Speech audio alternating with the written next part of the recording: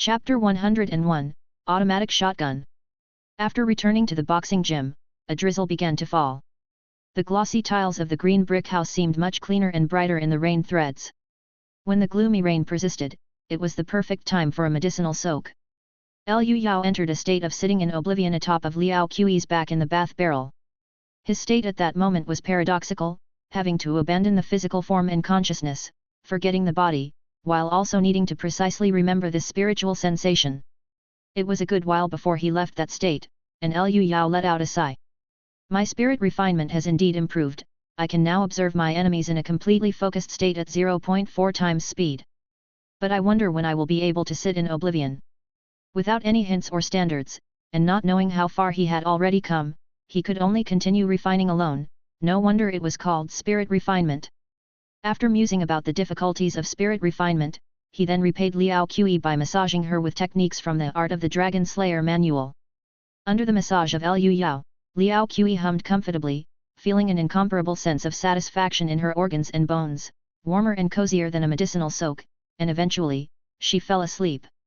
After tucking the girl into bed and covering her with the quilt, he went out into the courtyard to look for the newspaper. Having not returned for 2 days, normally, the newspaper boy would stuff the newspaper through the door slit, but Liu Yao couldn't find it. At that moment, the knocking of the door knocker sounded, and upon opening it, he was greeted by the little newspaper boy. "Master Liu, your newspaper.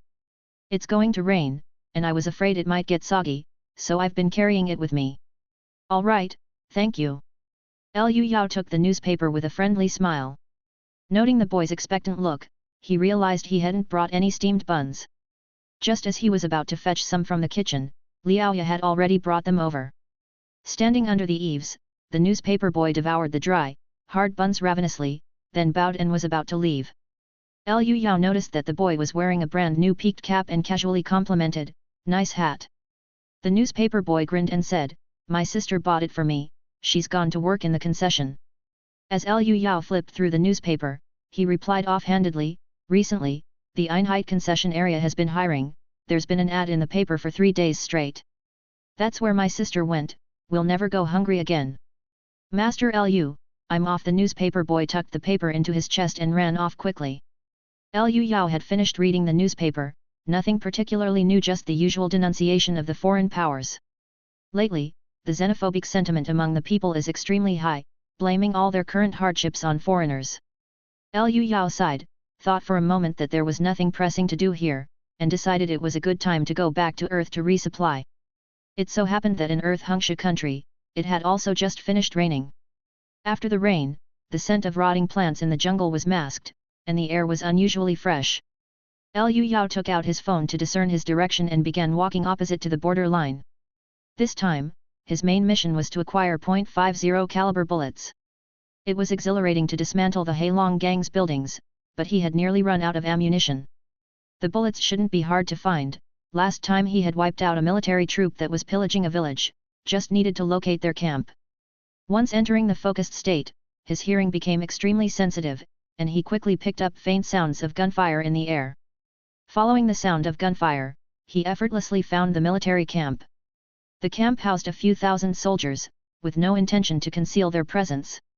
They openly constructed their defenses and organized target practice for the soldiers. There were scouts hidden all around, and Liu Yao happened to be standing right above one clad in a ghillie suit. This soldier was hidden in the dense shrubbery, his face smothered in paint, impossible to make out his features, looking every bit the elite. Unaware of Liu Yao above him, the soldier kept a vigilant watch over the surroundings. Amusingly, next to the man lay a book with a lengthy title, filled with block characters. When the foolish husband entered into marriage for 3 years, he accompanied his wife to a banquet for the first time, causing all the officials there to tremble with fear. The book was clearly a pirated copy, its cover printed with pictures of some well-known courtesans from the He kingdom. Liu Yao smiled and looked towards the military camp, starting to ponder whether to steal or rob. Suddenly, some instructions came through the earpiece of the soldier beneath him, and he bolted away in panic. And the people in the distant military camp, much like students rushing to the cafeteria after class, came pouring out thunderously. The soldier clad in a ghillie suit was running as if he lost his mind, but then, mid-run, he suddenly took off from the ground. Turning his head, he found himself held by the neck by a young man, lifted up like a small chicken. Liu Yao asked, "What happened?" The soldier was so frightened that he raised his gun to shoot. However, with a shake of his spine, courtesy of Liu Yao, the soldier abandoned all thoughts of resistance, and his hands hung limply at his sides. It was an additional benefit of practicing the art of the Dragon Slayer manual. Seizing the man's weapon, he had mistaken it for a 556 rifle, but holding it, he realized it was the renowned AA-12, a fully automatic shotgun. Liu Yao happily pocketed the spoils of war.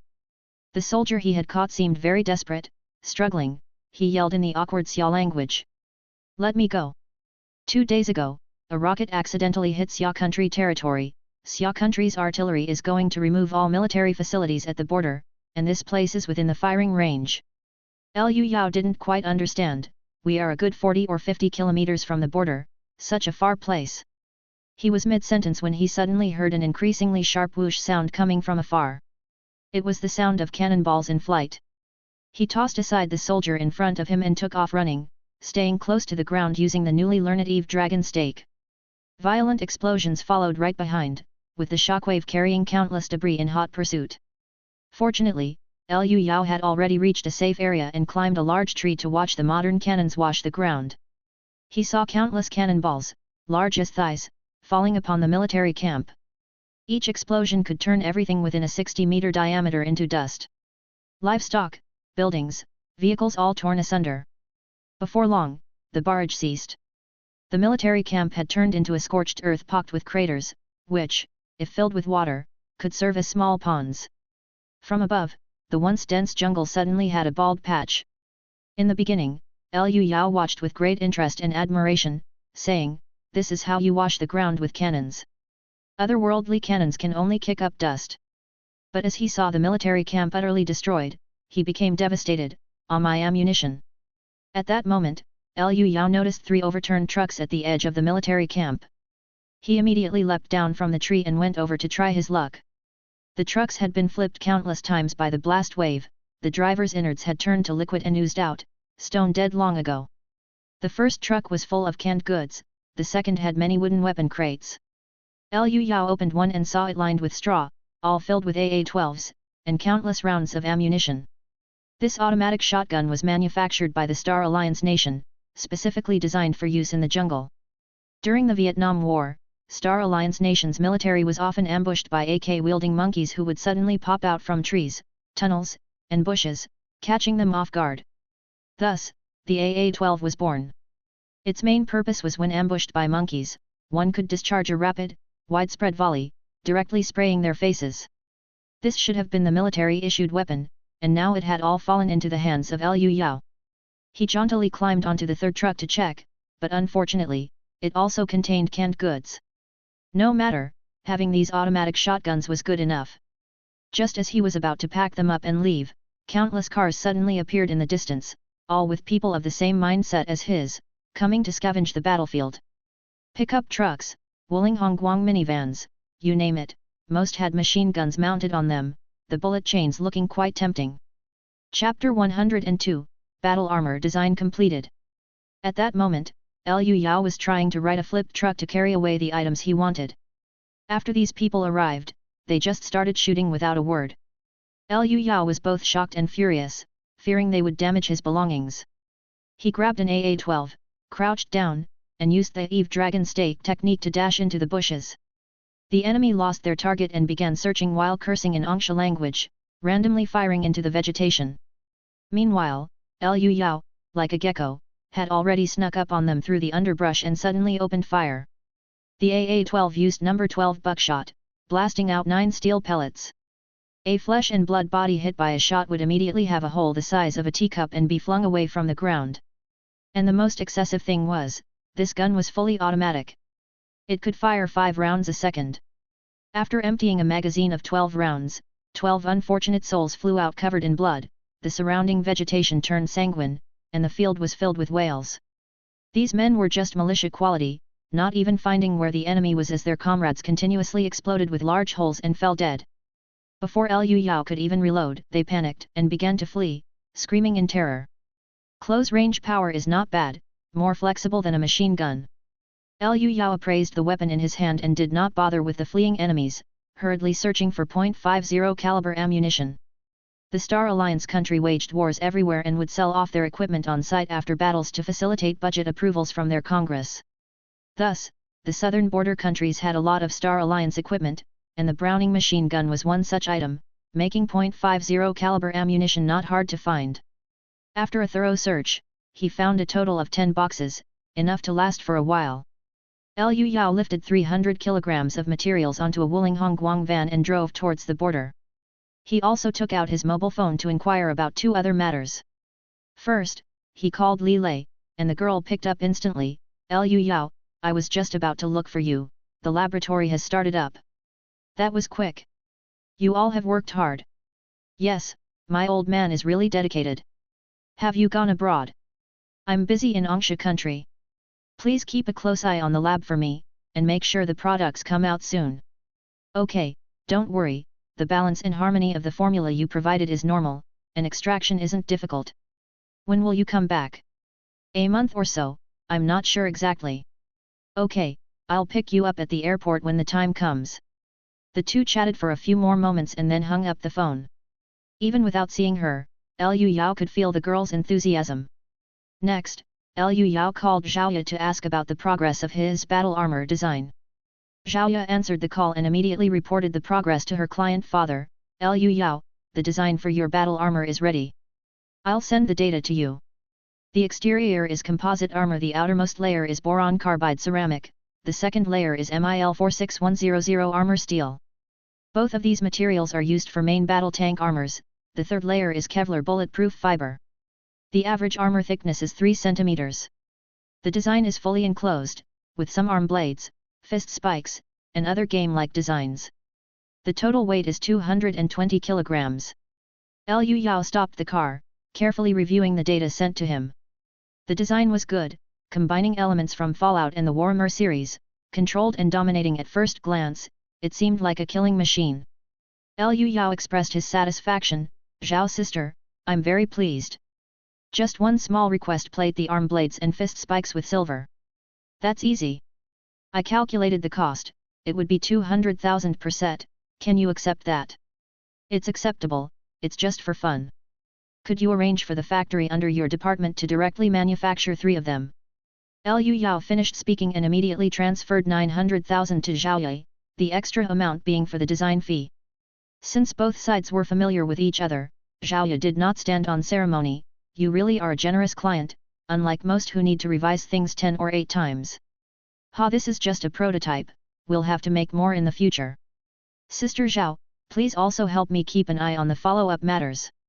Don't worry, I'll make sure the factory gives you the best quality.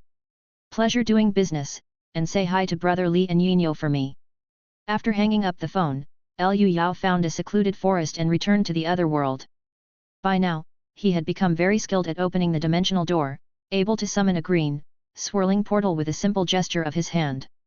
In the boxing gym, Liu Yao placed the items in the storeroom and let out a long sigh of relief. The other items didn't matter much, they were just toys. The .50 caliber bullets were the most critical, with them there was nothing to fear. In the other world, not having enough ammunition meant you couldn't even sleep peacefully. At present, it was afternoon in the other world. Liu Yao, who hadn't slept all night, didn't feel a thing. After undergoing organ refining, his physical condition had dramatically improved, allowing him to stay awake for 3 days and nights. This was just one of the myriad little perks that came with reaching the Jin realm. Liao Qi, wearing an apron, was cooking.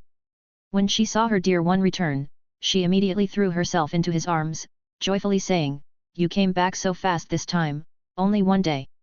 I just went to get some ammo, so it was quick. The massage you gave me yesterday was so comfortable, way better than my sister's technique. I'm more practiced, so my strength and control of inner breath are better.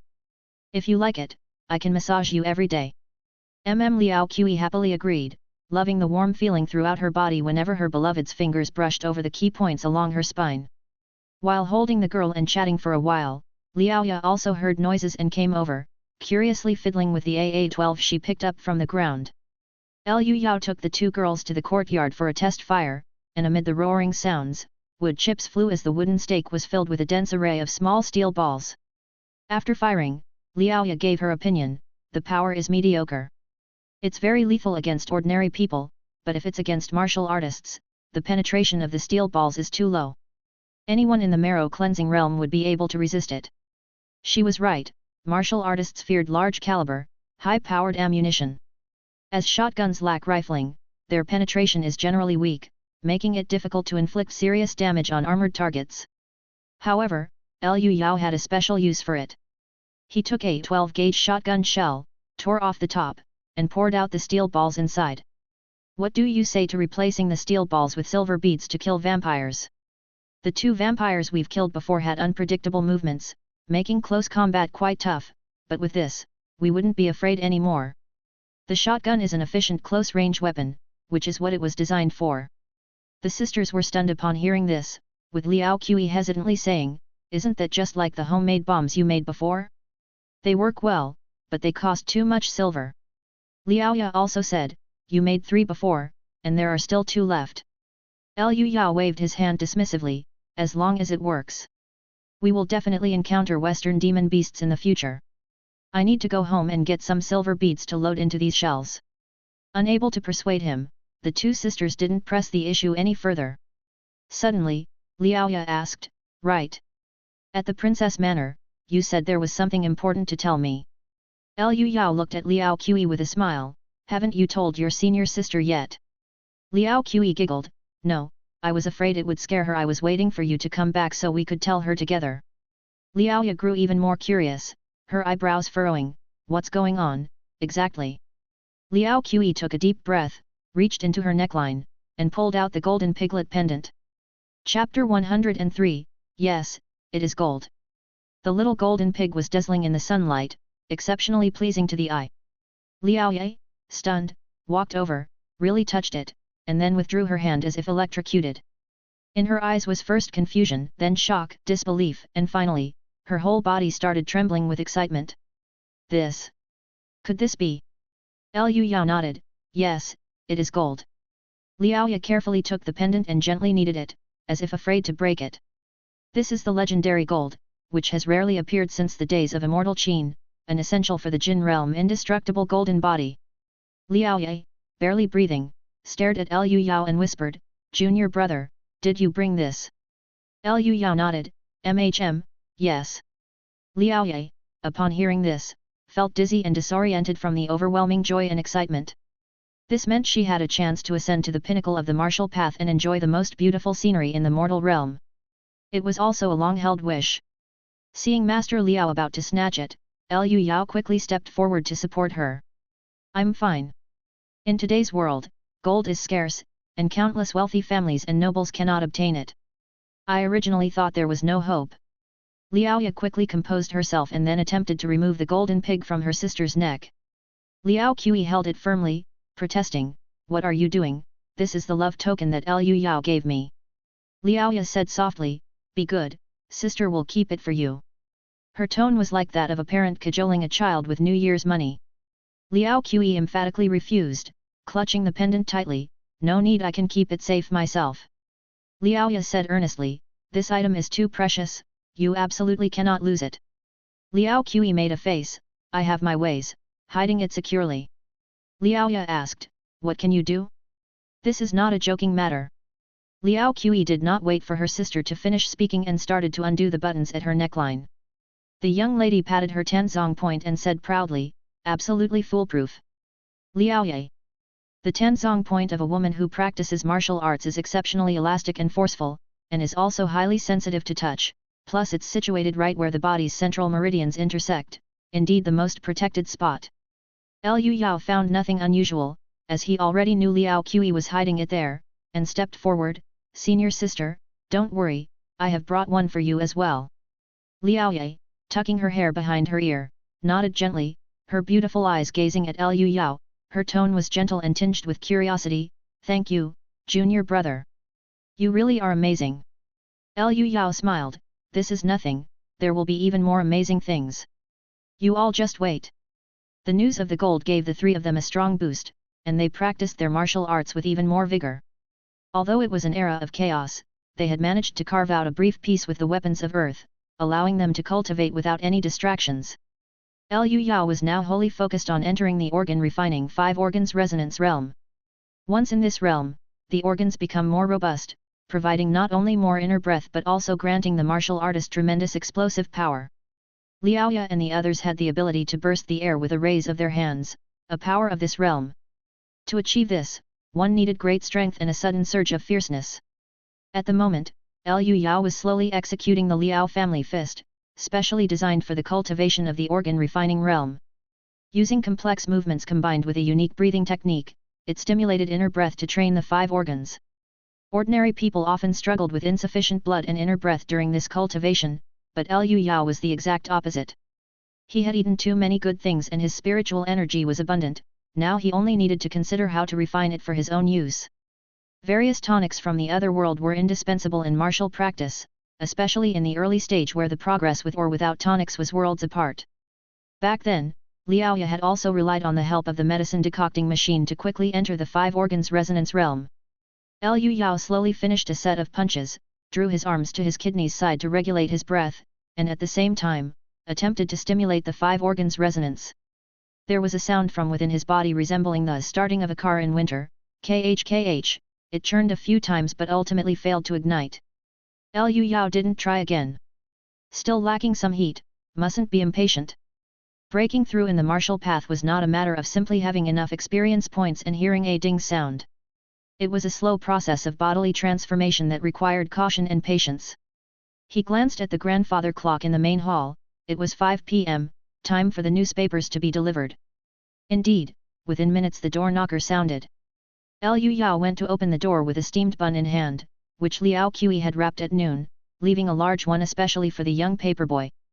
Master Liu, the current affairs newspaper was shut down for printing a joke about Master Zhang jumping into the river, so you're missing one paper, the boy said. No matter, 3 papers are enough to read, Liu Yao replied. Liu Yao had subscribed to 4 newspapers, so he always had plenty to read and didn't pay much mind, casually handing the steamed bun to the paperboy. The young fellow seemed dazed and despondent, took the bun numbly, said nothing, and left as though weighed down by heavy thoughts. The newspapers today were full of news, aside from the imperial court's continuous big battles with the great vehicle sect, occupying the front page headline was: The naval forces of Izumo country crushed the Rakshasa country's Baltic fleet. The small country neighboring Great Shun Izumo, had defeated one of the powerful nations, Rakshasa, officially becoming one of the great powers themselves. This news instantly ignited public opinion. How could a small place become a great power? What exactly was happening in the vast Great Shun? There was a never-ending stream of those cursing the imperial court and cursing the foreigners. But there was also good news. In the near future, the Kingdom of Jihad will sell our country the most advanced firearms and will also send instructors to help train the new army. The material goods were secondary, this indicated that the issues between Jihad and Einheit were deepening and had been brought into the open. The newspapers took an optimistic view of this news, suggesting that the fight between the snipe and the clam could provide the imperial court with an opportunity to take advantage while the great powers were at odds. Liu Yao put down the newspapers and picked up the stone roller, swinging it around. Rest time was over, his own strength was the foundation. After half a month of hard cultivation, with enough tonics and the daily transfer of inner breath by Liao Qi, Liu Yao had reached the limit of the 5 organs resonance and was about to break through. This step was somewhat mystical, needing some emotional stimulation. Liaoya had also broken through in a state of extreme indignation. Liu Yao had been waiting for the right opportunity. Suddenly, an idea struck him to read some infuriating news in the newspaper to spike his blood pressure, but the papers hadn't been delivered for the past 2 days. Seeing that it was already past 6 p.m. and the newspaper still hadn't arrived today, Liu Yao decided to visit the newspaper office first thing the next morning to see what was the matter. But just then, he suddenly heard noisy commotion coming from the main street, a chaotic mix of footsteps and shouting of a large group of people. The sisters came over as well, and the 3 of them curiously went out to check. They saw a procession of nearly 300 people on the street all dressed Indiana tattered clothes, with pale faces of indignation and fear. In front of them were the approaching constables trying to stop the procession, led by none other than the familiar figure Inspector Wang Dezi. Chapter 104, 5 Organs Resonance. These poverty-stricken commoners at the bottom of society shrank back in the face of the armed patrol, but still plucked up their courage, gritted their teeth, and shouted. We want to go to the government office to file a complaint. Let the foreigners return our children. Those who went to the Einheit concession to apply for jobs, hardly any have come back. Liu Yao turned to a well-dressed old man on the by-street who was relishing the commotion and asked, What's happening here? This was a street where wealthy families lived, and the old man, who was enjoying the scene, became impatient at being interrupted. But upon turning and seeing Liu Yao, he quickly bowed deeply with respect and said, Master Liu, my respects to you. This is the situation. These people's children went to the Einheit concession a couple of days ago to apply for jobs as servants and laborers. At first, things looked good, as the employers generously handed out a whole year's wages. But then the people vanished and never came home again. They pooled their money to send someone to inquire in the concession, and they were told the people had gone overseas to work. He sighed and continued, Among those foreigners, there are many demon beasts that eat humans. Alas! But if we don't go, the whole family will starve to death. Liu Yao's heart suddenly understood, and he clenched his fists tightly. At this time, Wang Dezi, surrounded by his subordinates, shouted at the crowd. Your children signed a labor contract to go abroad. The foreigners are legally covered, even if you complain to the imperial city, it's useless. The crowd shouted back agitatedly, Sir, we are illiterate. The contract was written in English. Grinding his teeth, Wang Dezi shouted again, I advise you all to go back home and wait for the investigation. Don't attack the prefecture government. With a wave of his hand, he ordered the patrol to disperse the crowd. We want to see the prefectural governor. Corpses drained of blood have washed up ashore. Why does the imperial court turn a blind eye? Right. Those bodies were witnessed by numerous people, later, the patrol took them away and burned them, why does no one care? The crowd erupted in chaos, determined to head to the prefectural yamen to lodge their complaints, and the scene quickly became disorderly. Turning around, Wang Dezi bowed to two big men looking like martial artists and said, Master Ji, Master Su, I am in your debt. The two martial artists nodded, each grabbing a water fire stick, and with a loud shout charged into the crowd. Their shout was so thunderous that it left the onlookers dizzy and disoriented. The two organ refining martial artists entered the fray like tigers among sheep, leaving the crowd sprawling and in disarray. Liu Yao recognized these two. When Li Shaocheng had come by, they hid on the city wall, shivering and too scared to come forward. Now they were bold. The clash of strength was not even on the same level, and soon they had the crowd crying for mercy, scattering in all directions. But these two showed no sign of stopping, continuing their pursuit and attack. Just then, a small figure ran and dropped their flat cap, stopping to pick it up. Master Ji swung down his stick with full force. Liu Yao recognized that it was the little newsboy, who in an instant reminded him that the newsboy had once said his sister also went to the Einheit concession to apply for jobs. Watching the stick about to strike, Liu Yao's heart raced, but just at that moment, his pupils widened in surprise. A thunderous roar came from within his body. Air flowed through his nostrils into his lungs, fused with his blood into his heart, and as it flowed out, it carried his inner breath throughout his body. It was as if an engine had started inside Liu Yao. A muffled hum sound suddenly came from his nostrils. Then, with a burst of power in his legs, his spine propelled his body to charge forward with great force. By now, Master Ji's stick was already swinging halfway down, and even though the target was a child, he had no intention of stopping, his face displaying only cruelty and indifference. In his eyes, these people who couldn't even afford a meal, might not even count as human. The newsboy seemed to sense something and looked up in alarm. At that critical moment, a huge fist slammed into Master Ji's face with a bang, sending him flying sideways. Master Ji's face was nearly deformed by the blow, and when he crashed into a courtyard wall, he made a loud clang as he punched a big hole in it, with numerous cracks spreading out from the impact. Finally, the broken half of the water fire stick fell down, landing on his own head. Liu Yao helped the little newsboy to his feet and said with a smile, "Are you okay? Let's get out of here." The newsboy's black hair was disheveled, revealing she was actually a little girl.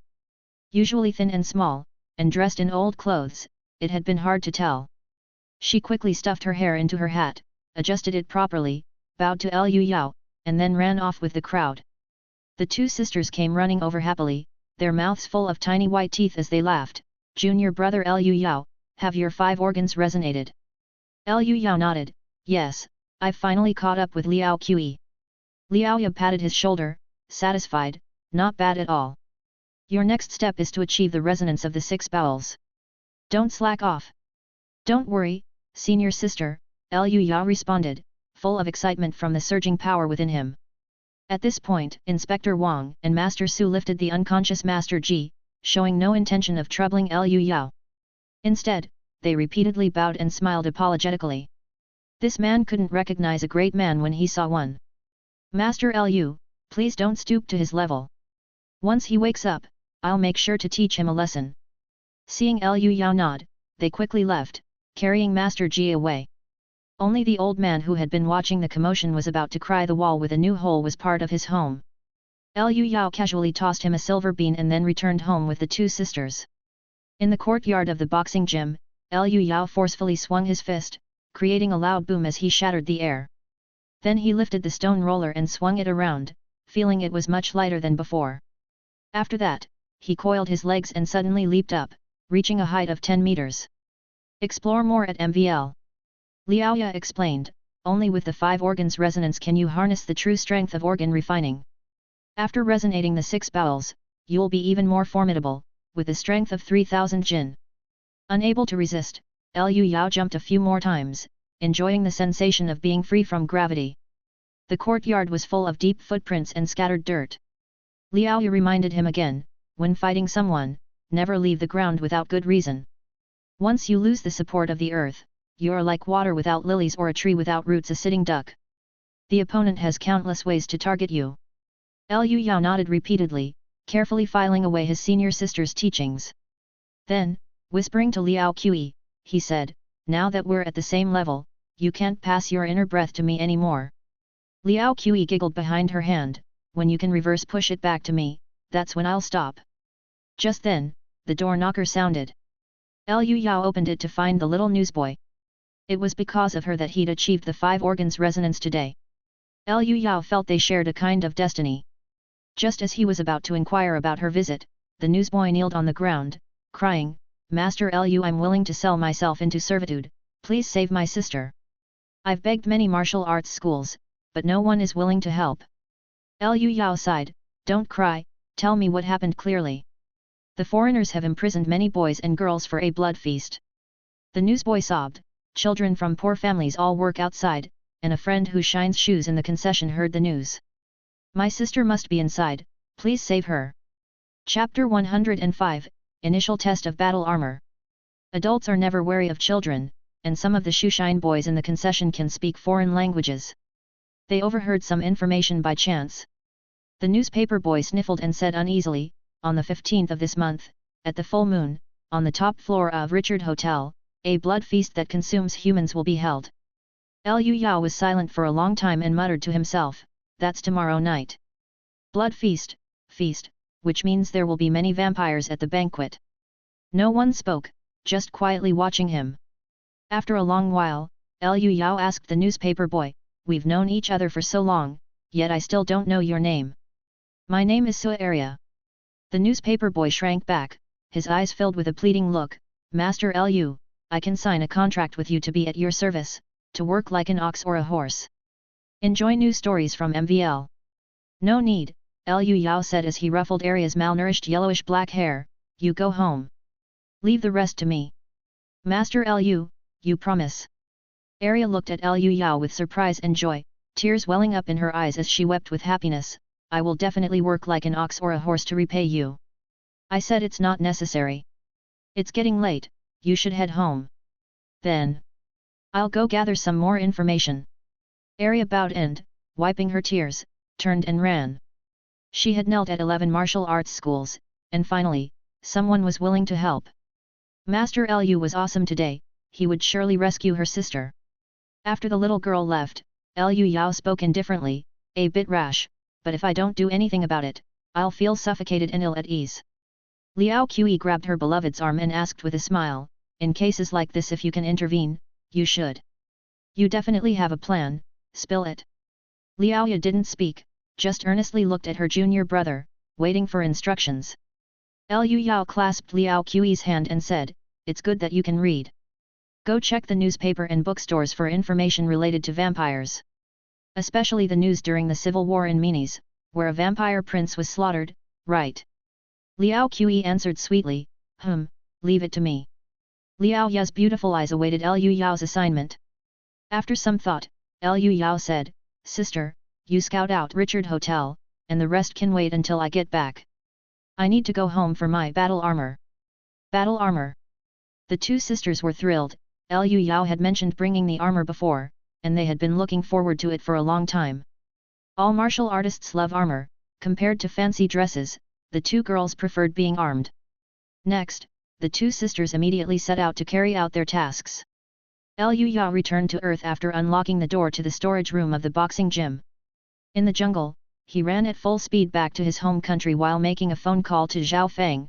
Sister Zhao, is my COS battle armor ready? Liu Yao, the wind is pretty strong on your end.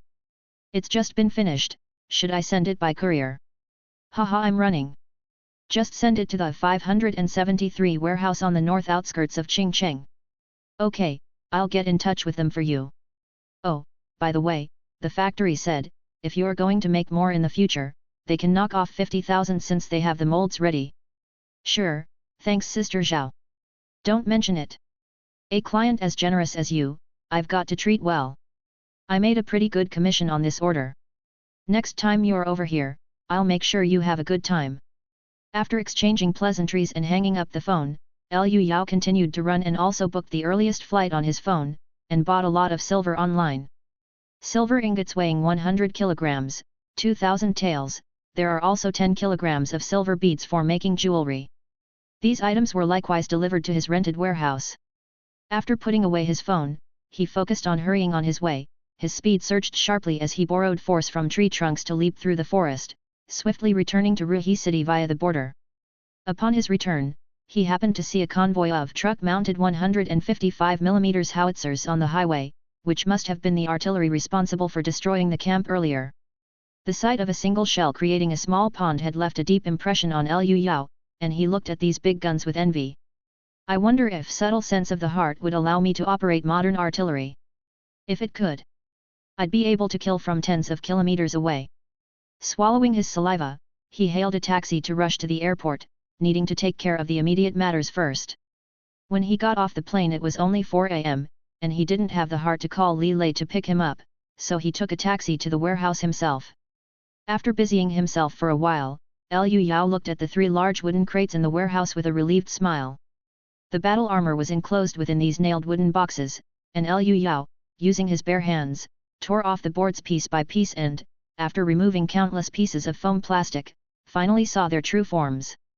Because of the outer layer of boron carbide ceramic, the overall hue of the battle armor was black. With an appearance that combined elements from the Fallout and Warhammer series power armor, the full body armor looked like a tin can. Despite this, it did not appear bulky, with its smooth and tailored lines. The style was coldly metallic and warrior-like, with a hint of sci-fi allure. The joints were reinforced, and the eye area on the helmet was made of T-shaped bulletproof glass, making it look exceptionally wild and mighty. After a brief test, Liu Yao couldn't wait to take them back to the other world. Inside the boxing gym, 2 girls were flipping through a stack of what looked like books. Upon seeing Liu Yao's return, Liao Qi rushed to take credit excitedly. I bought a newspaper clipping. It's all about the civil war in Minas, and sure enough, there's a lot of intelligence on vampires. Let's set that aside for the moment. Liu Yao called to the 2 women, come and try on the battle armor with me first. The 2 girls rushed into the storeroom and gasped in amazement at the sight of the 3 nearly 2-meter-tall steel armors. Carefully touching the sleek black shell of the armor, Liao Ya exclaimed in awe, it's so smooth, and so hard. Is this steel armor? Composite armor, only the second layer is steel. Come on, I'll help you put it on.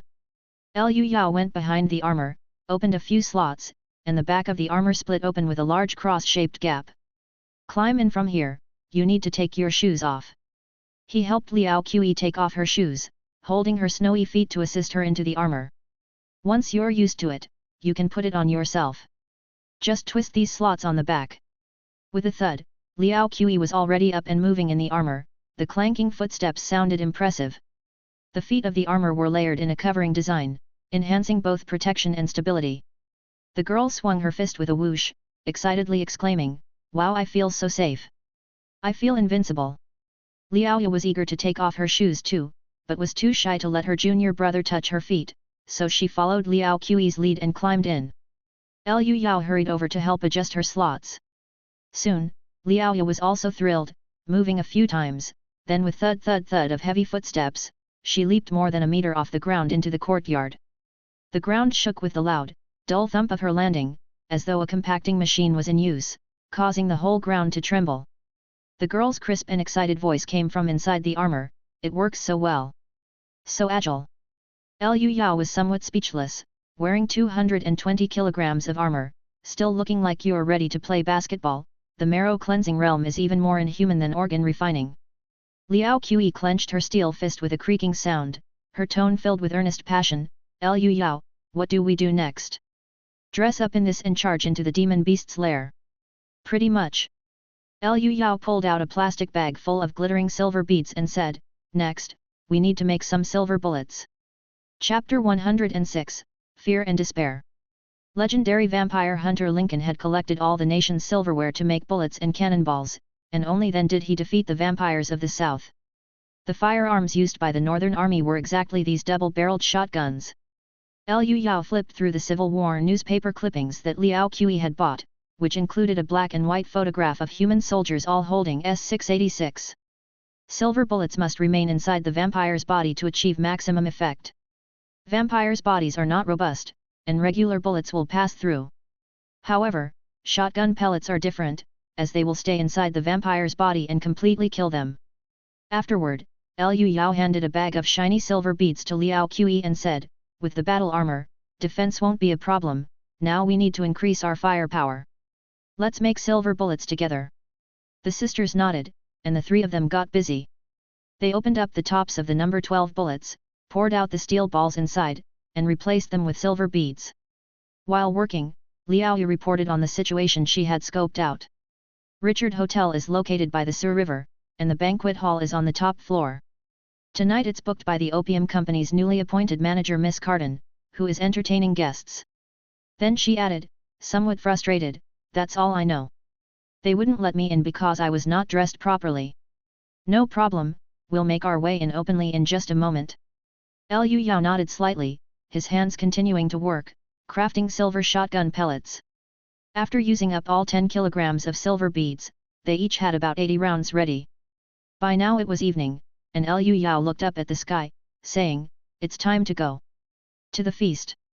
Richard Hotel was a high-class hotel built by the wealthy merchants of Einheit, luxurious and splendid beyond comparison. With its grand, vaulted arches and majestic columns, the banquet hall on the top floor was truly extraordinary, featuring a ceiling of stained glass that was very imposing. Miss Carden, as the hostess, arrived early to check on the banquet's arrangements. She wore a black and white striped dress with a net veil over her face. After making a round, she said to the Tianzi servant, "Mahad, is Holy Communion ready?" Mahad bowed and said, "There are a total of 30 pure young men and women. I will personally arrange them to be sent directly to the banquet hall using the hotel's service elevator." Miss Carden nodded in satisfaction. At that time, an elderly man holding a violin appeared in the corner of the banquet hall.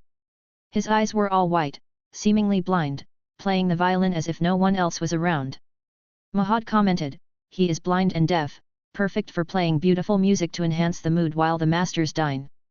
Miss Carden covered her mouth and giggled, "You are such a considerate servant, I am very pleased." Mahad bowed deeply, "Your praise is the highest honor, master." Gradually, guests who had arrived early began to enter.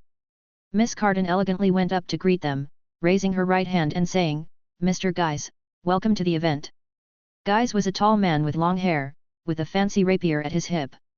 He lightly kissed Miss Carden's fingertips and said, "I've heard so much about your feasts. Ah, a genuine vampire banquet.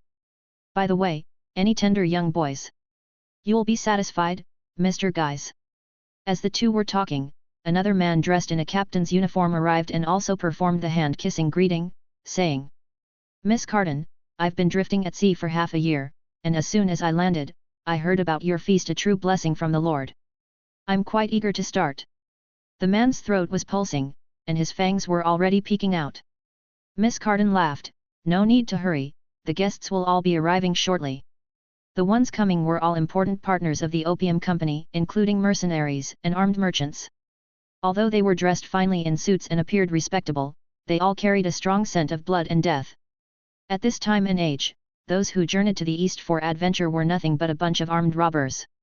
And with all of them being vampires, one could well imagine what kind of creatures they were. They gathered together, and the spacious banquet hall immediately became chillingly cold, like a cellar. Not even the melodic strains of violin could dispel the deathly cold stillness. Miss Carden, elegant and noble, seemed quite at ease interacting with these people, occasionally covering her mouth to giggle softly. These seemingly unruly and ferocious guests behaved like docile kittens in front of Miss Carden, cautious and meticulous in their demeanor, daring not to step out of line. They respectfully referred to Miss Carden as Lady Blood Fury. Soon, the time for the blood feast had arrived. Miss Carden gently clapped her hands, drawing the attention of the entire hall. She picked up a poster and displayed it for a moment. It depicted a vampire with fangs bared, buying fresh blood with money from a young person whose arm was attached to a blood-drawing tube. Many of our kind keep their food like livestock, even stooping to trade with money, tisk. With both hands, Miss Carden crumpled the poster into pieces, baring her fangs as she roared, "This is a desecration of our noble ancient instincts. The terror and despair of food are the true sources of strength for our bloodline." The chilling sound waves made the entire banquet hall quiver, and the wine glasses on the table tinkled. The guests also bared their fangs and roared in response. Bloody ripples appeared around Miss Carden, and her eyes turned blood red. "Followers of the original doctrine sect, we are the truly noble bloodline. Today, I have prepared 30 of the most tender lambs. Let us tear apart our prey, fully indulge in the thrill of the hunt, and with endless pain and despair brew the sweetest of wines." After she finished speaking, she gently shook the copper bell in her hand. The assembly of vampires, with eager and urgent looks on their faces, turned their gaze towards the elevator in the banquet hall. The most exciting part of the blood feast was about to be delivered from there. The vintage car given by Li Pei came from the Krupp Company of the Kingdom of Jihad, presented as a gift to the royal family of the Shun dynasty. The Krupp was an arms manufacturer, showcasing its technological prowess while expressing goodwill, aiming to secure large orders from the imperial court. The car was large, spacious, and powerful, filled with the style of Jihad.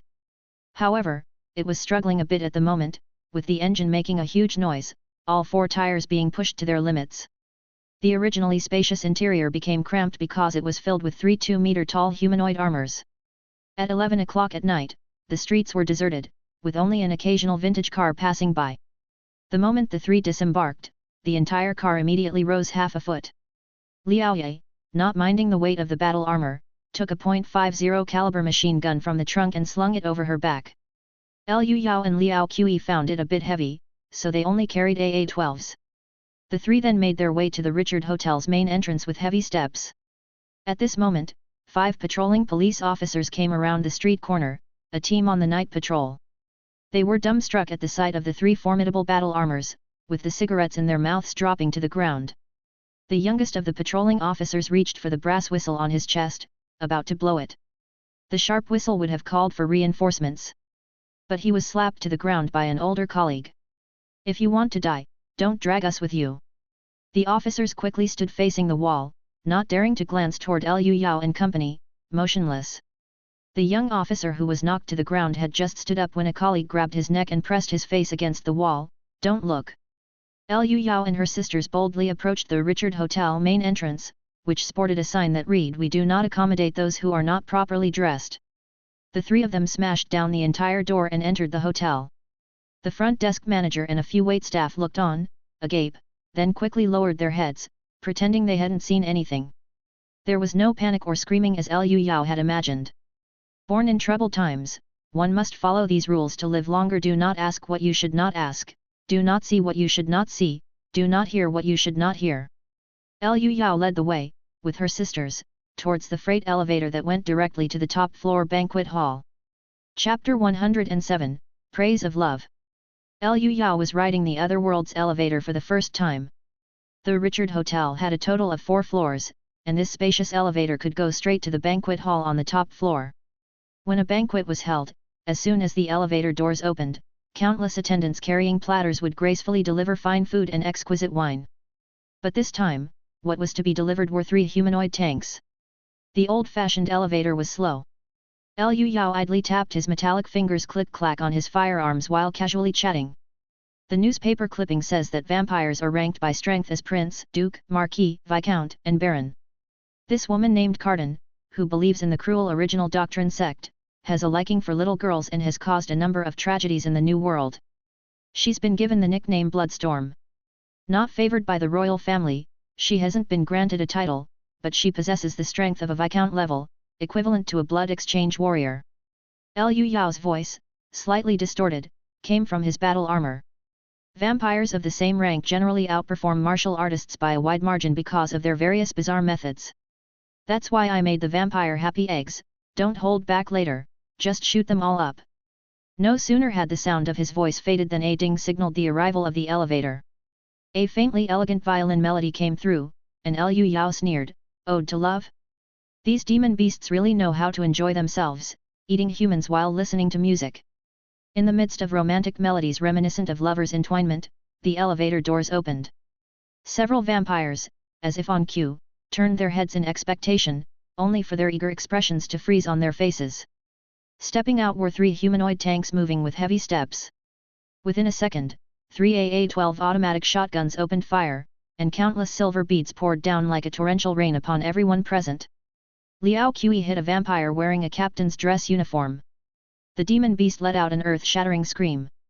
The silver beads struck, charring the impacted flesh visibly, and amidst the sickening sizzling, turned to ash as swiftly as ignited toilet paper. In that instant, dozens of vampires met this horrific fate. The banquet hall echoed with their wails, filled with the strange smell of their scorched remains. "It's silver bullets!" the vampires called out as they began to fight back. Some flipped over the sturdy wooden tables to use as cover, taking out firearms they carried and shooting, others drew rebar-thick swords and teleported directly behind Liu Yao and his companions. The battle armor's outermost layer, made of specialized boron carbide ceramic, was designed with enemies that fired all types and calibers of cannonballs in mind, not at all concerned with mere bullets. Amidst the ding-ding and clanging sounds, the trio felt as though they were merely being bumped by flies. The bullets fired from the vampires' revolvers and shotguns, sparking in flight, were deflected, leaving behind only trivial scratch marks. The vampire that had teleported behind them, Mr. Guise, who had arrived first on the scene, had a vicious look on his face. Holding a sword as sturdy as rebar, it produced a sharp piercing sound as it fiercely thrust towards the usual weak points of armor: the neck, thighs, and other joints. "Idiots! Don't think you can do whatever you want just because of your steel armor." Guise's sword struck with precision, but was deflected. Other than causing his wrists to tingle, it had no effect. The battle armor was undamaged. Disbelieving, he aimed for Liao Ye's elbow, thinking there should be a gap there. However, Liao Ye retaliated with a punch to Guise's chest, the plated silver fist prompting a horrific scream from him. Impossible! How could such cumbersome battle armor be this agile? The plated effect was much less effective than pure silver, the charring was slower, but Liao Ye's subsequent punch burst Guise's head open, the excess force even punched a hole in the wall. After dealing with this minor nuisance, Liao Ye shook the black ash from his hand, and turned to face enemies ahead. The 3 continued to spray silver bullets, indiscriminately slaughtering. The wooden splinters flew and stones scattered as silver bullets rained down. The violinist, a disabled person who neither heard nor saw the carnage in the room, continued to play absorbedly. Alongside the thunderous noise with the beautiful melody, the haunting tune added a tinge of melancholic longing as the 3 humanoid tanks trampled over spent casings, advancing slowly. The shotguns fired devastating pellet clouds, keeping their enemies pinned down. Indoor combat, automatic shotguns are really useful, perfectly displaying their performance. Some vampires were clad in steel armor, but there always were exposed spots, and upon being hit by a single silver bead, they would immediately lose their combat ability. They would clutch their wounds, letting out agonizing howls, until they disintegrated into a pile of ash. Someone hid behind a solid wood table, shouting frantically, "Who are you people? Aren't you afraid of Einheit's revenge?" The next second, he saw a wine bottle flying over his head. Suddenly, the wine bottle exploded, numerous silver beans sprayed out, instantly killing 1/3 of the vampires on the spot, while the rest lost their will to fight and hid behind cover, not daring to show their faces. "I'm reloading." "Me too." The sisters had emptied their magazines and were now pulling out new ones to replace them. Just at that moment, a woman with a black veil sprang out from the shadows in the corner of the room. Carden, swift as a shadow, quickly approached the three, wielding two stockless Thompson submachine guns aimed directly at Liu Yao's head for a close-range burst. Ding ding dang dang, the deformed .45 calories bullets sparked countless sparks, but Liu Yao was unharmed. Throwing her guns aside, Carden let out a piercing scream.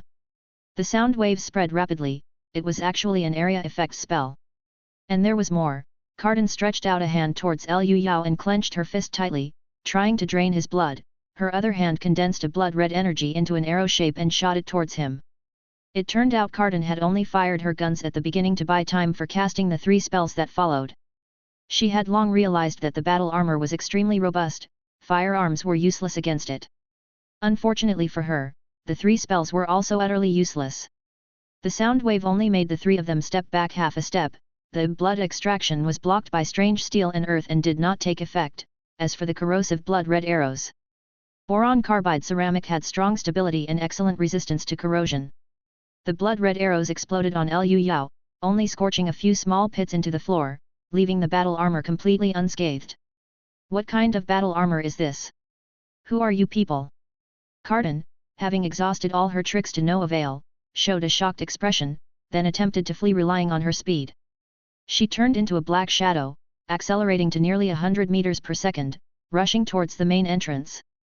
The sisters couldn't react to this speed, but thankfully Liu Yao could. Taking a deep breath to steady himself, he went full focus, and the enemy slowed to 0.4 times speed. What was too fast to see clearly became something he could keep up with. The AA-12 continuously fired silver bullets, covering all of Carden's possible trajectories.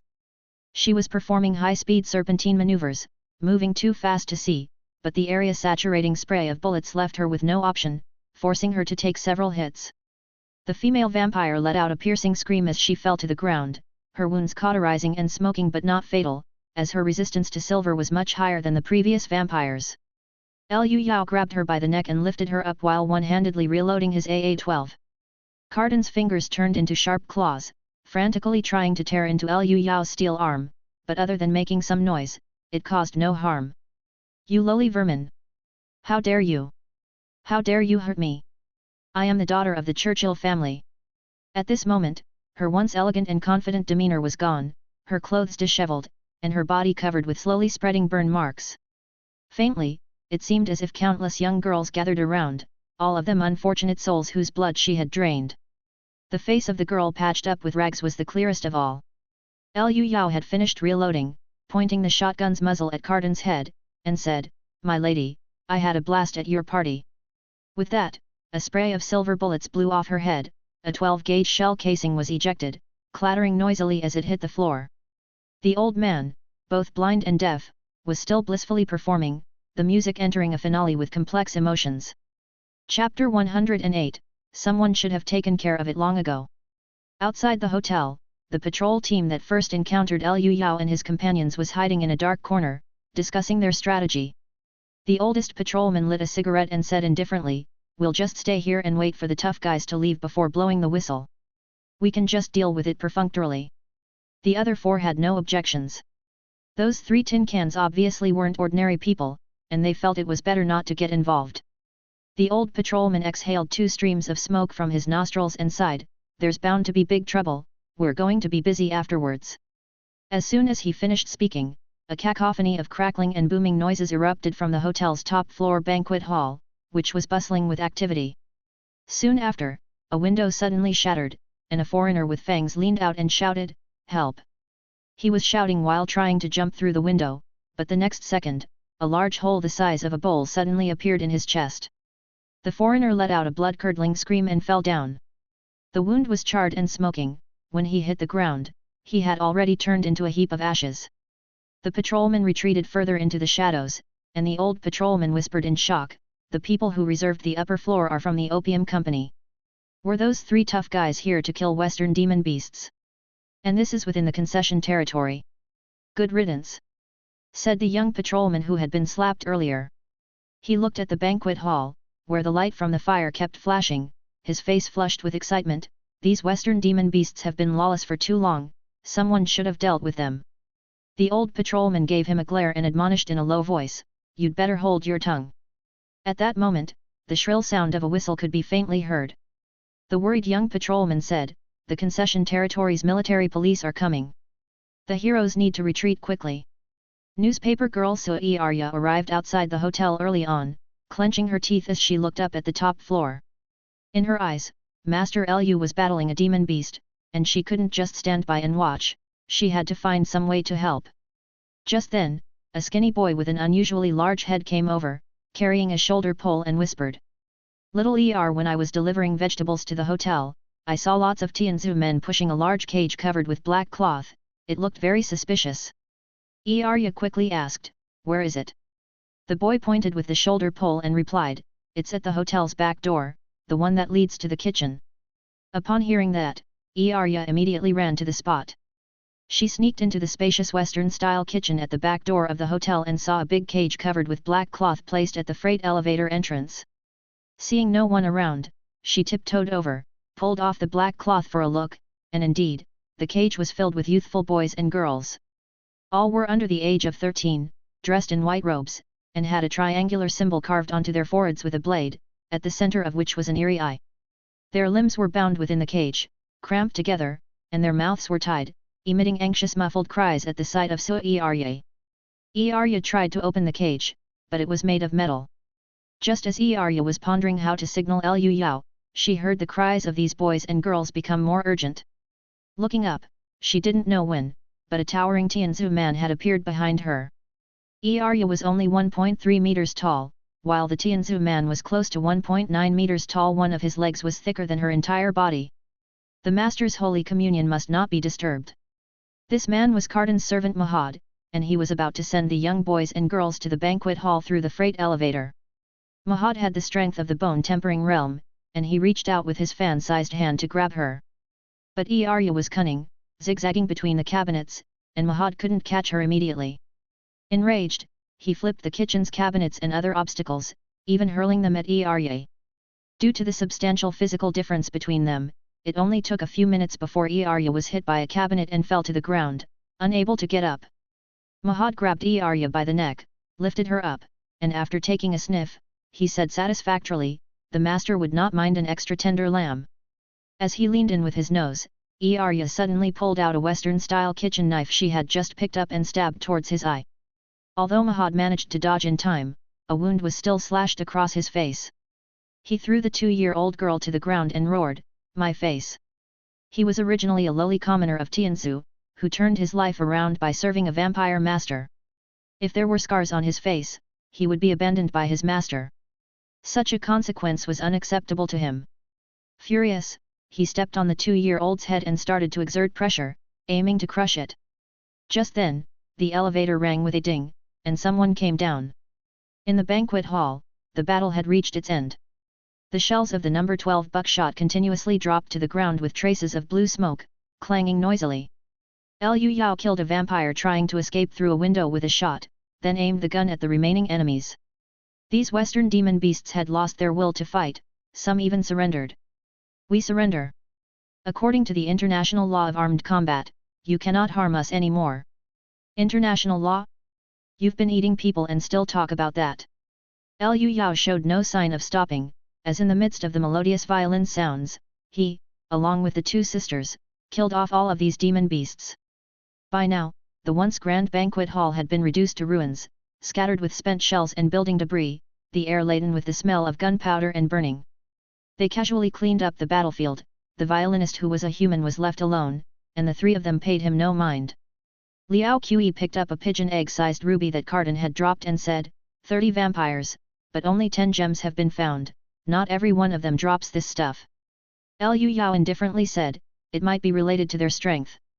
Those missing boys and girls are not here, let's go down and search." The trio took the elevator straight to the kitchen on the lowest level.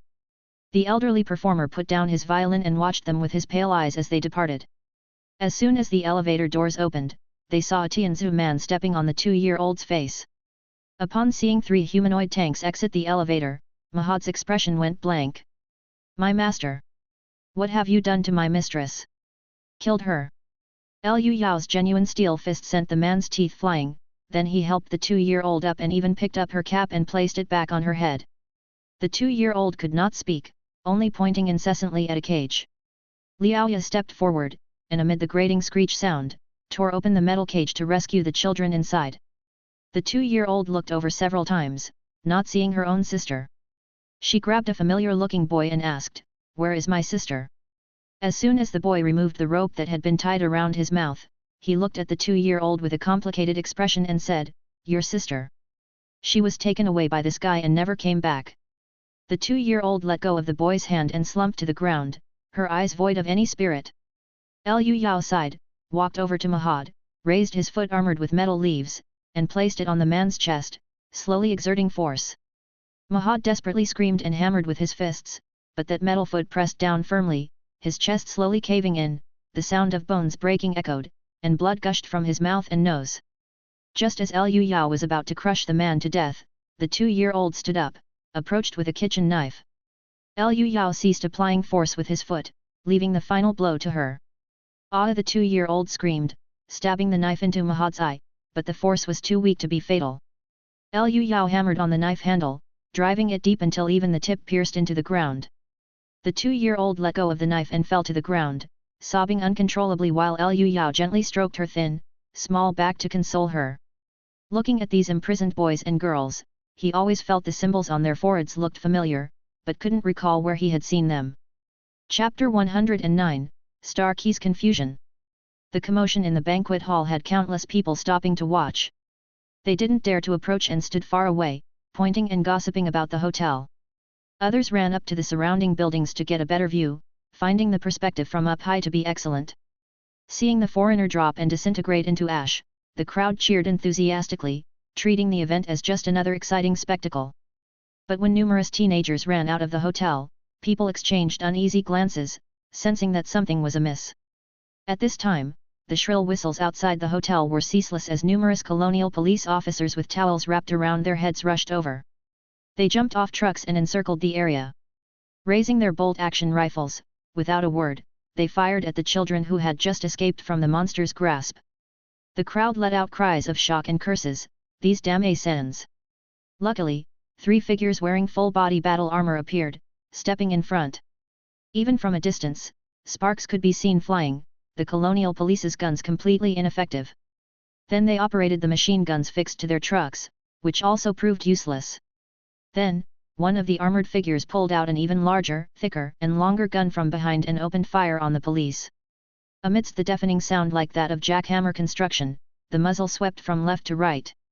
The bodies of the police officers burst apart, blood spraying, becoming several pieces each. Even the trucks they arrived in were riddled with holes and exploded into giant fireballs. In less than a minute, the police officers blowing their sharp copper whistles had all perished without exception. The ground was littered with dismembered body parts, all that remained in motion was a smoking tire on fire, rolling aimlessly away. The teenagers instinctively ran towards where there were most people. Recognizing the symbols carved into their foreheads, some more knowledgeable onlookers exclaimed in surprise, "Isn't that the emblem of the Western religion?" And the impoverished, in tattered clothes, recognized them straight away. "Hey! These are the children who went missing while working in the concession. One of them was from my former neighbor's house." Upon seeing familiar adults, the group of teenagers immediately started crying, "Western demon beasts are going to eat us." With this cry, the crowd recognized the truth, looking at each other with an as-we-thought expression. There were also a few photographers carrying old-fashioned cameras, snapping photos of the scene non-stop. Some even took out pens and notepads to start interviewing. The whole affair wasn't complicated, it was just vampires, under the guise of recruitment, kidnapping some delectable boys and girls, planning to consume them in the most primitive way. Such incidents were not the first to happen. There have been cases of Western demon beasts eating people all over the country. The onlookers quietly discussed among themselves. Those 3 in the battle armor were actually heroes who boldly ventured into the monster's lair to rescue people. Yes, at first I thought they were here for vengeance or something. I feel ashamed. We in Yunzhou haven't seen such individuals for many years. The older generation who practiced martial arts always talked about helping the distressed and serving the country. I thought the spirit of the people was scattered these days, but now we see there are still heroes. Liaoya took out her .50 machine gun and blasted the Tianzhu Colonial Police to smithereens. The three of them nonchalantly made their way to a small alley where the car was hidden and drove off to escape. The atmosphere in the car was light-hearted. Liu Yao, while driving, laughed and said, "Sister, we were lucky you brought this. Otherwise, it would have indeed been quite troublesome to deal with them." Liaoya, supporting her helmet, twisted it left and right before taking it off and said, "It was just a stroke of inspiration. Those demon beasts are too hateful, capturing so many children. We really showed them this time." Liao Qi also removed her helmet to breathe and said in a delicate voice, "Liu Yao, this armor is too powerful, 30 demon beasts. I thought it would be a tough fight, but they couldn't fight back at all. I didn't expect it to be so easy either. That Cardin was actually quite difficult to deal with, incredibly fast and with very tricky methods, but it was no match for us." Liu Yao patted the place on his chest that was hit by a blood arrow and felt emotional. That stuff splattered on the ground and immediately burned several small pits.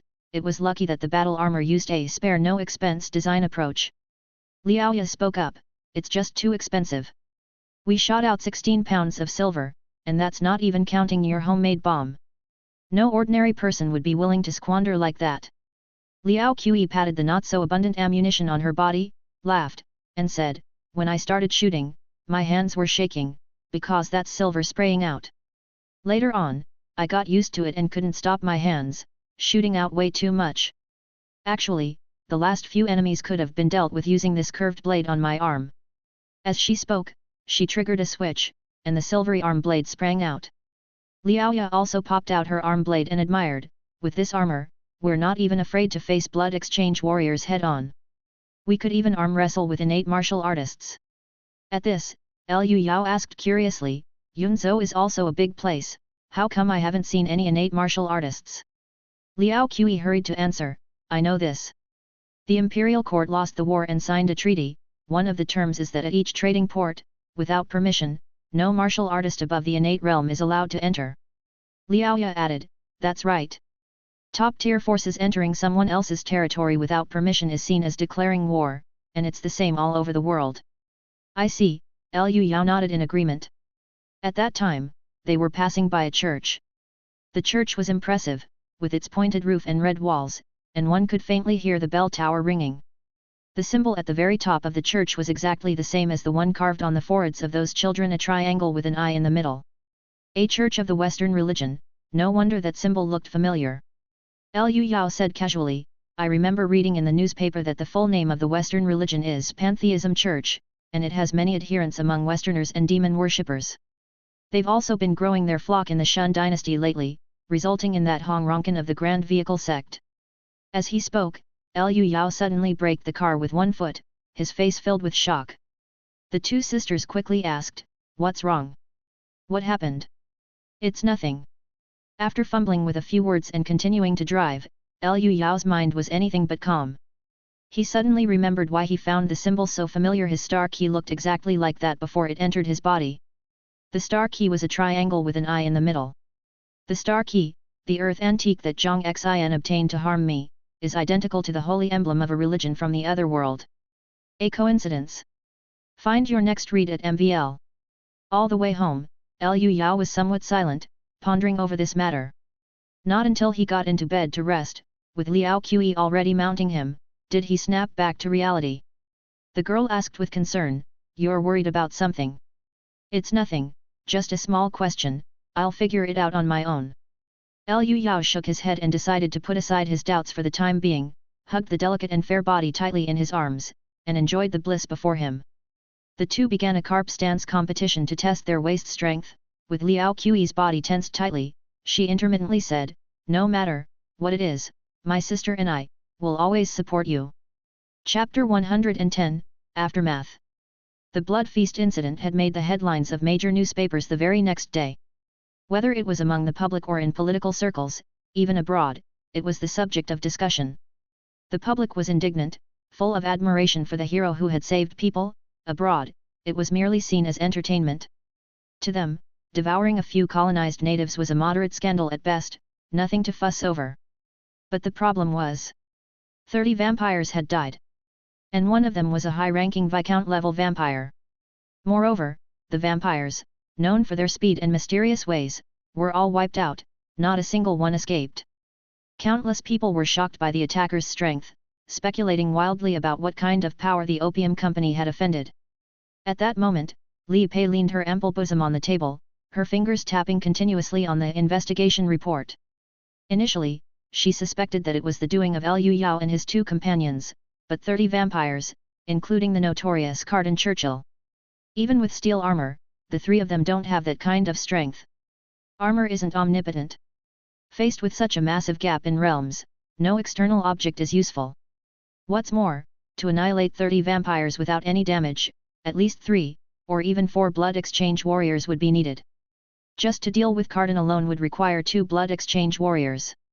Li Pei mulled over it continuously. Although she had ruled out Liu Yao and his two companions as suspects, she had a nagging intuition as a woman that it really was Liu Yao's doing.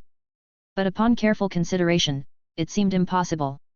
At this time, Zhang Jin, who was serving at her side, bowed and said, "Commandery Princess, the consuls of the foreign concessions have requested assistance from the prefecture government in the investigation.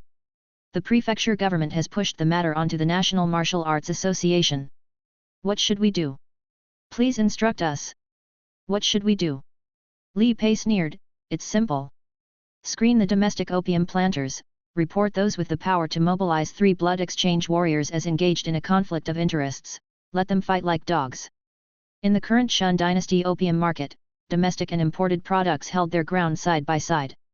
Many large landowners, seeing the extravagant profits from opium, began planting it en masse. Those with large tracts of land were often powerful entities. The quality and quantity of the opium they grew quickly improved, resulting in fierce competition with the opium company, and the conflicts were significant. Some prefecture governments almost chased imported opium out of the market. Li Pei had a strong distaste for this kind of domestic industry and took the opportunity to pin a scandal on a few entities she disliked.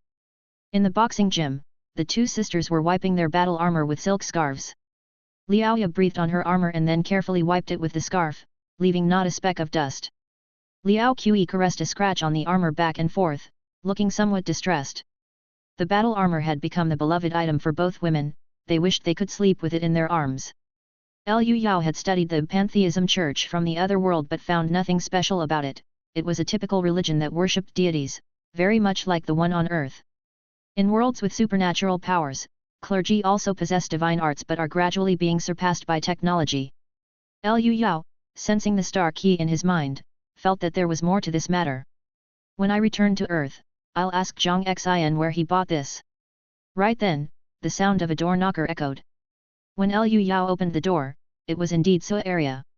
By now, he knew she was a girl, just 9 years old, having lived with her sister, now left to fend for herself. Arya was still dressed as a newsboy and handed over a yellow paper, kneeling down and exclaiming, "Master Liu, this is my deed of sale. From now on, I am your servant, ready to carry out your wishes as a token of my gratitude." Liu Yao didn't take it. Instead, he lifted Arya up, saying, "I've already said that this isn't necessary. My act of demon slaying was just to clear my own mind, it had nothing to do with others." Arya knelt down again and handed over the deed of sale, saying respectfully, "You avenged a great wrong for me, and I must repay you." Liu Yao took the brand new deed of sale, crumpling it into a wad of paper, and said with a smile, "You're too young. Once you're grown up, then you can repay me, okay?" Arya nodded seriously and then began to work in the courtyard. Her small, thin body wielded a broom taller than her to sweep the entire courtyard clean. While Liu Yao wanted to stop her, Liaoya held his hand and shook her head. It wasn't until Arya had finished her work and respectfully bowed before leaving that they let her go. Liaoya stated unequivocally, "Junior brother, everything is about fate. This girl is fated with us, and I want to see what her heart is like." Liao Qi also leaned in and said, "Sister, do you want to take her as your disciple? Your standards are so high, this girl doesn't stand much of a chance. It's up to us to make it happen, let's just wait and see." Liaoya, with her hands clasped behind her back, said in the manner of a lofty hermit. In the following week, the three of them once again immersed themselves in deep cultivation. Without a lack of external resources, Liu Yao and Liao Qi made rapid progress. Originally, their inner breath could barely circulate through their bodies twice, but now they could easily do it 3 times. When it reached 10 times, they could proceed to the next step, resonance of the 6 organs. At that time, by integrating the strength of their entire body, both their stamina and explosive power would greatly increase. Contrary to the two of them, Liaoya still made slow progress. Having enjoyed the speed of cultivation that was like riding a rocket, she found it extremely hard to bear such slow advancement.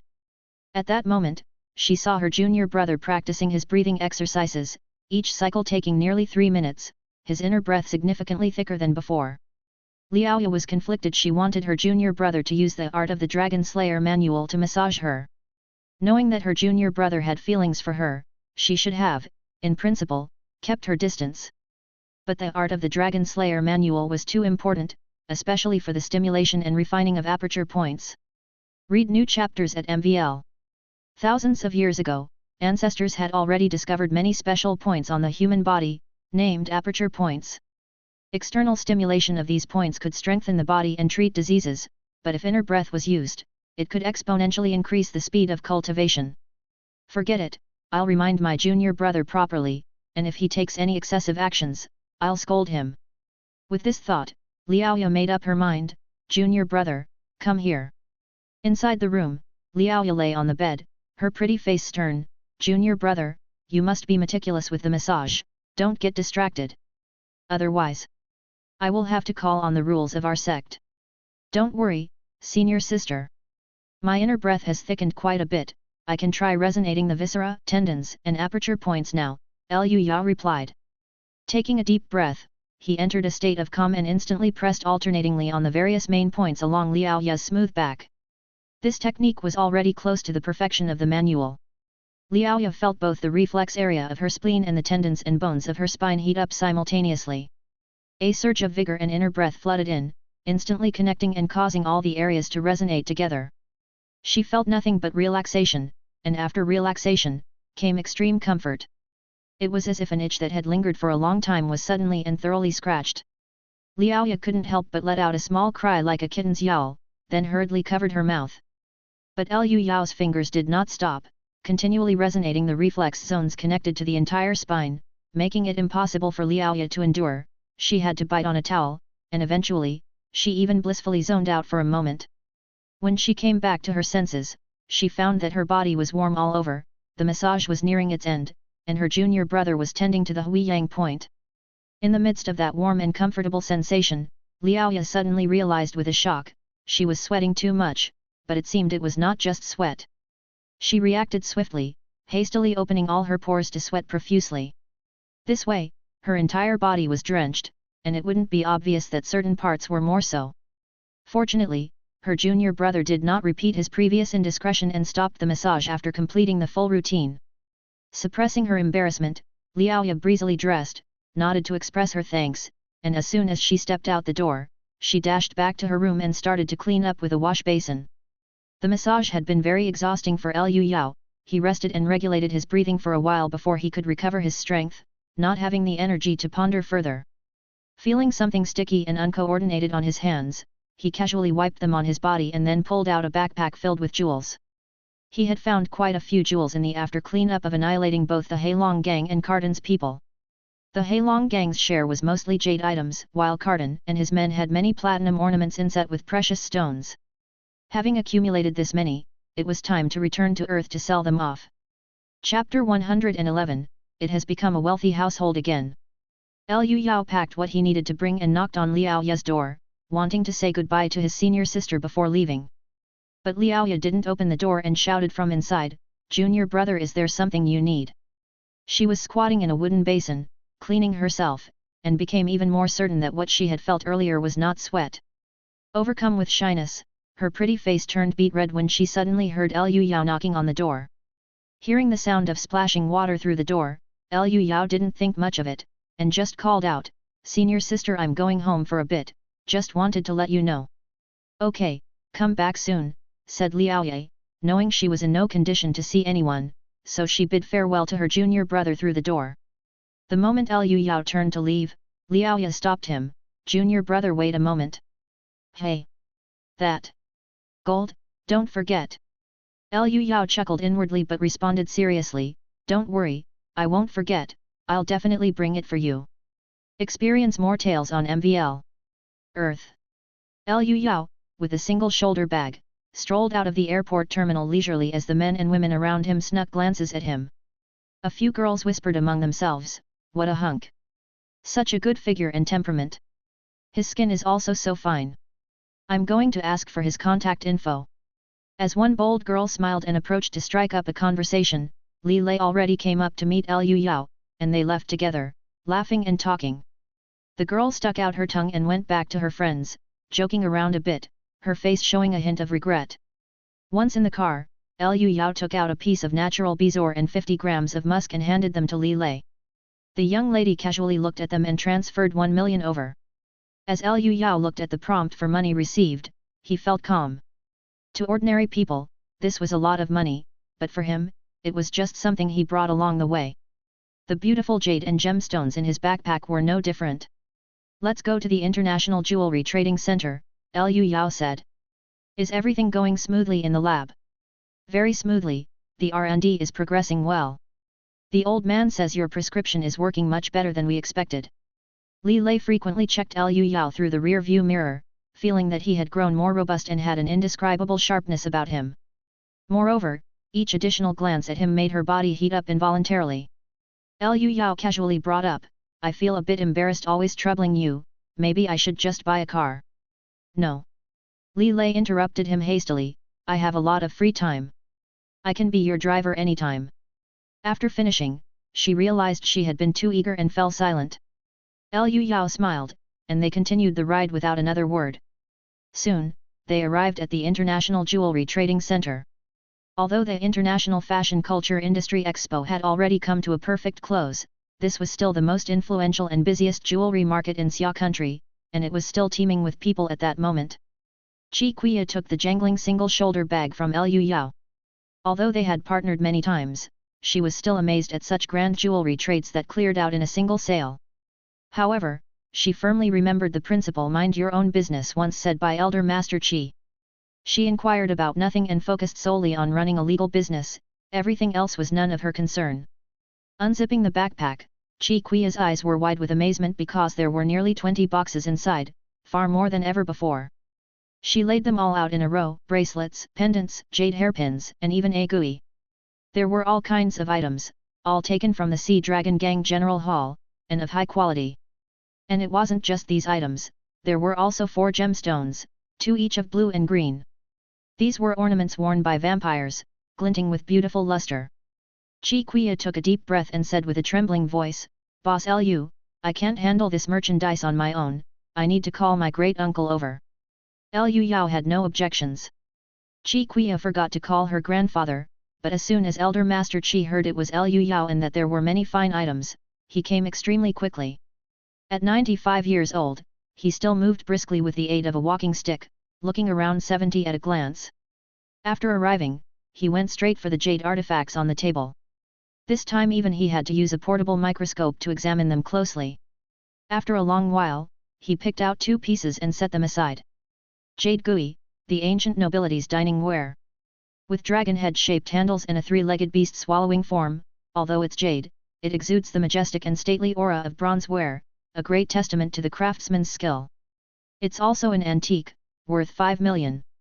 Pointing to a pale gold, semi-translucent stone with 2 exquisitely carved carps, he continued. This is not jade, but amber. Crystal clear, quality and craftsmanship are both superb, and most notably I can't figure out how the carps were carved inside. And this charm seems to be directly imprinted into one's mind. An extremely precious item, 8 million will do. After speaking, the elder master picked up the item and fondly played with it, unable to put it down. Liu Yao glanced at it, vaguely remembering that this item was found in Wu Heilong's room and that it was said to be carved by an innate grandmaster with true qi in the other world, where it was also considered a rare treasure. The rest are just average, valued at 3 million, making a total of 16 million. Young man, these items could double in price if auctioned. You need to think carefully about how to sell them.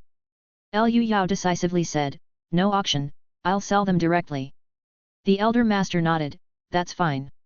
He then pointed to the 4 gemstones and said, they could sell for at least 10 million abroad. But here in Xia country, people generally prefer jade, and you could only get about 20% of that price domestically. Such a waste. I suggest you take them to an international auction. I can help contact Sotheby's auction house, and it won't be a hassle. Sotheby's is a globally renowned auction house. Although Liu Yao found it bothersome, the sudden thought of an upcoming plan made him not in agreement. Then that will trouble Elder Master Qi. He then turned to Li Lei and said, after selling the gemstones, transfer the money directly to the laboratory account. You can handle it. I'll be traveling abroad soon. Li Lei at first was startled, then nodded solemnly, rest assured. Leave it to me. Qi Kuya gave her close friend a deep look. This was like winning a wealthy husband. 10 million handed over without even blinking an eye. And he was so handsome too, what a steal for this little mare. With Elder Master Qi, a distinguished national subsidy recipient, involved, the entire transaction went smoothly. Liu Yao, looking at the balance of over 25 million, silently exclaimed, I've accidentally become a member of the wealthy class. At that moment, Shen Lin, the head of Sotheby's auction house, arrived. This was a capable woman in her 50s, who immediately came in person to handle the gemstone matter upon hearing Elder Master Qi's summons. She was accompanied by 2 jewelry appraisal experts. Besides microscopes, they also brought gemstone refractometers, all of which are professional equipment for jewelry appraisal. After the experts appraised the stones, they all gave extremely high valuations, causing Shen Lin to smile broadly. We are preparing for the grand auction, and these gemstones have arrived just in time. I believe they will definitely fetch satisfying prices. Every year at this time, influential auction houses would organize their auction events, urgently in need of good inventory. Chapter 112, Fond Memories. Ms. Shen took out the contract that had been prepared in advance. Liu Yao flipped through it. The gems would be sent to the Star Alliance country for auction, and after deducting various fees, he would get 80% of the auction proceeds, a very standard contract. Having no objections, he grandly signed his name with a wave of his hand, and after exchanging a few polite words, he hurriedly left with the girl. He had many other things to attend to. After they had left, Qi Kuya said to her grandfather, this person, he seems utterly indifferent to a business deal worth tens of millions, not even willing to spend an extra word. Elder Master Qi sighed, girl, it's not just about the money he doesn't care for, he didn't even take us seriously at all. Touching the amber in his hand, the old master continued, fortunately, he is not lawless. As long as we do business by the rules, it will be fine. It wasn't that Liu Yao intended to be like this, it's just that ordinary people seemed as fragile as chickens before him, and he subconsciously displayed a dismissive attitude. And indeed, he really was busy. He still had to go to the consulate of the Star Alliance country to apply for a business visa. Liu Yao planned to go to the Inca nation to have a good talk with Zhang Xin. Having a visa for the Star Alliance country meant he could enter Latin countries without a visa, which was more convenient. The two arrived at the consulate of the Star Alliance country, where Liu Yao told Li Lei to wait in the car and entered by himself. Inside the consulate, there were 3 visa officers present. 2 of the officers had long queues in front of them, but one was very free. Liu Yao went up to him, sat down with a thud, and handed over his documents. A murmur of whispers rose around them as people displayed expressions eager to see a spectacle unfold. This officer was a bald-headed Caucasian known for his high refusal rate, the visa officer Lord. Lord scrutinized Liu Yao seriously and took out his passport to examine it. At the same time, he asked coldly, why do you want to go to the Star Alliance country? I think you have the intention to immigrate. How can you assure me that you will return? Liu Yao sat lazily in his chair, casually replied, everything is in the documents, take a look for yourself. Lord picked up the document bag. The first thing he pulled out was the official contract from Sotheby's auction house. The words preliminary median estimate 13 million yuan before auction were very conspicuous. Lord's tone improved significantly, so, you are going to auction for beautiful gems. Then he pulled out from the bag a bank statement and asset certification for 25,413,680 yuan. This 8-digit figure was equally conspicuous. Lord didn't waste any more words and decisively stamped the visa approval. The person before him could easily immigrate if he wanted to. Marked by a sea of surprised gazes, Liu Yao sauntered out of the consulate leisurely. Inside the car, Li Lei meticulously reapplied her makeup, arranged her hair, adjusted her stockings, with a focus on pulling her skirt tightly upwards, right up to the top of her thighs. She braced herself internally. Once she dropped Liu Yao off at home, she must follow him up. Soon, Liu Yao got into the car. All sorted, let's go home, he said. Li Lei drove smoothly as if nothing was amiss, taking Liu Yao to the building and swiftly turned off the engine and unbuckled in one fluid motion. Her moves were swift and natural as she followed Liu Yao upstairs, wary that he might run off like last time. Liu Yao glanced at the girl but said nothing, until the two of them arrived inside the apartment. Li Lei stood pertly, her stocking-clad legs quite eye-catching. The girl took off her coat and slowly moved closer to him. Liu Yao sighed, "What are you trying to do?" Without a word, Li Lei hooked her arms around his neck and leaned in for a kiss. Liu Yao mumbled unclearly, "I consider you a good friend, and you're trying to seduce me." Li Lei burst into laughter at his words, and playfully pummeled Liu Yao many times, saying, "You helped me a lot, essentially saving my life. I have nothing to repay you with, except to offer myself. But I have a wife now." Li Lei took off her blouse too, her face red, she glared at Liu Yao and shouted, "Can't I just have a wonderful memory? Looking at you hemming and hawing like that, are you even a man?" This was Li Lei's true personality finally bursting out after pretending to be a demure lady for so long. Liu Yao picked her up and carried her into the bedroom. The bed that Liu Yao had slept in since childhood was no longer as sturdy, squeaking and groaning for a long time. And the sheets that had accompanied him over the years had also fulfilled their historical mission, turning into a big, patchy mess. He found a pack of ice cubes from the fridge, wrapped them in a towel, and handed them to Li Lei. The girl gave him a displeased look, then accepted them and applied the cold compress. She then laughed by herself and said, "I just remembered a ice and Sprite joke, ha ha ha." Liu Yao felt the joke was really cold. He scratched his head and apologized, "My bad, I didn't hold back my strength." Li Lei took off her tattered stockings and tossed them aside, laughing, "It's okay, at least I have a fantastic memory now. Don't overthink it, we're still good friends." Frowning with effort, the girl used the bed to support herself, stood up, and picked up her scattered clothes to get dressed. Liu Yao helped pick up the wrinkled dress and handed it over to her, saying, "Rest a bit more." "I can't, I have to go to the company," Li Lei replied as she straightened her clothes, her legs not quite steady as she walked to the door, turned back to say thank you, and then left. "Thank you for what? I should be thanking you, really." Liu Yao smiled, comparing the martial artist girl with the delicate girls of Earth, he found a different charm. The impatience in his heart also eased. Liu Yao turned on his mobile phone and booked a flight to Guadala City in the Inca nation. His primary task upon this return was to have a chat with Zhang Xin. Interestingly, the importance of having a heart-to-heart with him had now surpassed the need to put him down. "Your next read awaits at MVL." He had to ask him where he got that antique star key. He had a feeling that the emergence of the identical symbol in two worlds was no coincidence. Also, about the battle armor, true knowledge comes from actual combat, there were some areas that needed improvement. He took out his phone and called Zhao Feng. "Sister Zhao, it's me. I just wanted to tell you the battle armor has received unanimous praise from the clients, they deeply acknowledge the advanced technology of Xia country." Zhao Feng said, "Liu Yao, as long as you're happy with the battle armor. Did you actually take it abroad with you?" "I've brought glory to the country," the foreigners were thrilled. "By the way, Sister Zhao, there are a few small details that need tweaking. You tell me, I'll make a note. The armor could be thicker, an extra 100 kilograms wouldn't matter, add some slidable mounts for weapons on the body." Liu Yao and Liao Qi found the weight of the battle armor to be just right, but Liao Ya thought it was too light.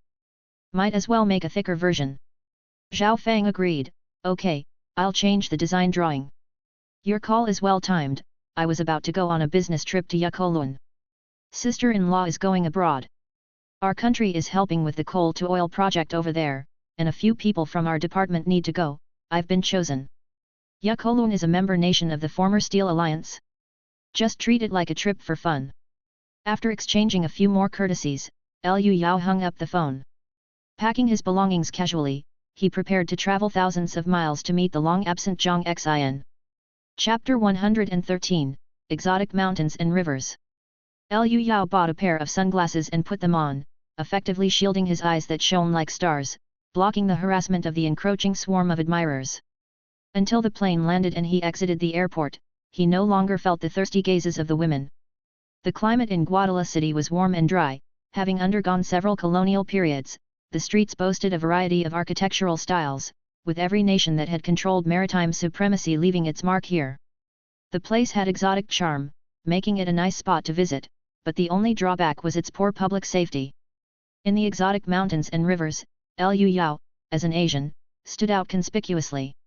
Enjoy new tales from MVL. A taxi drew near proactively. Though the driver sported a messy beard and a ferocious look, seeming hardly trustworthy, Liu Yao still chose to get inside. Judging by appearances isn't right, maybe despite looking fierce, the driver was actually a good person. Liu Yao sat quietly in the back seat, taking out his phone to search for Zhang Xin. But this normally very high-profile person hadn't appeared for over half a year. He was nowhere to be found, neither in business news nor in entertainment news, as if he had vanished into thin air. It was while he was lost in thought that he suddenly realized the taxi was heading toward an uninhabited wasteland. Liu Yao was pleased. Great, I came unprepared and could use someone providing me with supplies. The driver was indeed planning a robbery. He pulled out a handgun and without saying a word, fired straight at Liu Yao's head. Here, robberies and shootings were all too common. People couldn't be bothered to talk and preferred to sift through the victim's body after killing them. Unfortunately for him, his movements were too slow in Liu Yao's eyes. As the trigger was pulled, Liu Yao turned his head to dodge the bullet and at the same time, reached out to snap the driver's wrist. In the midst of the teeth-grinding crack sound, a piece of broken bone pierced through the arm, and blood gushed out as the driver screamed and fell to the ground. Liu Yao picked up the handgun and looked at it. "A Glock?" he asked. "Do you speak Star Alliance language?"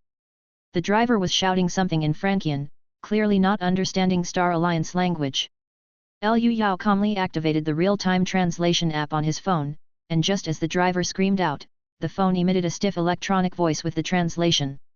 "Don't kill me, please." Liu Yao pulled up a photo of Zhang Xin on his phone and asked, "Where is he?" The translation software converted Liu Yao's words into Frankian and projected them from the phone. But upon seeing the photo of Zhang Xin, the driver started to panic and screamed. The translation software interpreted his words, "White Tiger Poison King." Tisk tisk, Zhang Xin has even made a name for himself, Poison King, hey. By then, a large pool of blood had formed under the driver, and his lips were very pale. The bleeding from the severed arm was obviously arterial due to being pierced by the broken bone. Before Liu Yao could ask anything more, the driver succumbed to excessive blood loss and died. Liu Yao searched the man's body and found a stack of banknotes, along with plenty of opium. Tossing the opium aside and keeping the banknotes, Liu Yao chuckled, "Ha, I forgot to exchange money, and here comes a good man, giving me both a gun and cash." Activating the navigation, he forcefully stamped on the ground, leaving 2 deep footprints, and proceeded towards the city center on his own. Liu Yao's speed was hardly slower than that of a car. By the time he reached the city center, it was evening. A restaurant exuded the aroma of food, and unexpectedly, its sign included Chinese characters. It was a restaurant opened by someone of Xia descent. Feeling a bit hungry after his activity, Liu Yao decided to enter. The boss was from Xia descent, and it felt genuine and close for the two of them to converse in the same language, with a sincere smile on his face. Liu Yao ordered a large table of food softened by 2 styles. The food was quite tasty, and they were generous with the meat. Moreover, since it was very late and there were no other customers, the boss was free to join in for a chat. This was a man nearing 60, surnamed Qi, whose skin had been tanned dark by the local sun. Through Boss Qi's stories, it was learned that there were no small number of Xiayi people settled in the Inca nation, with the count reaching 100,000 last year. Liu Yao, curious, asked him when he had migrated, and that opened the floodgates of conversation. "I was scammed by a shady agent more than 20 years ago. They said this place was wonderful, the backyard of the Star Alliance country where one could migrate to Star Alliance country at any time. I poured all my assets into selling 4 apartments in the capital's 2nd ring and came here, only to find it was a trash place ruled by the gangs." Sigh. Boss Qi heaved a long sigh filled with regret and resentment. Hearing 4 apartments in the capital's 2nd ring, Liu Yao was speechless as well. Those 4 apartments might have sold for only $1 million in the 90s, but now, they were worth at least dozens of times that, and still rising in value. After sighing, Boss Qi cautioned. "The place is ruled by drug trafficking groups. Their equipment is even more advanced than the government armies, complete with heavy firepower, they often make the police too scared to leave their stations. Little Lu, you're here alone, be very careful, and head back quickly after having your fun. Yeah, I'll just have a quick look and then leave, Lu Yao said nonchalantly. The Xiaoyi who's done the best here is Zhang Xin, right? I often see news about him online, a young magnate. Really enviable. Upon hearing this, Boss Qi's face instantly changed. He looked around, then whispered, Little Lu, don't ever mention that name here. That person. Just don't bring it up, that's all. Seeing that Boss Qi was so spooked by just the mention of a name, Lu Yao quickly changed the subject. Have you never considered going back? Gazing in the direction of his homeland, Boss Qi sighed, without a penny to my name, it's humiliating. At my age, it doesn't really matter anymore, but I hope to return to my roots before the end. As they were talking, a woman suddenly entered the shop. Her face was covered in poor quality makeup, and she wore a school-style plaid miniskirt that revealed most of her buttocks, with a pair of white knee-high socks on her legs. This was the standard attire of a streetwalker, staring intently at Lu Yao, obviously here to solicit customers. Boss Qi stood up to expel her. Go away, we don't need it. The woman quickly yelled in strangely accented Xiaoyi language, 50 bucks, any way you like. She had a trace of Xiaoyi ancestry in her features, and her voice was full of pleading and fright. Thinking of something, Boss Qi turned into a pause, and then he came back, whispering. Little Lu, why don't you experience some exotic charm? Lu Yao. Boss Qi explained with a sigh, tomorrow is the day the gangs collect their rent. These girls in plaid skirts are prostitutes controlled by the gangs. If they don't earn enough money, the rules here are strict, she will be beheaded. Beheaded for not earning enough money. Lu Yao doubted if he was still living in modern times. The woman continued yelling in strangely accented Xiaoyi language, 50 bucks, any way you like. Lu Yao thought for a moment and said calmly, go find a decent hotel and get a room. He spoke in Xiaoyi language, which the woman clearly understood, her face lighting up with joy. When Lu Yao tipped Boss Qi with a 100-star alliance note as a tip, her joy intensified. The two arrived at a decent hotel. Once inside the room, Lu Yao stopped the woman from undressing and pulled out a large roll of money, while also bringing up Zhang Xin's photo. Tell me everything about this man, and all this money is yours. Chapter 114, Executioner Perez. The woman, upon seeing the large roll of cash Lu Yao brought out, was obviously quite tempted. It would take her half a year to earn that much. And upon seeing the person on Lu Yao's phone, the woman shuddered, her pupils dilated instantaneously, and her face showed repeated retreat and fright. Lu Yao took off his sunglasses, and his eyes, brilliant as stars, immediately elevated his entire demeanor. At the same time, he spoke gently, don't be nervous, what's your name? Perhaps it was his good looks combined with the soothing voice, or maybe the effect of the large sum of money, but the woman calmed down and softly answered, my name is Isla. Lu Yao placed the money in her hands, saying, Isla. You just need to answer a few questions, and then we'll go our separate ways. I promise you won't have any trouble, and you'll get to keep this money. How does that sound? Isla nodded, took a deep breath, and said. Zhang Xin is the emperor of this city, ruling over everything here. All the gangs submit to him. He's protected by the Star Alliance country, and the government doesn't dare provoke him. Those who oppose him will contract terrible diseases and die miserably. People call him the White Tiger Poison King. Upon hearing contract terrible diseases, Lu Yao immediately thought this is just like himself. So the Poison King's poison isn't referring to opium. It seems Zhang Xin has done this more than once. Where is Zhang Xin? I don't know, he hasn't appeared to survey his territory for a long time. Moreover, he has many palatial estates, it's impossible to know which one he might be in. Isla clutched the money in her hands and added, but the executioner, who's in charge of managing the prostitutes, should know, he's one of Zhang Xin's subordinates. Lu Yao, where can I find the executioner? Isla walked to the window, pointing at 3 burly, tattooed men at the street corner. These 3 are in charge of watching over the girls on this street. Today is the end of the month, tomorrow morning, the gang will take the girls who haven't made enough money to the mountain for execution. You just need to follow them to find the executioner. Lu Yao nodded, stood up, and said, well then, goodbye, Isla. You can rest here for a while, consider it a vacation for yourself. Isla divided the money into several stacks, carefully hiding it in her underwear, and at the same time said, "Thank you, you're a good person. But a few of my friends haven't made enough money either, I need to go help them quickly." Liu Yao didn't mind, and they each busied themselves with their own matters. The nightlife here was rich, and the service industry was particularly developed. Liu Yao arrived on the street, and occasionally, prostitutes solicited business. Some were particularly enthusiastic, but with faces full of fear. They were the women who hadn't made enough money yet and were about to be taken to the mountain for decapitation. Just like everywhere else in the world, the sex trade is a traditional business controlled by gangs. The three burly, tattooed men were patrolling back and forth. These men, aside from protecting the prostitutes, also had to exert great workplace pressure on them, keeping them focused on attracting clients to earn money, preventing any thoughts of escape. Liu Yao went to a street stall and bought a celebrity mask. Feeling good with the mask on, Liu Yao patiently waited. When midnight came, the three burly men, regardless of the crying and pleading, bound the hands and feet of an old, less attractive prostitute who hadn't made enough money and dragged her into the back of a Chevrolet pickup truck. They did this in full view of everyone, both to eliminate the older and less attractive individuals and to deter the others. Liu Yao was originally standing by the roadside, and as the pickup truck passed by, he leaped into the truck bed with a burst of leg strength.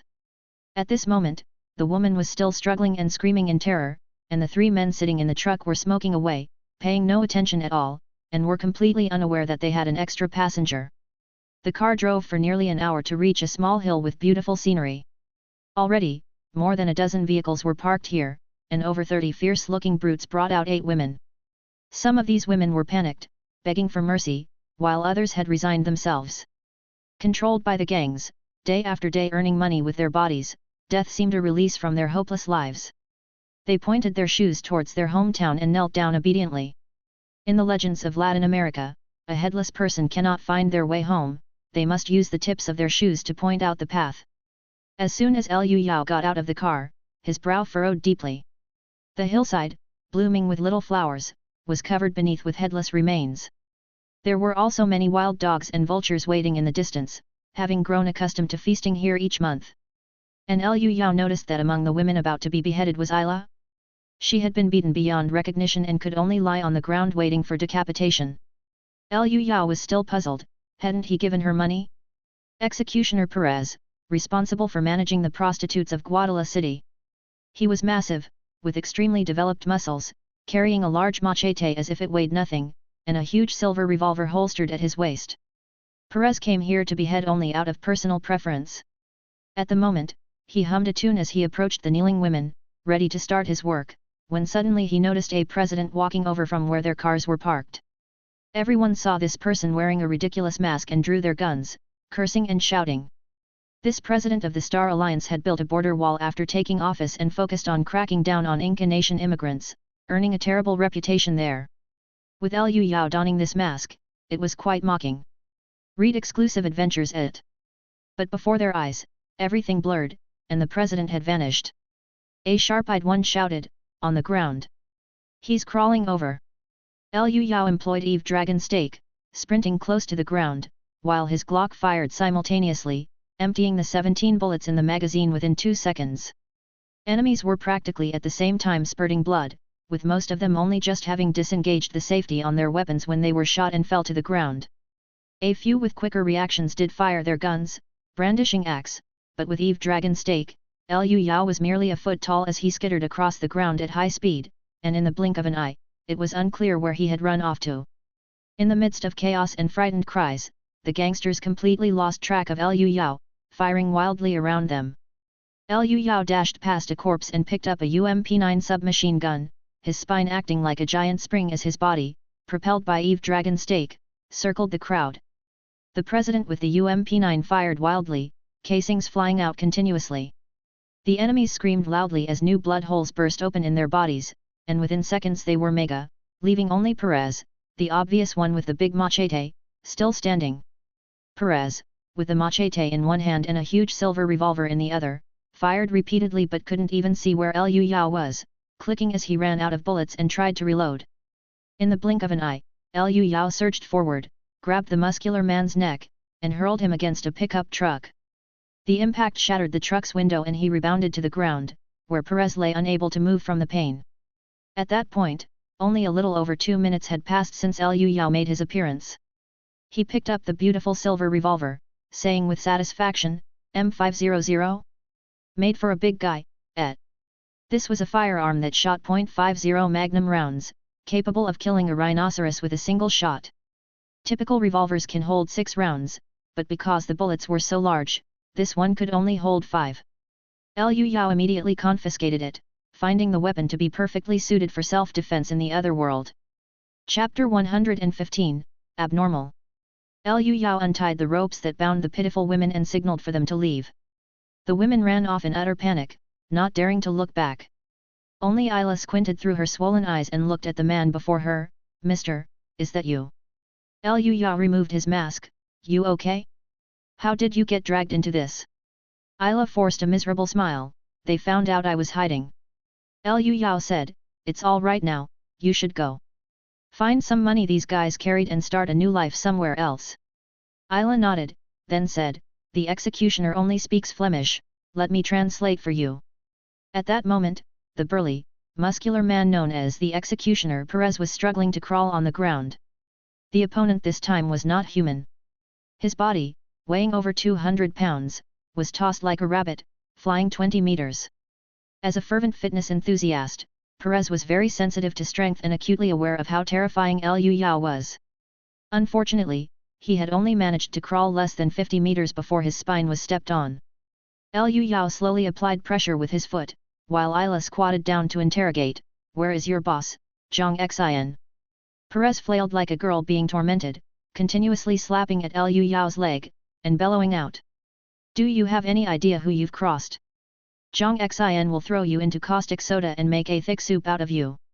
At this moment, his relentless struggles dragged a headless skeleton out of the bushes nearby, getting tangled in his hand and covered with flying dust. Liu Yao, not in the mood for idle talk, cracked a sound as he directly crushed the man's ankle, then grinding it, creating a sound like twisting celery. Perez let out a sky-piercing howl of pain, on the verge of passing out from the excruciating pain, but Liu Yao slapped his spine twice, forcing him to stay conscious. After all, this man was just a gang bruiser, devoid of an iron will, and under the pain strong enough to cause unconsciousness. He immediately broke down. I'll talk. Zhang Xin has been living in the Lian Manor to the south, where he also meets with us. He hasn't shown his face for almost half a year, and he communicates with us only by shouting through doors. There's a rumor he's sick. I swear that's all I know. I'm just one of many gangs who threw in with him, and I only see him occasionally. Liu Yao's state of constant calm was fully activated as he placed his hand on the man's body to monitor his vitals. Explore more stories through the heartbeat, breathing, micro-expressions on his face, and especially the changes in his pupils, he determined that the man was telling the truth.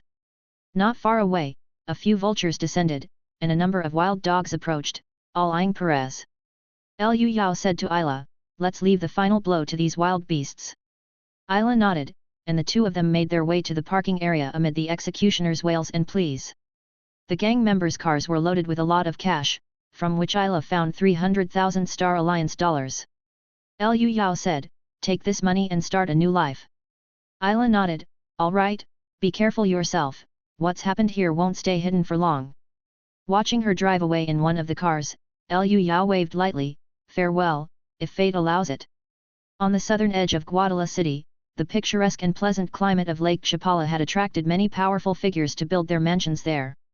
Zhang Xin was no exception. His mansion, nestled amongst lush greenery, appeared classical on the outside but was the pinnacle of luxury within. Circular arch windows, marble steps, expensive carpets, jade carvings, everything was the height of opulence. At this moment, Zhang Xin sat on a yellow pear-wood sofa, specially imported from Xia country, gently stroking his pet white tiger while watching a woman, smiling without saying a word.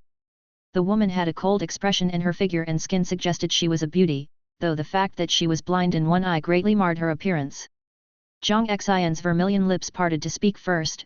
"Rose, are you from Xia country? Is the Foreign Affairs Bureau so thoughtful to specially send a compatriot to visit me?" The woman standing opposite him was indeed the same Foreign Affairs Bureau agent who had previously been in a sniper standoff with Liu Yao. "Rose." The barret she brought had been a big help. Rose said coldly, I'm of mixed heritage, and as for the purpose of my visit, you should be clear in your mind. Zhang Xin shook his head helplessly, you actually suspect that I have secretly stashed away the formula. Originally, we did suspect you. Rose glanced at Zhang Xin with her one good eye and scoffed, now, I don't think it was you. At that time, Zhang Xin's face was both pale and sallow, and although young, his whole being was pervaded by an aura of death, identical to Liu Yao's when he was ill. His face was caked with heavy makeup, and more outlandishly, he was dressed in women's clothing, a sexy, floral, tea-break long dress. Rose looked at his androgynous appearance and ridiculed.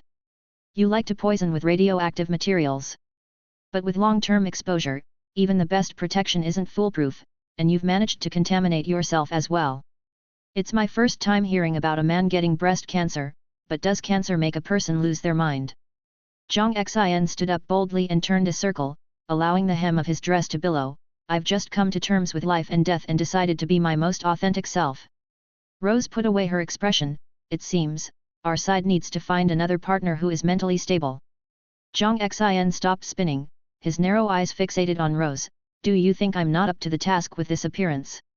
Rose nodded, the Foreign Affairs Bureau needs a spokesperson for international drug trafficking syndicates, not a perverse cross-dresser who only knows how to dance and apply makeup. Zhang Xin's face turned cold, and he spoke to his wristband, bring them in. The golden door was pushed open, and a square-faced man, followed by a group of armed personnel dressed in bulletproof vests and carrying axe, brought in a man and a woman and threw them on the ground. Zhang Xin said, a Drug Enforcement Administration agent and an Interpol officer, both had crossed the border from Star Alliance country to scout for information. Your Foreign Affairs Bureau's investigation into the whereabouts of the formula has attracted attention from the outside world, it's I who covered up your bureau's blunders. Then, he whistled at the white tiger, and the huge beast let out a low growl and immediately pounced on the male DEA agent, biting through his neck in one bite and then tearing him open with its claws. Zhang Xin looked towards Rose, how about it? Am I not a competent partner? The latter shrugged her shoulders, I will report the truth to Director André. By the way, kill this woman as well. Zhang Xin licked his lips, this woman is my entertainment for the night. We're going to have a wonderful evening. Rose asked, curious, hormone treatment for breast cancer is feminizing you, developing female characteristics. Do you still have the capacity? Zhang Xin chuckled, would you like to give it a try? I really like women who exercise regularly like you, your bodies are exceptionally flexible, there's a great sense of conquest. As the two discussed unfazed, the square-faced man entered again and reported, Boss, we have an intruder. Chapter 116, LG-5 Type 40mm Sniper Grenade Launcher. Liu Yao found an AK, picked up some ammunition, and hit the road in Perez's pickup truck. Zhang Xin's Leon Manor was quite famous, built during the era of French colonialism and having undergone multiple reconstructions and renovations, now it stood as one of the world's most luxurious estates. The scenery was remarkable, backed by a beautiful lake, with a natural and unpolluted verdant forest encircling it. So much so that Liu Yao thought he was there for a vacation, until a sudden sensor landmine leapt into the air and plunged him into deep thought. This round device didn't need to be stepped on, it would rise into the air and explode at a height of 2 meters upon detecting someone's presence, scattering steel balls to destroy everything within a 50-meter radius, leaving almost no safe area. In its dormant state, the sensor landmine ascended in a slow spiral. Liu Yao casually executed the Eve Dragon stake, his limbs propelling him 30 meters in the blink of an eye, unharmed. Worthy of a drug lord to have such a thing. The spot where he had just stood was pockmarked with vegetation and the ground torn apart by the steel balls. That loud noise must have been heard by the enemy. However, Liu Yao wasn't concerned, this was never a fair fight in the first place. A helicopter took off from the manor, heading straight for the explosion site. Below were 50 members of the private military, donned in heavy bulletproof vests, deploying and encircling the area. Zhang Xin said to Rose, this could be the power that stole the formula before. It's not a bad thing that they've come to us, maybe we can get the formula back. At the same time, I'm curious who wants to kill me. Rose replied, it's indeed good that they're willing to show themselves. I'll inform Commander André immediately and request reinforcements. Wait a minute, Zhang Xin stopped her, haven't you always doubted my capabilities? Let me handle this myself. Taking back the formula with my own hands will be more convincing than anything. Zhang Xin had confidence in his private military. They were all from the special forces of the Inca nation, each a seasoned and battle-hardened warrior. All right. But I've got a personal score to settle with them myself. Hand me an LG5.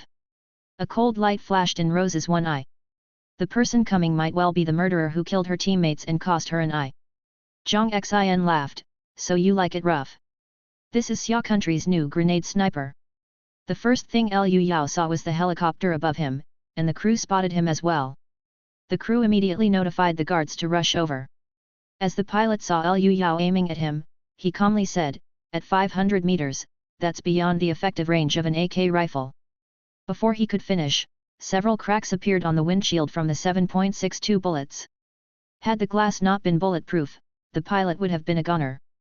Frightened, the pilot quickly pulled the control stick, causing the aircraft to climb. Effective range first and foremost ensures accuracy. Beyond the range means there's no certainty of hitting the target, but the killing power is still more than sufficient. And when any weapon was in Liu Yao's hands, its accuracy greatly increased. After driving away the helicopter, Liu Yao redirected his attention to the approaching guards. At a distance of over 300 meters, Liu Yao used the strength in his legs to leap onto a large tree and immediately opened fire on the enemy. This distance was well within his range for precision shooting. The guards were eagerly enclosing the enemy when blossoms of blood burst open on unprotected parts of their body's throat, face, groin all hit in succession. The men, from elite special forces, immediately retreated behind cover, dragging their still living comrades with them. Initially, they thought someone was close by with a silencer launching a sneak attack, but careful observation revealed that the enemy was at a considerable distance. At 1 o'clock, up in the tree. At a distance of over 300 meters, how is this possible? Unfortunately for them, approaching Liu Yao was as good as being dead.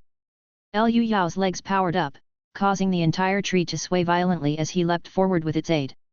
While these elites were requesting reinforcements via walkie-talkie, they'd barely spoken a few words before Liu Yao was already atop their heads, standing on a tall dense flowered rosewood.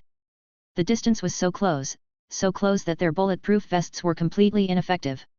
Liu Yao pulled the trigger, and the 7.62 bullets whistled out, boring into the enemy's eyes, mouths, and throats, spewing gouts of blood that added a vivid touch of bloodiness to the forest. The 50-man guard detail didn't even manage to slow him down before they were all dead, leaving only increasingly desperate calls coming through the walkie-talkies on their shoulders. Liu Yao continued to advance. The distant manor was now faintly visible. At that moment, doors and windows within the manor were slowly sealed by inch-thick steel plates, leaving only circular firing holes the size of a bowl. As the entire guard detail was wiped out in the blink of an eye, Zhang Xin immediately initiated an emergency response.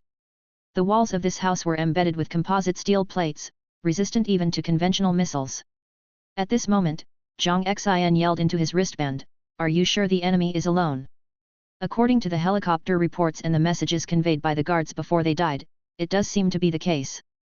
Contact Rose, ask her to call for reinforcements from the Foreign Affairs Bureau.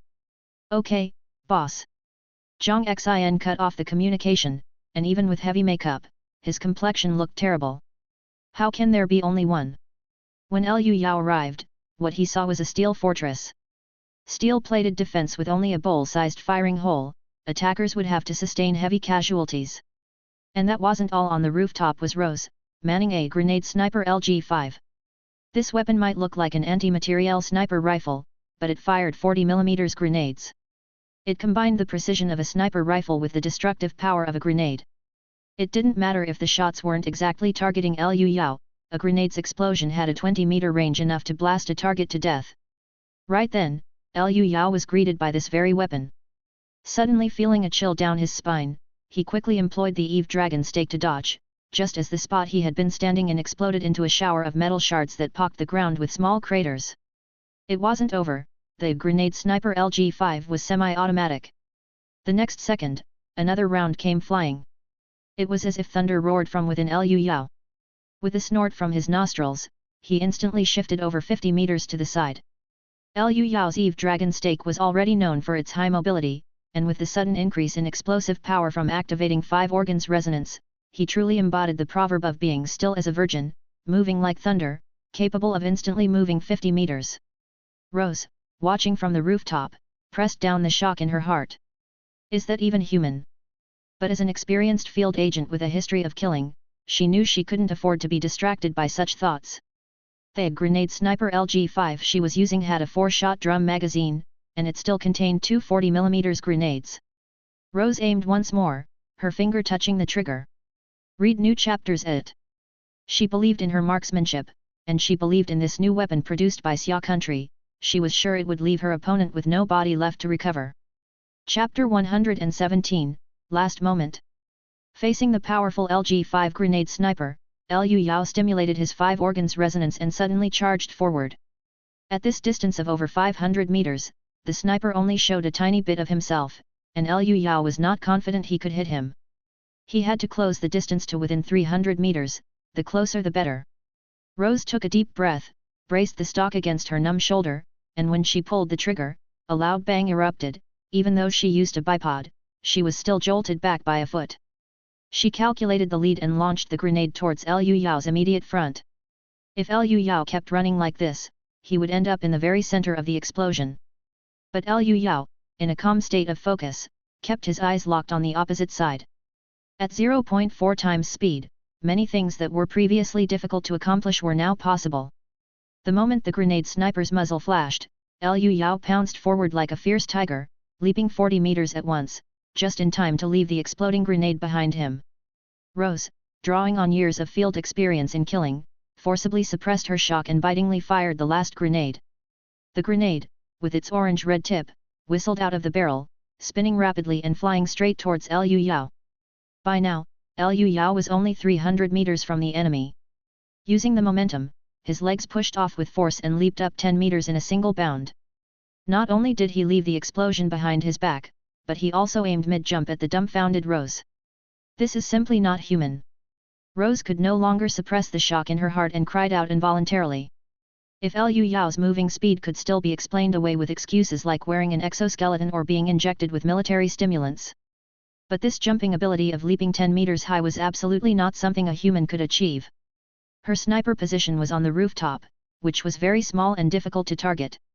With Liu Yao jumping so high, he could already see more than half of her body, and the AK in his hands immediately opened fire. 10 rounds of 762 bullets whistled out of the barrel, instantly hitting right in front of Rose. Rose had also progressed. This time, she was not just wearing a JK skirt but had put on a full set of heavy-duty body armor. The bulletproof ceramic plates on her body shattered on the spot, the helmet sparked and acquired 2 deep scratches, but what was fatal was a bullet had pierced through her neck. Rose futilely covered her neck, blood spurting through her fingers. She murmured "monster" before she slowly sat down on the ground and died with her eyes wide open. This scene was fully witnessed by Zhang Xian hiding within the stronghold. His face, full of disbelief, pressed against the surveillance screen. Who exactly is this man wearing the silly president's mask? Zhang Xian, a scholarship recipient at the California Institute of Technology, found it even harder to believe what he was seeing than Rose did. After operating the password lock on the wall, a 50mm thick precision steel gate immediately dropped down in his room. Hiding behind this, Zhang Xian finally breathed a sigh of relief. All that's left is to wait for backup. Steel plates fell over the doors and windows of the mansion, securely blocking them. Normally, it would take a devastating cost to breach this place. As soon as Liu Yao approached, the guards immediately aimed their guns and wildly greeted the man in the president's mask through the firing ports. The president of the Star Alliance, since taking office, had built border walls and focused on cracking down on immigrants from the Inca nation, had a notorious reputation in the Inca nation. Wearing his mask was quite the mockery. Liu Yao simply returned fire, accurately sending bullets right through the large bowl-sized shooting holes. Your journey continues on. One after another, the enemy fell dead behind the firing ports, finally convinced of the accuracy of their adversaries' marksmanship, to the point that no one dared to show their face again, allowing Liu Yao to stroll unfazed right up to the mansion. Looking at the immensely lavish building, he couldn't help but lament, "This bastard really knows how to enjoy life. I haven't even managed a villa yet." Faint sounds of panicked footsteps and tactical planning came from inside the building. The people inside had not yet given up resistance. Liu Yao knocked on the wall and the steel panels on the doors and windows. Strictly speaking, this was a special alloy, impenetrable even to a .50 caliber machine gun. It would be very difficult to breach in a short period of time. Liu Yao thought for a moment, the person on the roof earlier had a grenade launcher, perhaps it could blast open these defenses. He exerted power in his limbs, gripping the protrusions on the wall, his whole body shot up to the rooftop like an agile big monkey, where he saw Rose, whose eyes were still open in death. Liu Yao felt this one-eyed woman looked somewhat familiar, and after thinking for a while, he remembered she was the Foreign Affairs Bureau female special agent he had encountered at the drug manufacturing facility in He Kingdom. Back then, she had given him a Barrett, and now what she had given was... Oof, I've seen this one before, type LG 540mm sniper grenade launcher. This grenade sniper had become famous online for its unique design style, with many videos related to it, and many non-military enthusiasts had heard of it. By then, her ammunition had run out, but there were many spare rounds on Rose's sniping position, which Liu Yao picked up and loaded. Seeing these rounds, Liu Yao's eyes suddenly lit up. Some were orange, the high-explosive rounds which, like fragmentation grenades, used explosions and metal fragments to kill enemies. But there were others with brass-colored heads, which were armor-piercing rounds. According to data leaked online, these rounds could penetrate 80mm thick steel plates. On the rooftop, there was a passage sealed with a steel panel, and Liu Yao immediately loaded 3 armor-piercing and 1 high-explosive round into the grenade sniper's magazine. He aimed at the center of the steel panel and fired 3 armor-piercing grenades in quick succession. The tip of the armor-piercing grenade was a thin layer of copper. Upon detonation, this layer of copper would instantly melt, turning into a high-temperature metal jet. The high-velocity jet of heat would burn and bore through the steel panel, penetrating it instantly. On the obstacle blocking his path, 3 holes the size of a teacup appeared. Liu Yao pulled the trigger once more, launching the last high-explosive round. With a loud boom, a large hole with a half-meter diameter was blown open in the steel panel. Liu Yao crawled through at a leisurely pace. Zhang Xian's guard squad was very tenacious in their will to fight, setting up a defensive position for indoor battle with Liu Yao. They held their guns at the corners of the stairwells and had even deployed broadsword mines, terrifying weapons that could directionally spray 700 steel pellets in a fan-shaped blast. Although Liu Yao couldn't see them, he listened intently to every sound, which was as clear as if he could see with his ears. He propelled his body with the strength of his legs, running along the walls like wall running, flashing past the corner in a dash. The enemies never expected their foe to emerge from over 3 meters up the wall, rendering the broadsword mines completely useless as they could only hit targets up to 2 meters high. While the enemies were still adjusting their gun barrels, Liu Yao's AK had already fired first. Under the enhancement of minute consciousness control, his muscles precisely controlled the muzzle direction toward each enemy's head, simultaneously countering the recoil, allowing the 7.62 bullets to kill with precision. Blood splattered across the room like bean curd. One by one, the guard squad died, silent in their demise from the headshots, without even a hint of struggle or scream. Some who had inadequate cover were also killed by Liu Yao's wall-penetrating fire. These were the only ones who might emit a cry of death. There was only one square-faced man left, seemingly the leader, his face full of terror and disbelief, frantically shouting in Franconian while firing an AK wildly. Liu Yao wasn't faster than bullets, but as long as he was faster than the shooter, he could dodge the gun's aim by instantly shifting several meters to the side. A few seconds later, the sound of an empty magazine clicking echoed. The bullets had run out. Liu Yao threw a punch with the iron fist of nation building, silencing the room, leaving no one to resist. Chapter 118, Big Surprise. At this moment, the death throes of the guards turned the marble sculptures into snow-white chips, and the expensive rosewood furniture into shards scattered across the floor. This luxurious Frangian-style manor had become a disaster scene as if struck by a tornado. The final moment to meet with Zhang Xian had finally arrived. Liu Yao found a tap, washed his face, straightened his clothes and hair, and even took a white flower from a vase nearby.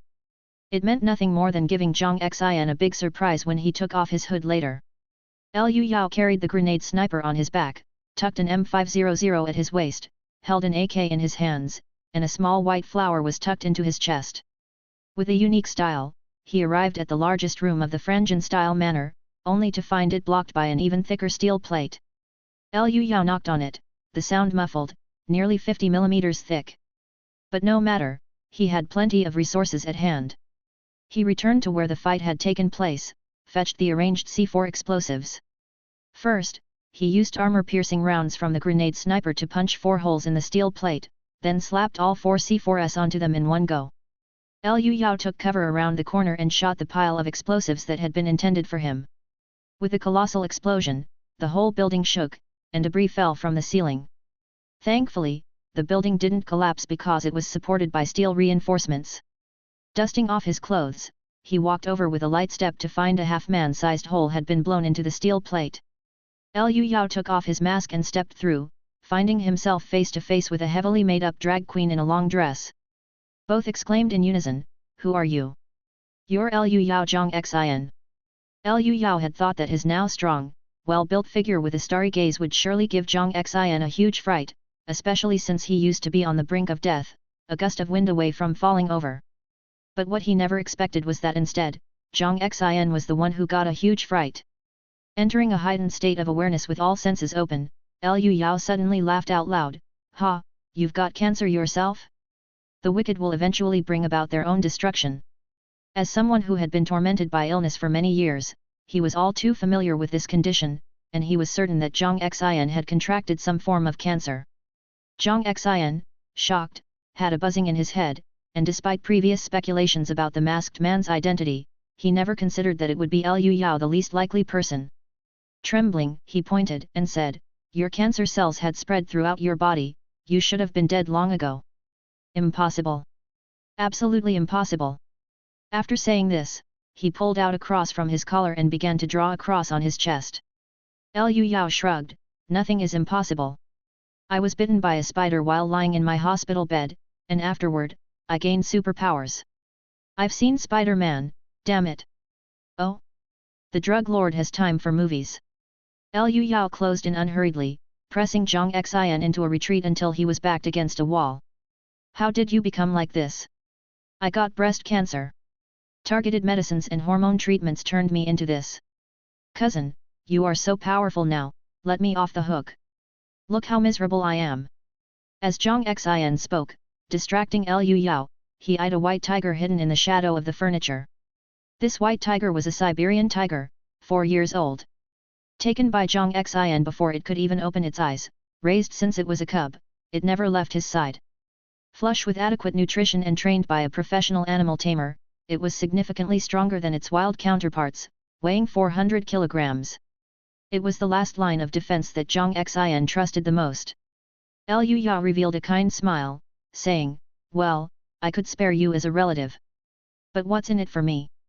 He was also spouting nonsense, seizing the chance to ask the question he wanted to know the most. "I can give you money. More money than you could ever spend. There are 2 tons of cash in this room, and half a ton of gold. You can take it all. And if that's not enough, I've got plenty more." Zhang Xin operated an electronic screen on the wall, and the walls retracted to both sides, revealing a huge room filled with Star Alliance country currency, enough to make 4 double beds.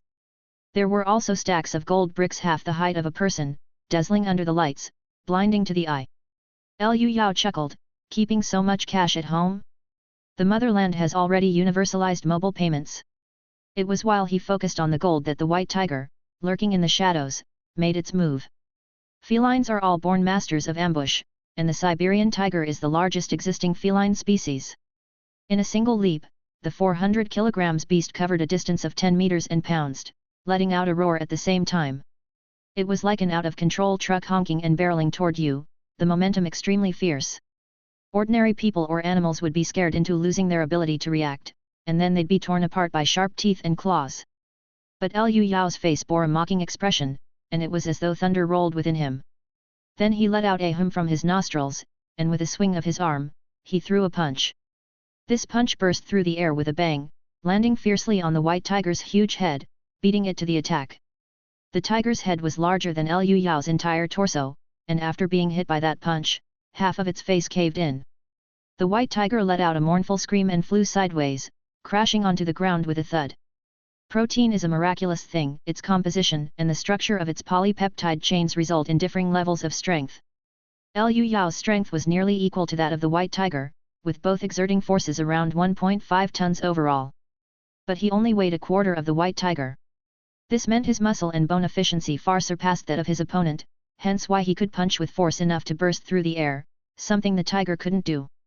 As the white tiger shook its head, attempting to stand, Liu Yao had already unleashed carp stance and darted to its side, and with the power of inertia, he landed a knee strike right into its waist.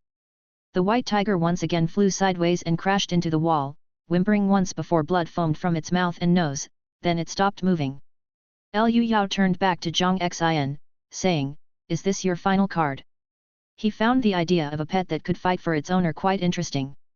Having witnessed Liu Yao's inhuman abilities, Zhang Xin was extremely shaken, and stuttering, he exclaimed. "You, to send an 800-pound tiger flying, are you even human?"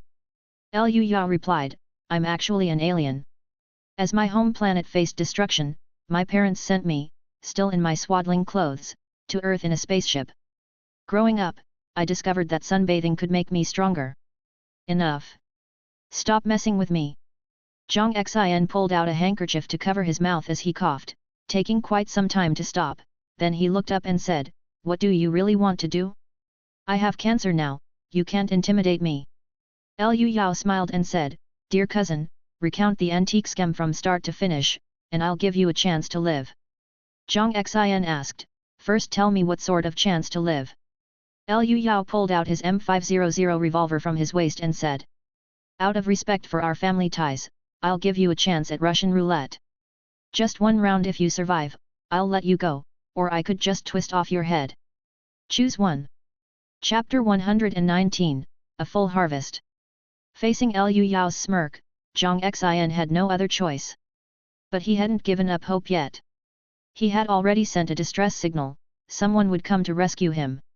Zhang Xin swallowed hard and took a deep breath, saying, "5 years ago, when I returned to the country to purchase cold medicine, you noticed something fishy and quit the job, and I went through hell and high water to transport it through Annan country, suffering endlessly, so I wanted revenge. Actually, I've been jealous of you since we were kids.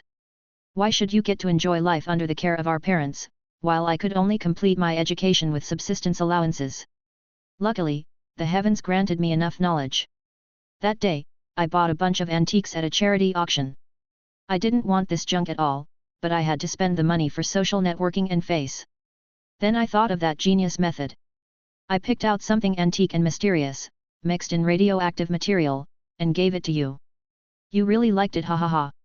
As Zhang Xin came to this last part, Liu Yao placed his hand on him and focused his senses, monitoring his breathing, heartbeat, organ movements and all facial micro-expressions to confirm he was telling the truth.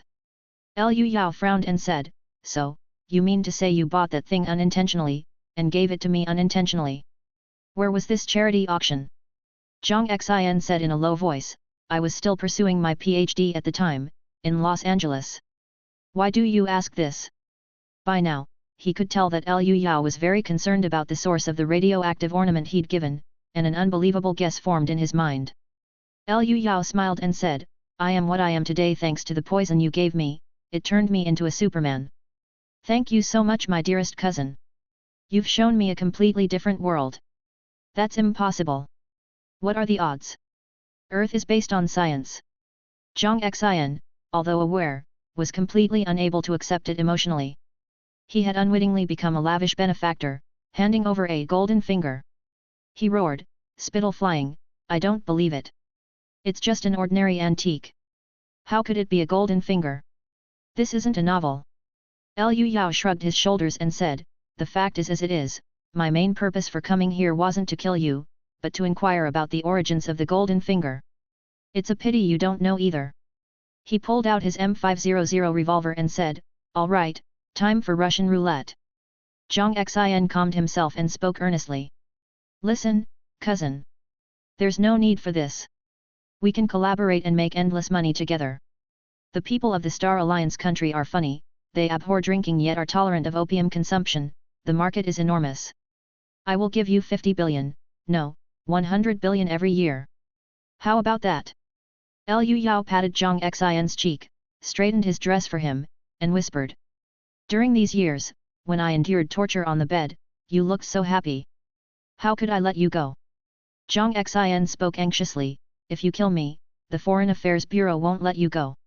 I was recruited as a special agent when I was in school. And these years, I've made countless money for them." Liu Yao's smile grew warmer, "Enough, I'll do it myself." I'm going to twist your head off and stuff it into your own ass. With those words, he began to pry Zhang Xian's head off. Wait a minute, I'll play, okay. Zhang Xian hastened to say, you said just now, only one round. If I survive, you'll let me go.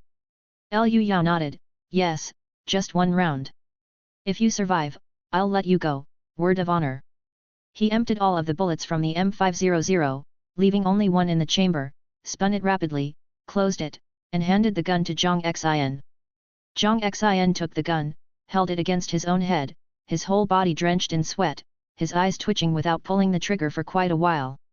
Instead, he spoke again. Just to confirm, if I survive, you'll really let me go, right?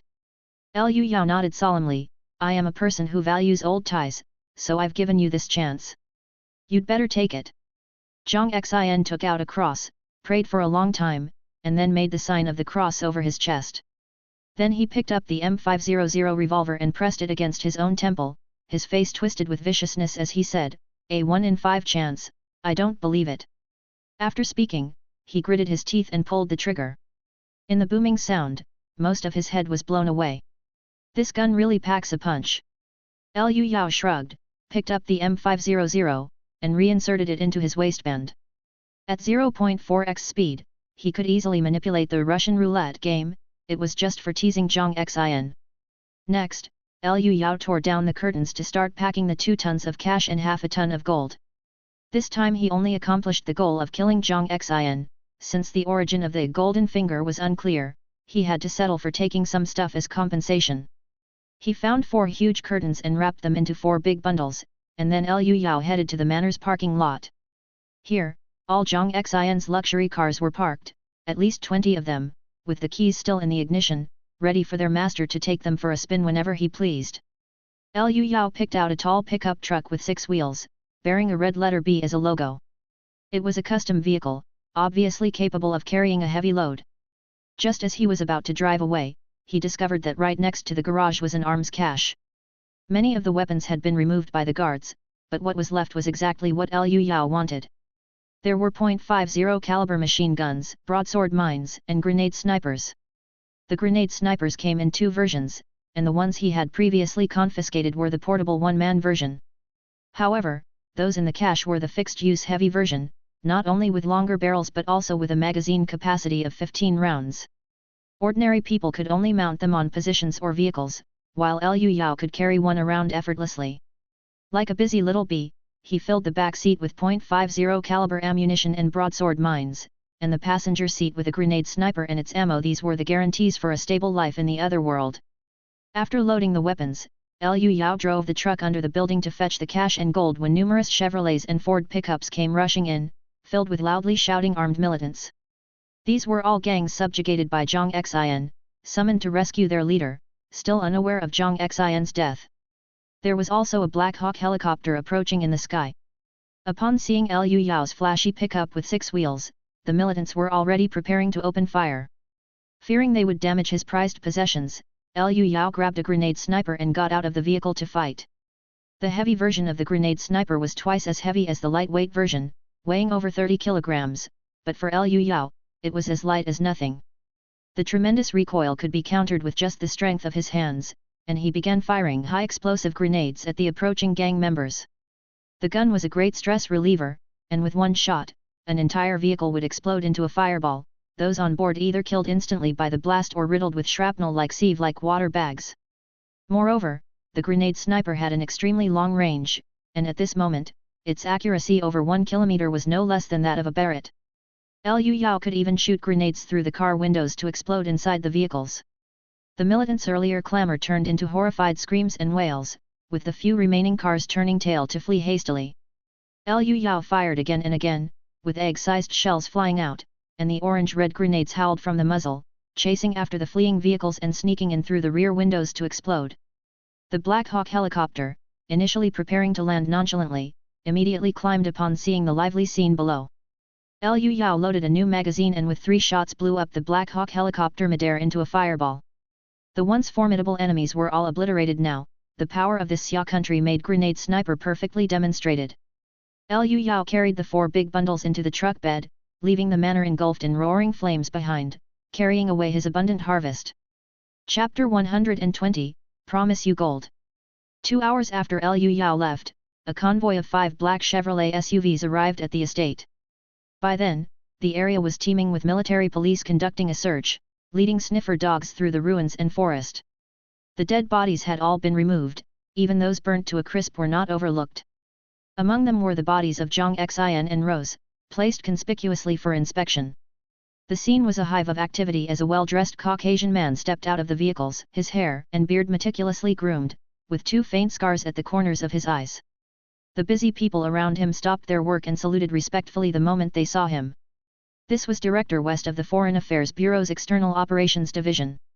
2 subordinates, a man and a woman, hurried over to report. The male subordinate was André, responsible for liaising with Zhang Xin.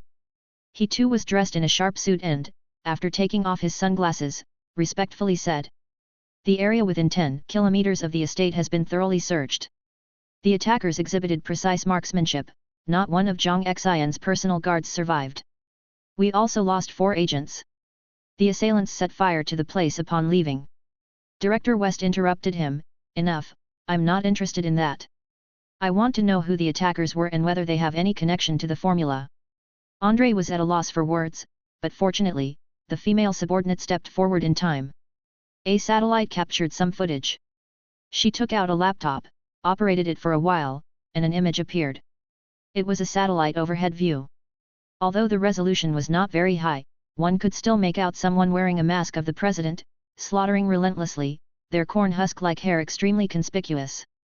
All 3 couldn't help but find the image somewhat amusing. The footage stopped just as Liu Yao leapt to kill Rose. "Is there an error in the image? The attacker jumped 10 meters high. The flying satellite incidentally captured it, it's not clear enough." Director West said coldly, "Get the technical department to prioritize this. Even if he's wearing a mask, I want to see every single hair on his body." Both subordinates bowed and responded affirmatively. Director West continued, "The formula is also under the scrutiny of the bureau chief and senators. Now, drop everything and focus all your energy here. You have full authorization and can call upon cleaners stationed around the world at any time. I want results before Christmas." In the other world, it was afternoon, with the fierce autumn sun blazing down. In the courtyard, the 2 sisters were feeding the pets. Liao Qi kept launching attacks at her sister, and after an unknown length of time, she was drenched in fragrant sweat. Seeing Liu Yao return, she joyfully yelled and threw herself into her lover's arms, her long legs wrapping around his waist. "You're back. I've missed you so much in these 5 days. I dealt with some personal grievances, fortunately, very smoothly." Liu Yao supported the girl's peachy buttocks, full of youthful vitality. "But I've brought back quite a lot. The storeroom might not be quite big enough." Standing aside, Liao Ya said with curiosity, "There's still plenty of room in the storeroom." While talking, they went to examine the storeroom, only to find it filled with ammunition and 4 strange packages. Liao Ya's curiosity about Liu Yao's background was piqued again.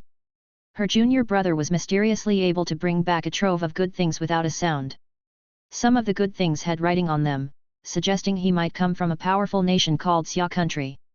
Liao Ya's eyes, as deep as autumn water, were filled with curiosity, and she wanted to probe him then and there. That was when Liu Yao directly dragged out the package wrapped in gold, smiling, "Senior sister, this is the gold I promised to bring you." Upon opening it, instantly a small mountain of gold appeared, dazzling the room and making it hard to keep the eyes open. Liao Ya's eyes went wide, mouth agape and finger pointing at the half-ton of gold, speechless. At that moment, besides shock, her expression included the bewilderment of shattered worldviews. Master Liao didn't know who he was, where he was, and had even forgotten the direction of his life. Liao Qi was much better, covering her mouth and exclaiming in surprise before hugging her beloved's arm, and happily said, "So much gold. Where did it come from?" Liu Yao rubbed his chin and said, "Robbed from an enemy." "Sister, your reaction is a bit extreme." Liao Qi picked up 2 gold bricks, shook them in front of her dazed sister, and said, "Master Liao, come back to your senses. You always tell me to be more composed, why can't you do it yourself?" Seeing her sister still stunned, Liao Qi tapped her sister's face gently with the gold bricks, and after a pat-pat sound, Master Liao finally snapped back to reality. No, it's too dangerous. We mustn't let anyone see this. Liaoya knocked twice with seriousness and commanded, Liao Qi, go and keep watch. Show no mercy to those who approach. As she spoke, she grabbed a shovel and ran back to her room, lifted her bed, and started digging. Are you digging a cellar? Liu Ya realized what his sister was doing at a glance. We must hide it well. The normally graceful and dignified Liaoya turned into a digging machine as she wielded her arms. A martial artist with the strength of 6,000 jin truly was great at manual labor, and in no time had dug a 2-meter square pit in the ground. Liaoya carefully placed the gold into several jars and cautiously buried them in the pit. After refilling the pit with soil, laying the floor tiles back, and cleaning up, she moved the bed back in place. Only then did she breathe a sigh of relief. Now I feel at ease. Then, noticing her sister and junior brother staring at her with inexplicable expressions, she said somewhat bashfully, "What's the matter? This is the most secure method. Hiding it anywhere else isn't safe, only buried under me is it truly secure." Liu Yao found her nervous appearance somewhat amusing. Sister has thought everything through. Now that the gold is hidden, let's try the new weapon I brought back. He then introduced the grenade sniper in detail. Liaoya took to it as soon as she saw it, her delicate hands moving back and forth along the gun barrel, saying, "It's so thick." The barrel of the grenade sniper was indeed as thick as the forearm of an average person, worthy of her praise. Liu Yao coughed dryly, swallowed his saliva, and said, "Let's go to a secluded place and fire it a couple of times another day. This thing explodes, it's not really suitable for use in our own yard."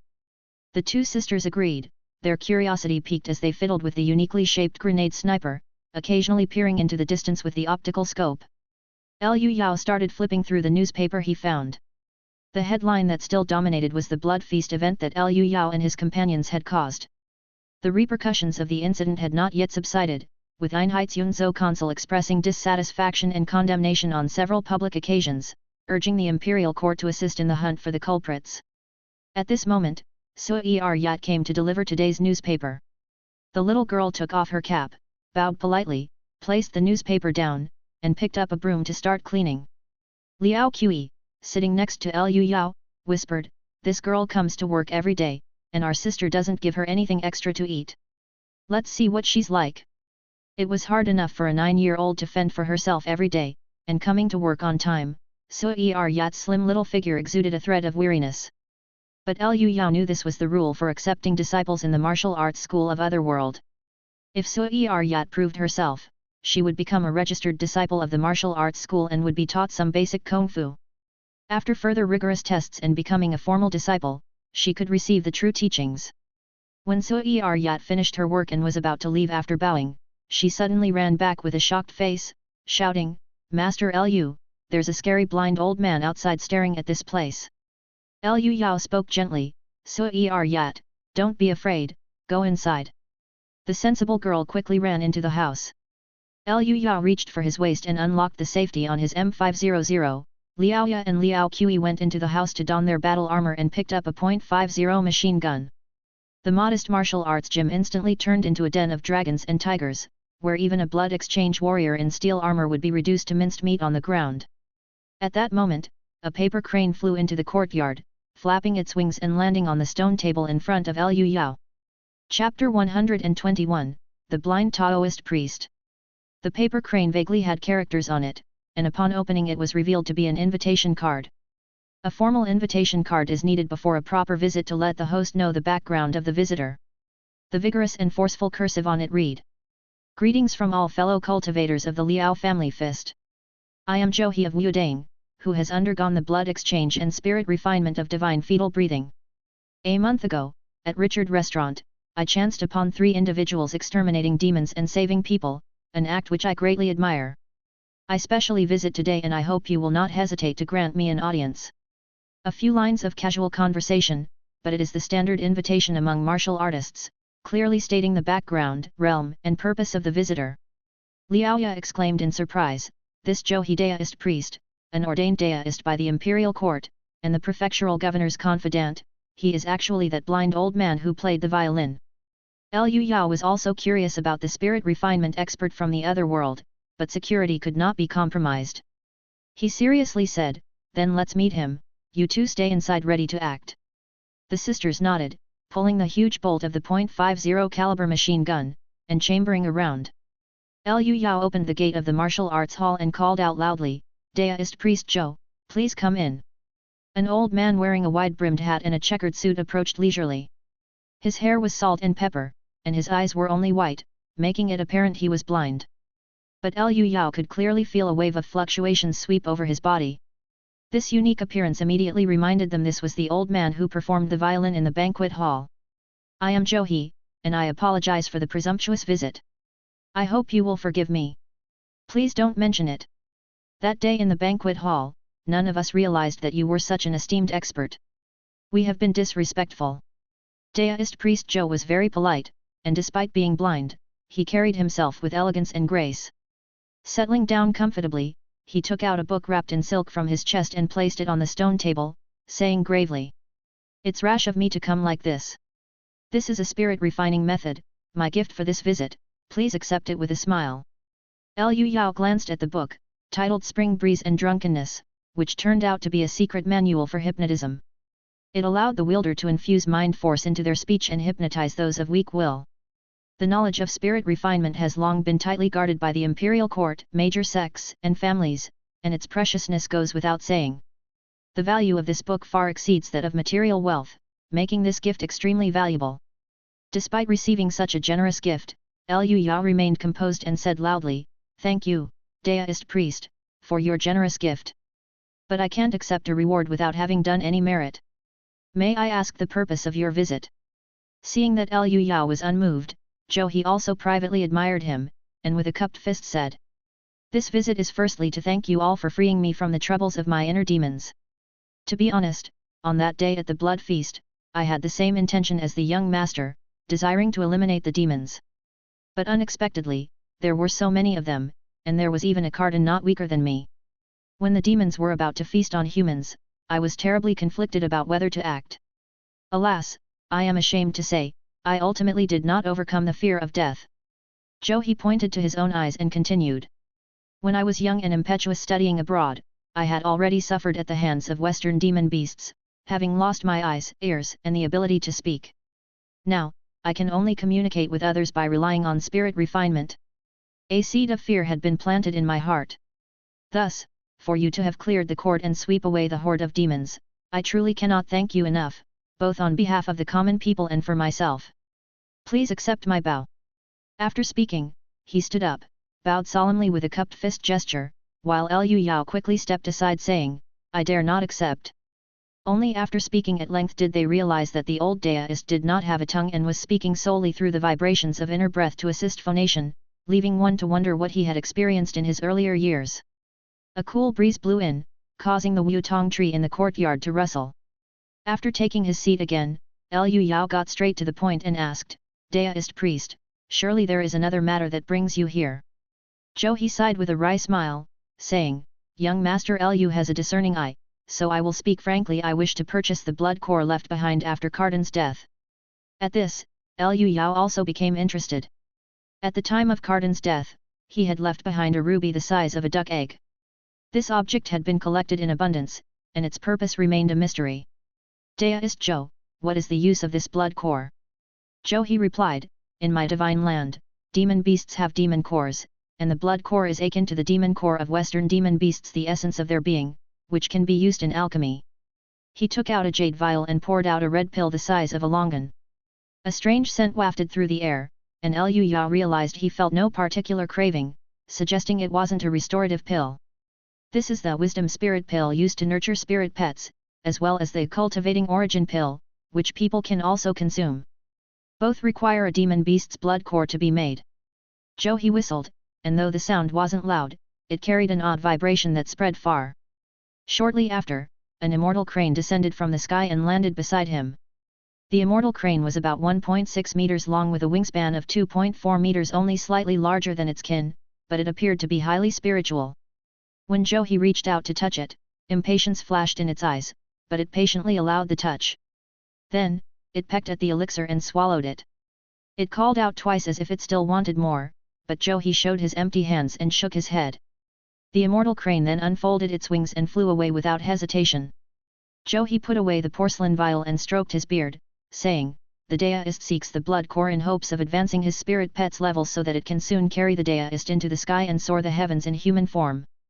Just the thought fills one with longing. He watched the direction the immortal crane took off with a look of yearning, then solemnly said with a fist held to his chest. I ask for young Master Lu's assistance. Whether it's cultivation techniques, secret manuals, or recipes for elixirs, I will spare none that I have. Liu Yao remembered Zhang Xian's white tiger. To tell the truth, he was quite envious and wanted to nurture a baby pet of his own. Moreover, he wasn't lacking in restorative medicines or secret manuals. There was only one thing on this old Daoist that truly caught his interest. As the saying goes, give a man a fish, and you feed him for a day, teach a man to fish, and you feed him for a lifetime. How about this? I present the blood core and add some silver, and you teach me the art of alchemy. How does that sound? Zhou He was stunned on the spot. It was common to ask for the sky and pay back on earth, but to upend someone's livelihood completely was too much. After a long silence, Zhou He was the first to speak. Young Master Liu, may you first restrain your divine skills? My mind force has been sending me warnings. My apologies, Liu Yao said with a gesture, and the sound of bullets being unchanged ambered could be heard faintly, as the two vigilant sisters stood down. Zhou He finally felt more at ease. Ever since he had stepped into the boxing gym, he had been experiencing a strong sense of crisis, even more intense than when he faced 30 demon beasts during the blood feast. And still, there remained a sense of crisis lingering, coming from the young man before him whose realm was much lower than his own. No doubt he possessed some astonishing methods. Zhou He inwardly marveled, this small sect of merely 3 people was as dangerous as a dragon's den or a tiger's lair. But his visit had been presumptuous, so it was normal for them to be guarded. After considering for a moment, he proposed, young Master Liu, the art of alchemy is a Wuodang secret not to be imparted to outsiders.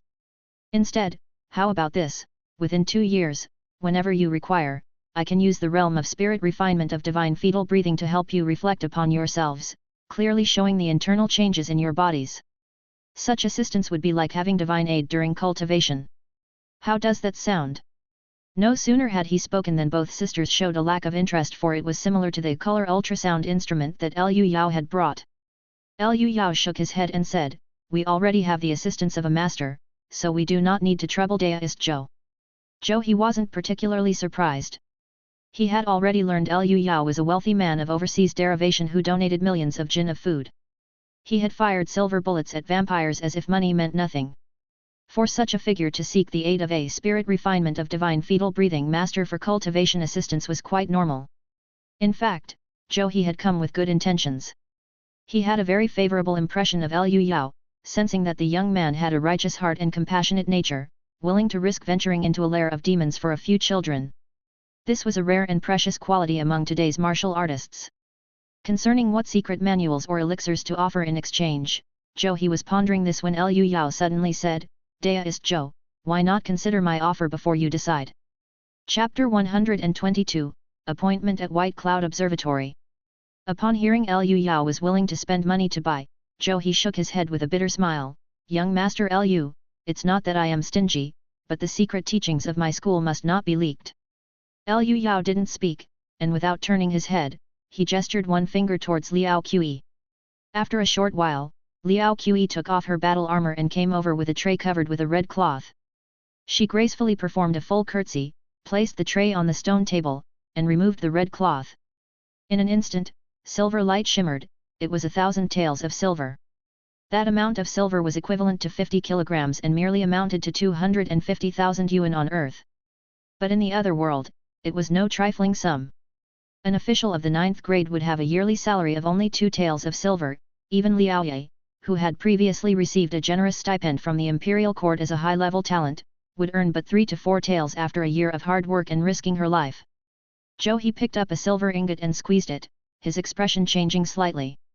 After hesitating for a while, he set it back down. Young Master Liu has used several pounds of silver bullets to exorcise demons and, presumably, is not short of silver money. But as someone who has grown older by a few years, I have gained some insights, whether it be in the martial path or spirit refinement. Why not propose some other condition? Liu Yao still didn't speak, only giving Liao Qi a look. The two shared a mutual understanding, often embracing each other in sleep, a single glance able to convey countless pieces of information. Liao Qi nodded, returned to the house, and soon reappeared with another tray, once again filled with 1,000 taels of silver. She also brought over a duck egg-sized blood core. Under the brilliance of 2 small mountains of silver, Zhou He's leisurely demeanor vanished. Young Master Lu is indeed immensely wealthy. Zhou He felt a great turmoil inside. The sum of 2,000 taels of silver was indeed not a small amount, one that even his own Wudang sect could hardly assemble. Blue veins bulged on his temples as he seemed to struggle with a difficult decision. After a long time, he waved his hand and said, "So be it. I shall not hide the fact that our school is indeed in need of funds to tide over these troubled times. I shall shamelessly accept." Lu Yao smiled, "It's just some money. Please feel free to accept it, master. Just teach me alchemy." "How shameful, how shameful. Although silver is vulgar, it can resolve a myriad of woes," Zhou He said, taking out a palm-sized, thick notebook from his bosom. "The art of alchemy must be supported by the spirit refinement realm. Your stability is just passable. Here's a notebook of my own experiences and collected pill recipes. It's not considered leaking secret teachings, you can take an advance look.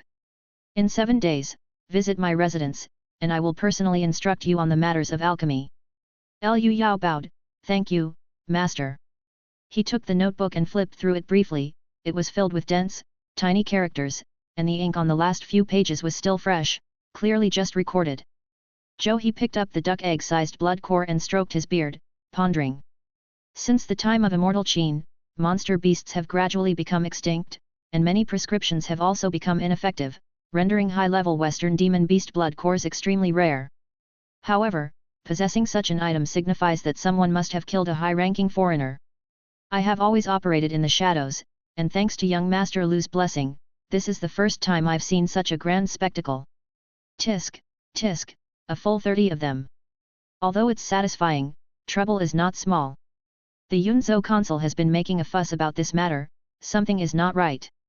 Lu Yao closed the notebook and curiously asked, "Isn't the Yunzhou Consul also a vampire? Shouldn't querying into this matter be part of his duties?" Young Master is unaware. Those Western demon beasts are divided into several factions. Cardin belongs to the originalist faction, as you have already witnessed, they delight in torture for entertainment.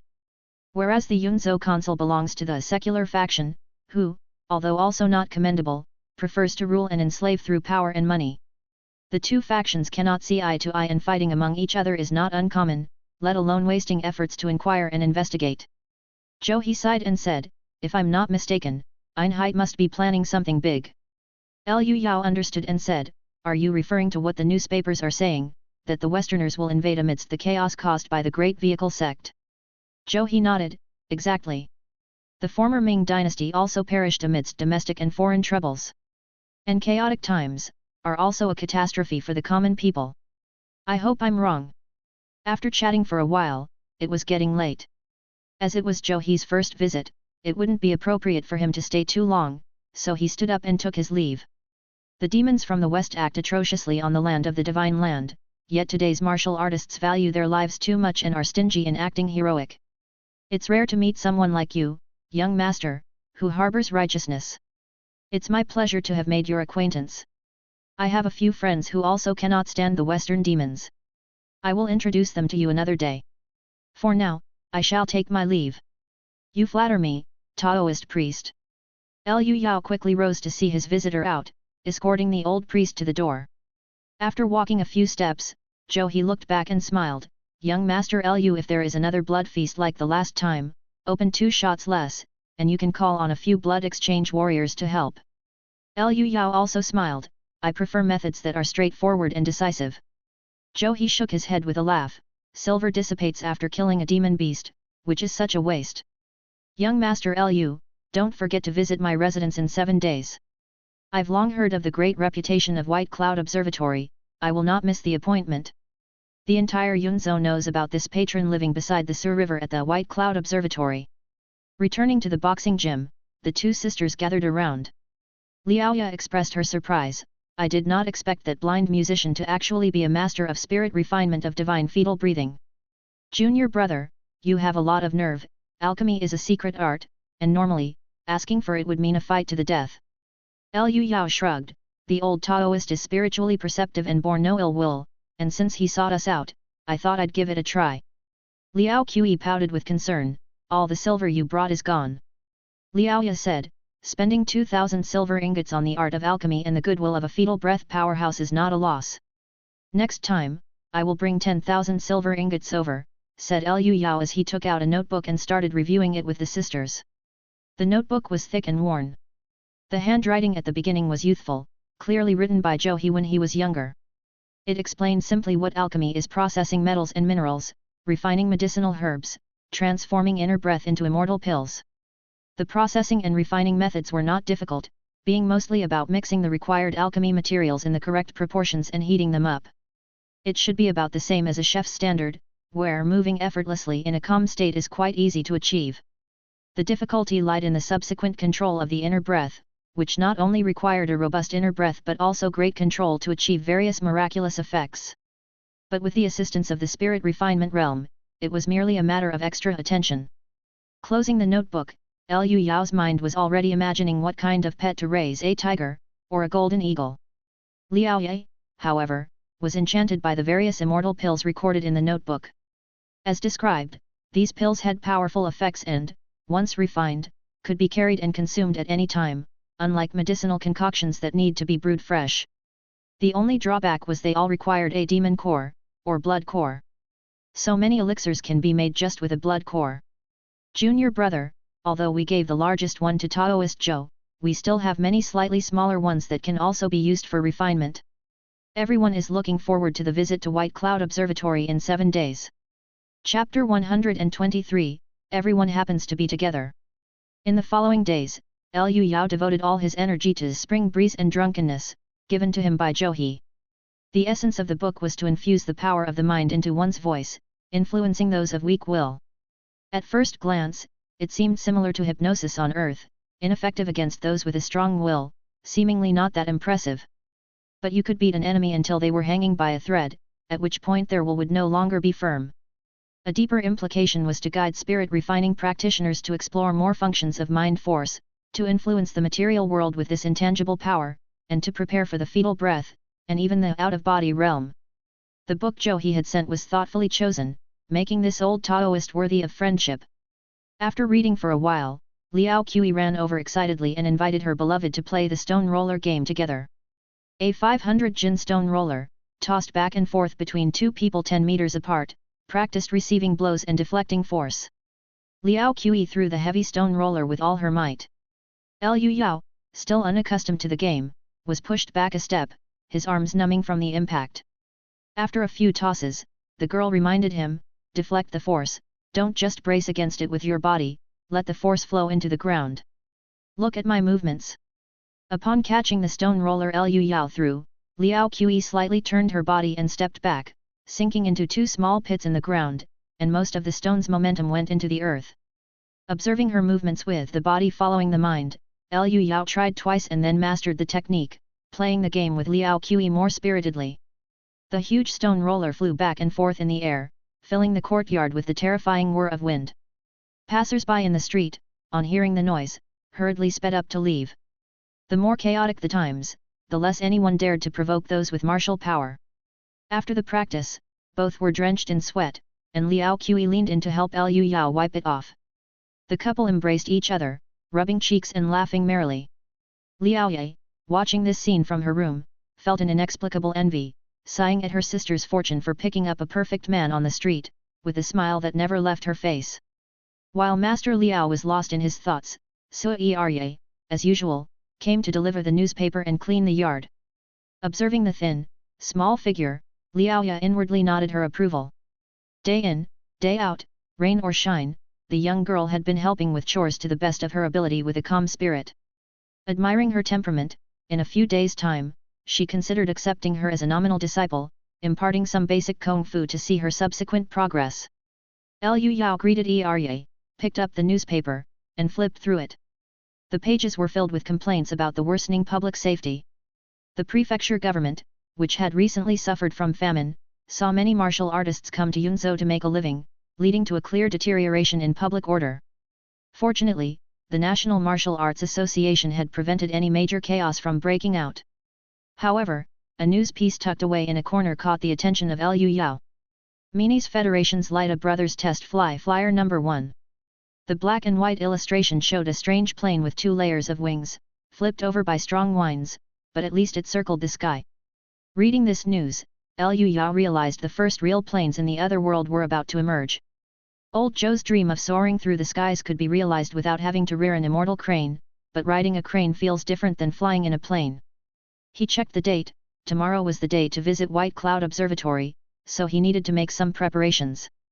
Liu Yao took out 2 bottles of golden elixir brew and set them in the trunk of his old car ahead of time, as the liquor made for an impressive gift. Just then, there was the sound of a car stopping outside. To his surprise, it was Li Pei who had come over. The commandery princess was still accompanied by a group of suited attendants, herself dressed in a suit vest with a bow tie around her neck. Liu Yao couldn't help but sneak a few glances, but Li Pei hated being stared at, returning a fierce glare that turned her gaze into bullets, perforating the young scamp. The beautiful princess took Liao Ya's hand to greet her, then said to everyone, "Tomorrow morning, you will accompany me to visit a senior. This senior comes from a reputable family, studied abroad in their youth, and has made significant achievements in the realm of spirit refinement." This introduction to a revered figure was a clear gesture of support. Li Pei, somewhat proud, said, "This senior is in the fetal breath realm of spirit refinement. A few words of advice from him could spare us a great deal of hard work. If it wasn't for my master's acquaintance with him, even my status as a commandery princess wouldn't grant me this opportunity." Liaoya bit her lower lip, her expression complicated as she said, "Sister, are you talking about Taoist Zhou?" Li Pei exclaimed in surprise, "Yes, it's that venerable man, the 4th rank conferred Taoist priest." "How did you?" Liaoya, somewhat embarrassed, said, "We also have been invited to visit White Cloud Observatory tomorrow, so we can all go together." Li Pei was taken aback. Zhou was a high-ranking figure in the spirit embryo-breathing realm, also an alchemy sage. Ordinary people, even the wealthy, could hardly catch his eye. How did the 3 members of the Liao family come to have a relationship with him? Chapter 124, Spirit Refining Oblivion. Visiting an elder, by etiquette, required an early arrival. The next day at daybreak, Liu Yao and the 3 of them joined Li Pei on the journey to White Cloud Observatory. Li Pei boarded Liu Yao's vehicle and sat in the back with the 2 sisters. The space inside the car was very spacious, and the 3 ladies sat with dignified and gentle manners, obviously well cultured. On the way, they spoke of Taoist priest Zhou, and Li Pei shared the information she knew. Priest Zhou was born into a prominent family from Jingzhou, his father being a scholar who had passed the imperial examinations. Before even reaching the age of 16, he had already reached the oblivion stage of spirit refinement. Liaoya exclaimed, "Oblivion before 16. That truly is an exceptional natural talent." Indeed, Li Pei nodded, and said. Later, the imperial court dispatched 120 students to study abroad, and priest Zhou was among them, heading to Minis to learn manufacturing studies. It was then that he fought with a vampire from Minis while trying to save a classmate who had been captured as a blood slave. The details are unknown, but he was left severely injured, becoming disabled with damage to his eyes, ears, and mouth. Fortunately, there is always a way out. Priest Zhou returned to his country, joined the Wudang sect, and his spirit refinement broke through to fetal breath. Liu Yao, driving in front, listened and couldn't help feeling that the old Daoist had really weathered the vicissitudes of life. At that moment, the Grand White Cloud Observatory came into view. The Taoist temple was large and compactly arranged. On the stone walls of the mountain gate were carvings of flowing clouds, immortal cranes, flowers, and other patterns. 2 Daoists had been awaiting their arrival at the gate to welcome the 4 visitors to the back courtyard of the temple. The group arrived and saw Zhou with his eyes closed, his fingers fluttering quickly as he massaged an immortal crane. The immortal crane seemed to be enjoying it immensely, even cooperating by lifting its wings so the old priest could massage near the base. The base of the wings. The visitors waited patiently for about half an hour until the old priest finished his work. The immortal crane shook its feathers and, in a display of pride, flapped its wings a few times before flying off without looking back. Liu Yao really wanted to ask the old Daoist, "The immortal crane seems quite haughty, are you sure it will let you ride it?" Zhou, with a contented and greatly satisfied look, watched the immortal crane for a while and then called out to the group, It seems you all know each other, that's good, come all together. The group arrived at a cool pavilion, where the mountain breeze was refreshing. Zhou set out the teaware and a small stove to boil water. Li Pei took the initiative to light the stove and, placing her hands near the fire, channeled her inner breath. The flames blazed like engine exhaust, boiling the mountain spring water in an instant. When the water had slightly cooled, Liao Qi meticulously prepared the tea according to the ritual. As they enjoyed the fragrant tea, Zhou said to Li Pei, "How is your master? I haven't seen her in some days." Li Pei replied respectfully, "She is well, practicing her swordplay every day." Zhou nodded, his eyes, showing only the whites, scanned over everyone. "Today you have come to listen to the old daist speak of the Dharma, but I must say this first: the path of spirit refinement is extremely arduous, difficult because there are no footsteps to follow. Everyone perceives the world differently, and the illusionary obstacles that arise from their understanding are vastly distinct. Some cannot penetrate the enigma of life and death, others cannot let go of love and attachment, the tumultuous mortal world grinds away at the heart. So my words can only be listened to, they must not be wholly believed. You must walk your own path, otherwise, you'll make no progress in your lifetime." Liu Yao and the others hastily nodded in agreement. Zhou sipped his tea and started to discuss profound principles. "You few have entered meditation, and the next step is oblivion. Oblivion comes from retaining thoughts until they are attained, and from retaining thoughts until they are forgotten. The state of forgetting is achieved by using the mind and body to seek the true way, not a form of self-intoxication or numbness. Practice the way without seeing its practice. Forgetting is not necessarily bad, and remembering is not necessarily good, what suits oneself is the best." The young listeners all fell into deep thought after these words, each gaining some insight. Zhou did not continue to speak but instead gave these young people plenty of time to think. When he saw that the young people's eyes gradually became clear again, Zhou was about to speak more, but suddenly noticed that something was very wrong with Liu Yao. The lad was clearly sitting there, but there was no sense of his presence. Zhou, blind, used the power of mind force to see and immediately noticed this. First, astonishment appeared on his face, and then delight. Li Pei and the other two women also noticed and did not dare to speak out loud, their beautiful eyes full of amazement. Especially Li Pei, in her heart she had an unbelievable suspicion this young rogue was about to experience oblivion. How could there be such injustice? How could he enter oblivion? At this moment, Liu Yao felt something wonderful. He had completely forgotten his own existence and felt as though he was rising steadily, being carried off by the wind. His perspective on things had also become third person. Having heard Zhou's preaching, he suddenly had an epiphany as though something in his mind had shattered, naturally entering this state. Now, he could clearly see the sisters' excited expressions, as well as Li Pei's rapidly heaving chest. This state lasted for about 10 seconds before it gradually faded. Liu Yao excitedly stood up and bowed his fist to Zhou, saying, "Thank you, Taoist priest, for your guidance." Zhou smiled and said, "Young friend, you were due for a breakthrough. I just happened to be there at the right time. Taoist priest is too modest." Afterward, Liu Yao bowed to Liao Qi to express his thanks, and the girl's pretty face turned slightly red. Li Pei watched, full of question marks. "Congratulations to young friend on your breakthrough, for you have taken a significant step in spirit refinement." Zhou stood up and bowed, then said, "I have travelled abroad in my early years and will use fresh methods to explain the state of oblivion in detail." Zhou spoke at length. The greatest characteristic, or benefit of this state is that it greatly increases one's reaction speed. It takes an ordinary person over 0.2 seconds to issue a command from the brain and for the body to react, even a martial artist needs 0.1 seconds.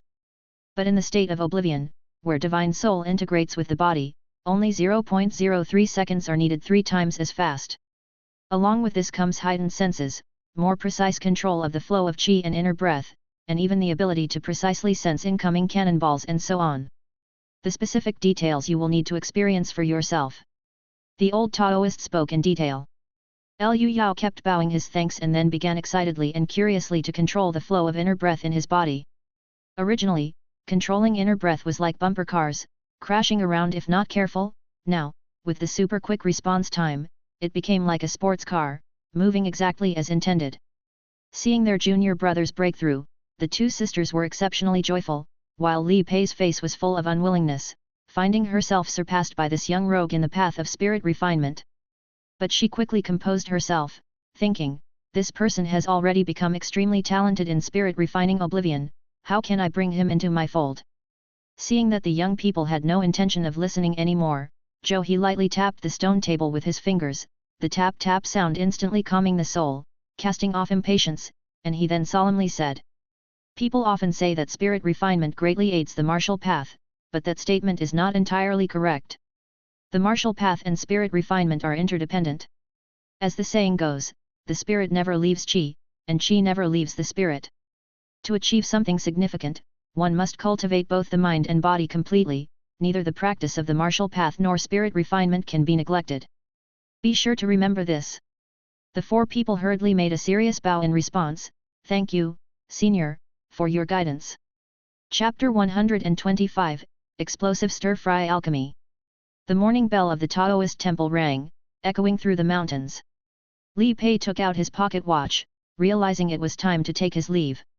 He gestured to the Liao family sisters and stood up, saying, Thank you for your guidance, Daoist. I dare not disturb your practice any further. I shall take my leave.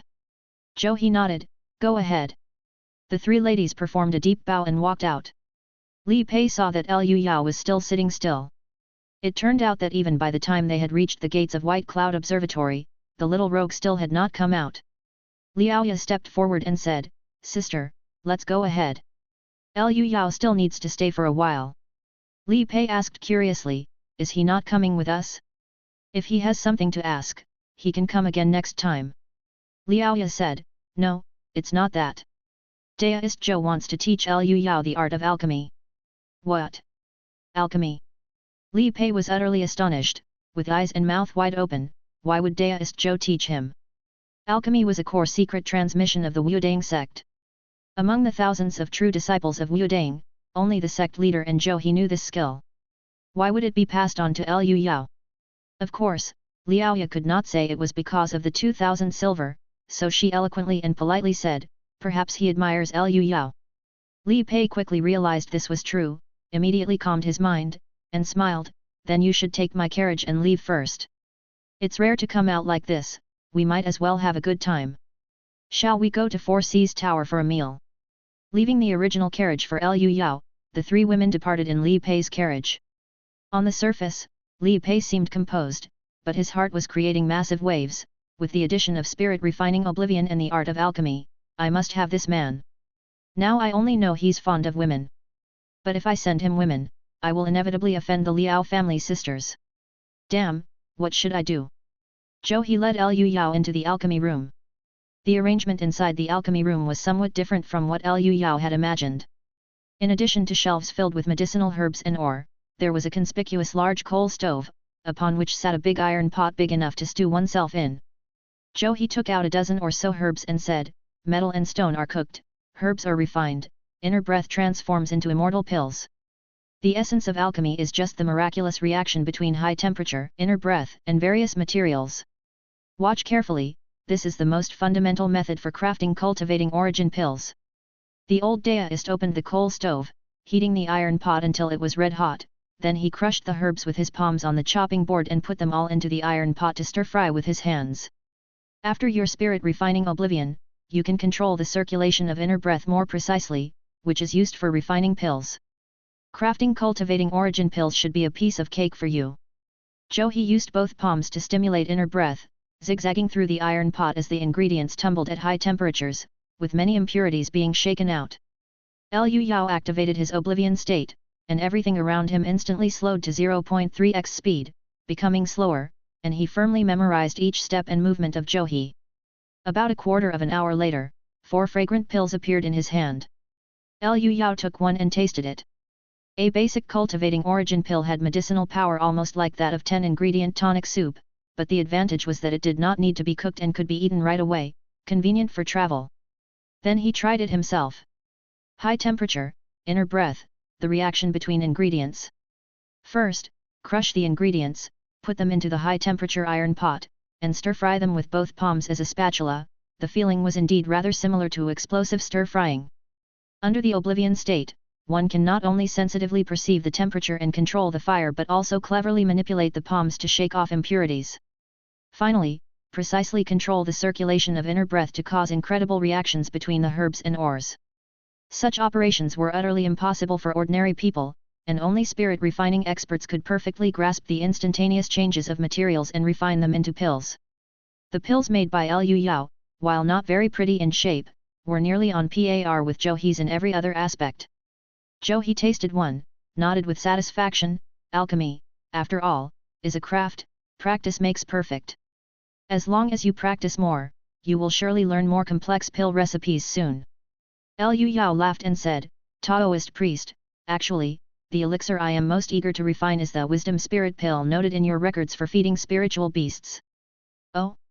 You're interested in raising spiritual beasts too? Upon hearing this, Zhou He became visibly excited, as there were too few who shared this interest. Raising spiritual beasts not only required a lot of effort but also cost a significant amount of money. Why not invest those resources in oneself? Zhou He, with unceasing enthusiasm, began to offer guidance to Liu Yao. The best choice for spiritual beasts is avian. Snakes and insects are hard to enlighten, and mammals consume too much. It's only avian creatures that are the best. Once you raise them to the blood exchange realm, you can ride them to soar across the skies. How wonderful would that be? Liu Yao laughed and asked, Taoist priest, where can I purchase one? Zhou He replied, you have to start raising avian creatures before they open their eyes, so that you're the first person they see. If you want to buy one in Yunzhou, you can contact the manager of Four Seas Tower. He's often in touch with those who deal in exotic treasures and should be able to procure one for you. Take my name card to him. He was about to give his name card to Liu Yao, clearly treating him as an insider. Liu Yao quickly responded, I am also well acquainted with Manager Jin of Four Seas Tower. I can just go see him myself. Zhou He laughed and said, the latter half of my notes includes information about spiritual beasts, which you can check out. We can exchange knowledge in this area, since there are so few in Yunzhou who share this interest. It's nothing like the capital. Then I shall come to bother you often. After parting with the old Taoist, Liu Yao went down the mountain. Li Pei and the three ladies had already left. They left a servant with a message for Liu Yao, young Master Liu, the Commandery Princess and Master Liao have gone to Four Seas Tower. That's convenient. I was just about to go there myself. After thanking the message-bearing servant with a nod, Liu Yao also set off in his carriage. Along the way, he intermittently entered the state of oblivion, enabling him to see behind him without turning his head. He found it quite amusing and thoroughly enjoyed himself. Since the cities of the other world didn't have traffic congestion, Liu Yao quickly arrived at Four Seas Tower, where the three sisters were also dining. Li Pei led her two sisters over, where Manager Jin was waiting on them, bowing and scraping respectfully.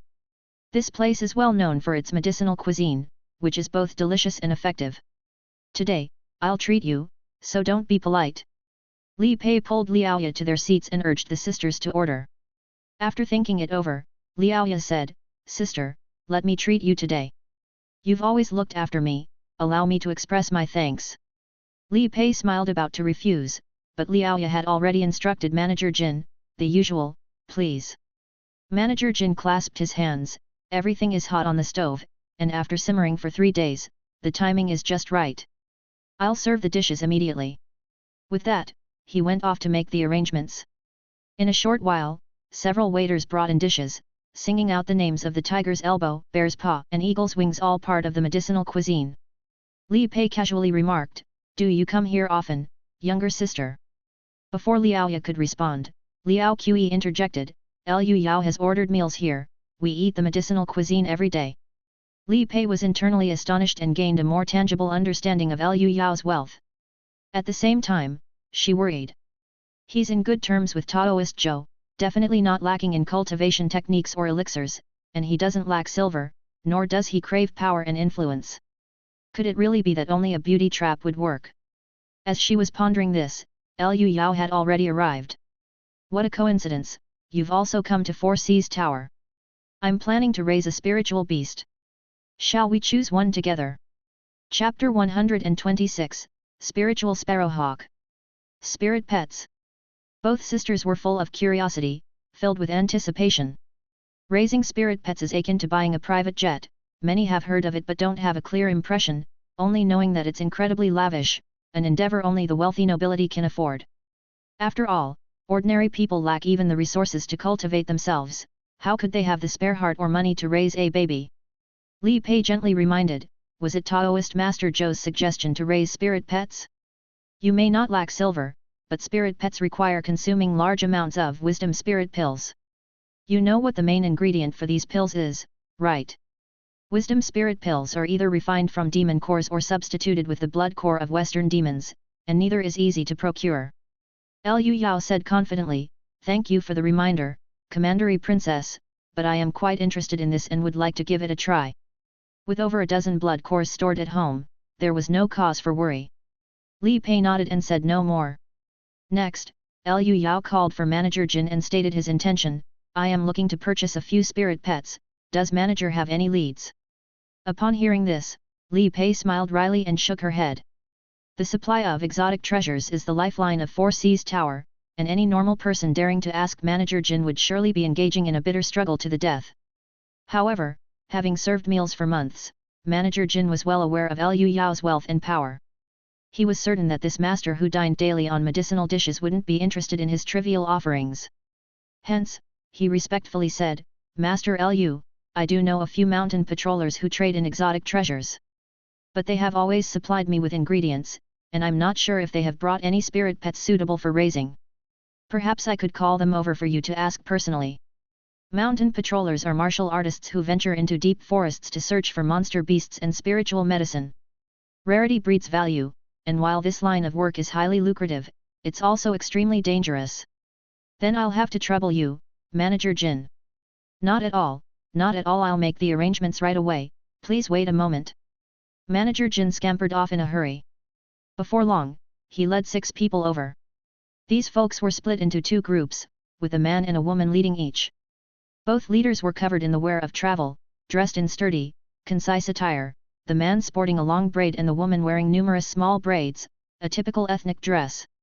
Li Pei said, they are from the Manchu minority, it seems Manager Jin has always sourced his goods from the old forests to the north. The Manchu region, part of the Shunchao prefecture, is located in the utmost north, bordering Rakshasa country. It is one of the rare places where monster beasts can still be seen. Only the 2 leaders followed Manager Jin inside, while the rest waited outside with eager anticipation. The 2 leaders, keeping their distance, did not even glance at each other but greeted with their fists cupped in salute. Marrow Cleansing Realm Na Wei, pleased to meet everyone. Organ Refining Tong Jie, good to meet you. The man named Na Wei was burly and imposing, though he wore a less than pleased expression. Initially, Old Jin mentioned that young Master Liu who donated millions of pounds of rice wanted to buy spirit pets, he was happy thinking a big deal had come his way. But he hadn't expected this old bastard to bring a competitor along. This was clearly favoring the buyer, making him fight in the arena with his peer. A sheer outrage. Mountain patrollers are rebellious by nature, and Na Wei wasn't pleased at all. But the master of lavish spending Liu Yao's reputation preceded him, and he truly couldn't bear to let such a big sale slip away. He even hoped to establish a major client relationship with Liu Yao. Mountain patrollers adore the wealthy patrons who aren't stingy with money, as it means they can offload their prized finds immediately. The woman named Tong Jie maintained a calm demeanor, her eyes sharp and perceptive. Without making a sound, she sized up Liu Yao, the legendary overseas tycoon, and when her sight brushed past Li Pei, her pupils shrank slightly, internally marveling at Liu Yao's reach, to be able to have a commandery princess in his company. Liu Yao got straight to the point, the 2 of you, I want to buy top-grade spirit pets, if the item is good, money is not an issue. Being the more powerful one, Na Wei spoke first, I've long admired young Master Lu's great name. I have the finest birds of prey here, sparrowhawks. He raised his hand, and a sparrowhawk with white feathers and black spots flew down to perch on his forearm. Standing over a meter tall with a 2-meter wingspan, it was incredibly majestic. Na Wei showed it off and said, young Master Liu, if you're interested, this oriental green hawk can be yours for just 300 pieces of silver. The price was truly expensive, the luxury carriage that Li Pei had given was at most worth 30 pieces of silver. Owning a spirit pet was like buying a private plane on Earth, its price was beyond the imagination of common folk. Indeed, it was something only the wealthy could afford. Na Wei stood aside with folded hands, feeling quite pleased with himself. With his sparrowhawk so majestic, this wealthy young master wouldn't be stingy in front of all his female companions. The Liao family sisters watched the imposing and beautiful sparrowhawk, their eyes shining with admiration, but they remained silent, leaving the decision to Liu Yao. Liu Yao did not respond but looked towards Tong Jie, the young ethnic minority woman. Tong Jie nodded slightly, her hair bells jingling as she spoke calmly, "Young Master Liu, a bird will be loyal only if it sees its master upon hatching. Since this fellow traveler's merchandise is already grown, I'm afraid it won't do." Na Wei sneered, "Hatch from an egg? That would waste at least a year's time and countless efforts to raise. My oriental green hawk is well trained and mature, you can enjoy its presence right away." Having said that, he told the sparrowhawk on his arm to go. The bird obediently flew to the table in front of Liu Yao and perched there, allowing people to admire it without showing any sign of wildness. Tong Jie's pupils contracted, and she shouted angrily, "This so-called falcon training of yours, by depriving it of sleep, has stripped the bird of its wild nature and broken its spirit. This sparrowhawk has lost the proud and free soul of an oriental green hawk. It doesn't deserve the name. Oriental green hawk implies the king of all hawks, and the one before them, with its docile and obedient gaze, indeed, did not live up to the name." Na Wei bowed to Liu Yao and said, "Young master, raising a spirit pet is a tough job. As a man of wealth, you should just enjoy its splendor." Tong Jie took out a brocade box containing a white egg. "This is a falcon egg. Young master can use his inner breath to help it hatch, and the resulting sparrowhawk will be naturally stronger and superior to its peers. And it's only 50 pieces of silver." The crowd looked to Liu Yao for his decision. Liu Yao decisively said, "I'll take the egg." Before Tong Jie could respond, Na Wei suddenly interjected, "Young Master Liu, I have falcon eggs too. Why don't you take a look?" Two quick-witted subordinates brought over a brocade box and opened it to reveal another falcon egg. Liu Yao approached and brushed his fingers over both sets of eggs. His thread-like inner breath instantly assessed the condition of each egg. There were faint heartbeats within each egg, but the one from Tong Jie had a stronger pulse and more vigor, and the small creature inside seemed delighted upon sensing the inner breath. Seeing his skill, the two mountain patrollers felt a chill. This wealthy young master was actually a spirit-refining expert. Liu Yao smiled and said, "I still choose the egg from Master Tong." "I'm sorry, Na Wei." Na Wei's face darkened, and he took a deep breath to compose himself. With a "I won't be outdone" attitude, he gave Liu Yao a fist salute and said, "Young master has a discerning eye. I apologize for any inconvenience caused today. Next time, I will definitely bring something that satisfies you. I shall take my leave." After saying those words, he left with his subordinates, casting a vicious glance back at Tong Jie before departing. Chapter Stay. Outside the restaurant, Na Wei scowled and angrily said, "Damn it, that wretched woman has messed up my plans again. I was just about to make a connection with young Master Liu, and now I'll surely be looked down upon." His subordinates tried to console him, "Big brother, there's always next time. And we did meet young Master Liu this time, didn't we? That short-haired woman must be Princess Yongping. Tisk, even the commandery princess keeps her company, this young master really has incredible connections." Na Wei said with hatred, "That's why I hurried over, to make an acquaintance with such a well-connected wealthy individual. But that wench Tong Jie keeps ruining my plans. Next time we go to the mountains, let's take care of her." After dropping these harsh words, he glanced back at Four Seas Tower and said, "There are other top-grade spirit pets besides sparrowhawks, just watch my skills." Chapter 127, Hatching Falcon Egg. Tong Jie's face showed delight as she handed over the brocade box containing the egg with both hands. "Young Master Liu, such audacity befits the owner of a spirit pet. A flying creature can be both your eyes and your blade, whereas Na Wei's method will only earn him a pet at best." Liu Yao nodded slightly, accepting the brocade box. He then said, "Master Tong, we need 4 as there are 4 of us. Do you have any more eggs available?" In addition to himself and his 2 sisters, Li Pei was also present, giving her one wouldn't be a big deal. Yet once he made this request, Li Pei quickly cautioned him, "Raising a spirit pet, even a flying one, is far more expensive than you can imagine. A single spirit bird consumes more resources than a person, one is enough." Liu Yao smiled and responded, "No matter, let's take 4. Is that possible, Master Tong?" "This." Tong Jie hesitated, "Indeed, I have more, but they've been reserved by young Master Xiang, and it would not be right for me to break our agreement. Could young Master Lu wait a few days? I'll go back and fetch them right away. Which young Master Xiang?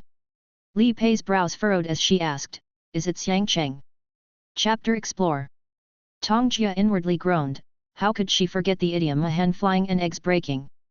The relationship between this commandery princess and her fiancé's family had turned sour recently. In Yunzhou, only one family that deals in spirit pets and bears the surname Xiang. Li Pei scoffed, we'll take all the falcon eggs, let Xiang Cheng wait. If he has any objections, he can come to me directly. Tong Jia laughed awkwardly, feeling relieved that there were still a few days left before the delivery date. She decided to give the eggs to Liu Yao's party first and then hurry back to fetch more. Consequently, she handed over the only 4 falcon eggs available, and Liao Qi went to the carriage to take out 200 taels of silver to pay for them. After receiving the silver, Tong Jia spoke softly, young Master Liu, may I have a word with you in private? Liu Yao followed her out of the room, and the girl bowed, saying, young master, now that you've purchased the falcon eggs, do you possess the technique to tame falcons?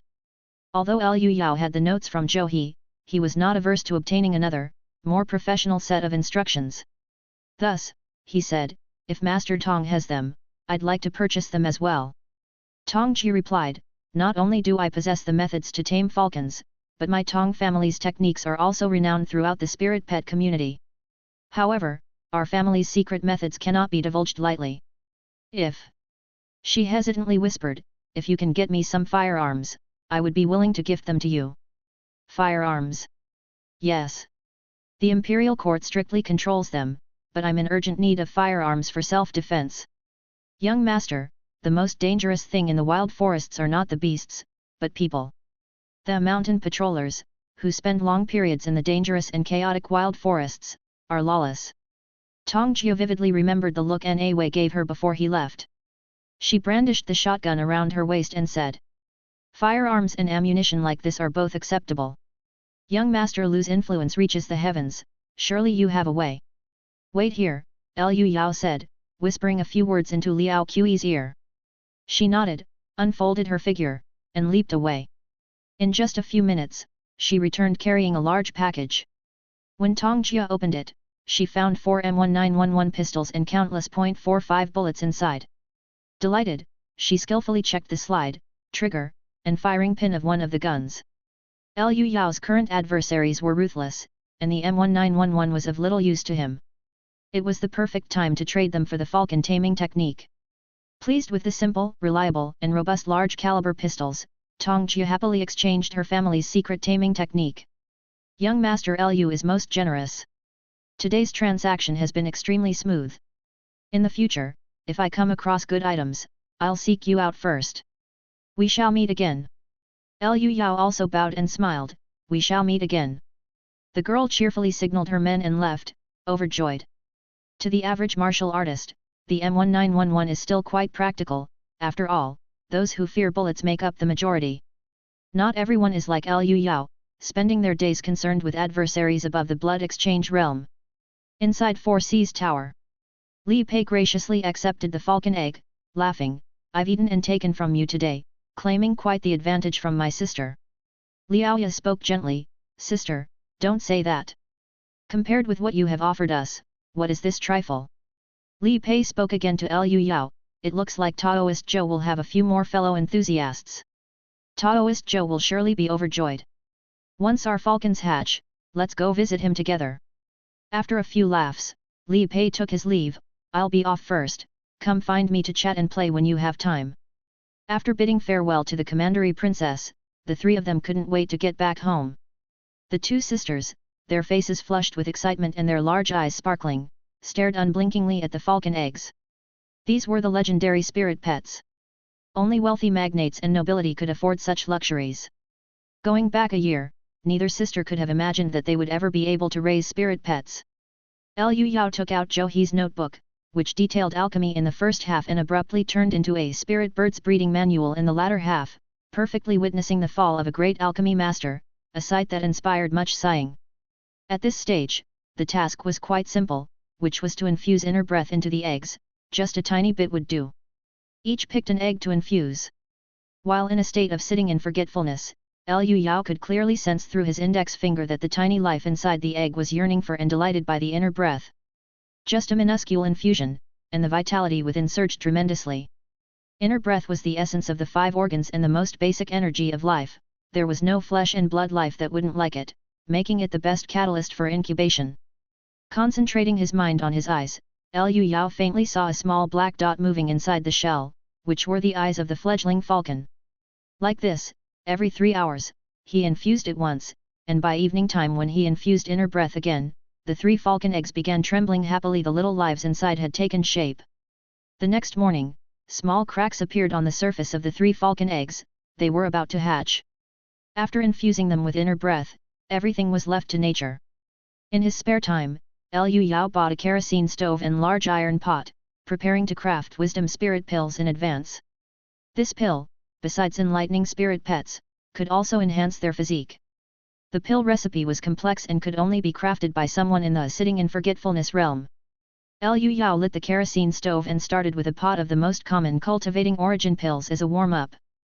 Being introductory pills that were easily crafted, Liu Yao finished them off in no time. He also guided the sisters who stood by and watched excitedly. Alchemy, in essence, is the miraculous reaction that occurs from high temperatures, inner breath, and various materials. Only a spirit refining expert can grasp the instantaneous changes of materials and refine them into pill form. After having them taste the cultivating origin pills, Liu Yao took out a small cloth bag filled with blood cores. There were a total of 12 cores, except for Baron William's standout piece that was as big as a chicken egg. The others were only the size of quail eggs. Liu Yao called out, "I'm a bit nervous for the first time, assist me with your inner breath." The 2 sisters immediately stepped forward and placed their hands on Liu Yao's back. Liu Yao added Codonosize, Polygonum multiflorum, Acanthopanax, paired flowers and astragalus to the pot, letting them slowly decompose and fuse together under the high temperature and the catalysis of inner breath. Next, he added the smallest blood core, shouting, "Inner breath, give it to me." The sisters immediately channeled their inner breath full force. The blood core had not shown any reaction to the high temperature, but as soon as the inner breath entered, it started to become springy like jelly. If it had been a few milliseconds more, the contents of the pot would turn into charcoal, a few milliseconds less, and they wouldn't fuse. Just at that perfect moment, Liu Yao precisely controlled the inner breath, turning the whole pot of red, alright-like substances into one. In his hand appeared 10 long-incised red pills. The Wisdom Spirit Pills. Chapter 128, Discovery. 3 falcon chicks hatched at dusk, wriggling amongst the soft cloth as little balls of fluff, their wet feathers covering their eyes. The little ones, upon emerging, did nothing but gape with hungry mouths, waiting to be fed. The 2 sisters quickly brought over the prepared raw meat, tearing it into strips to feed them. Liu Yao then scraped off a rice grain-sized piece of a wisdom spirit pill and fed it to them as well. This elixir could enhance the chicks' resistance to disease.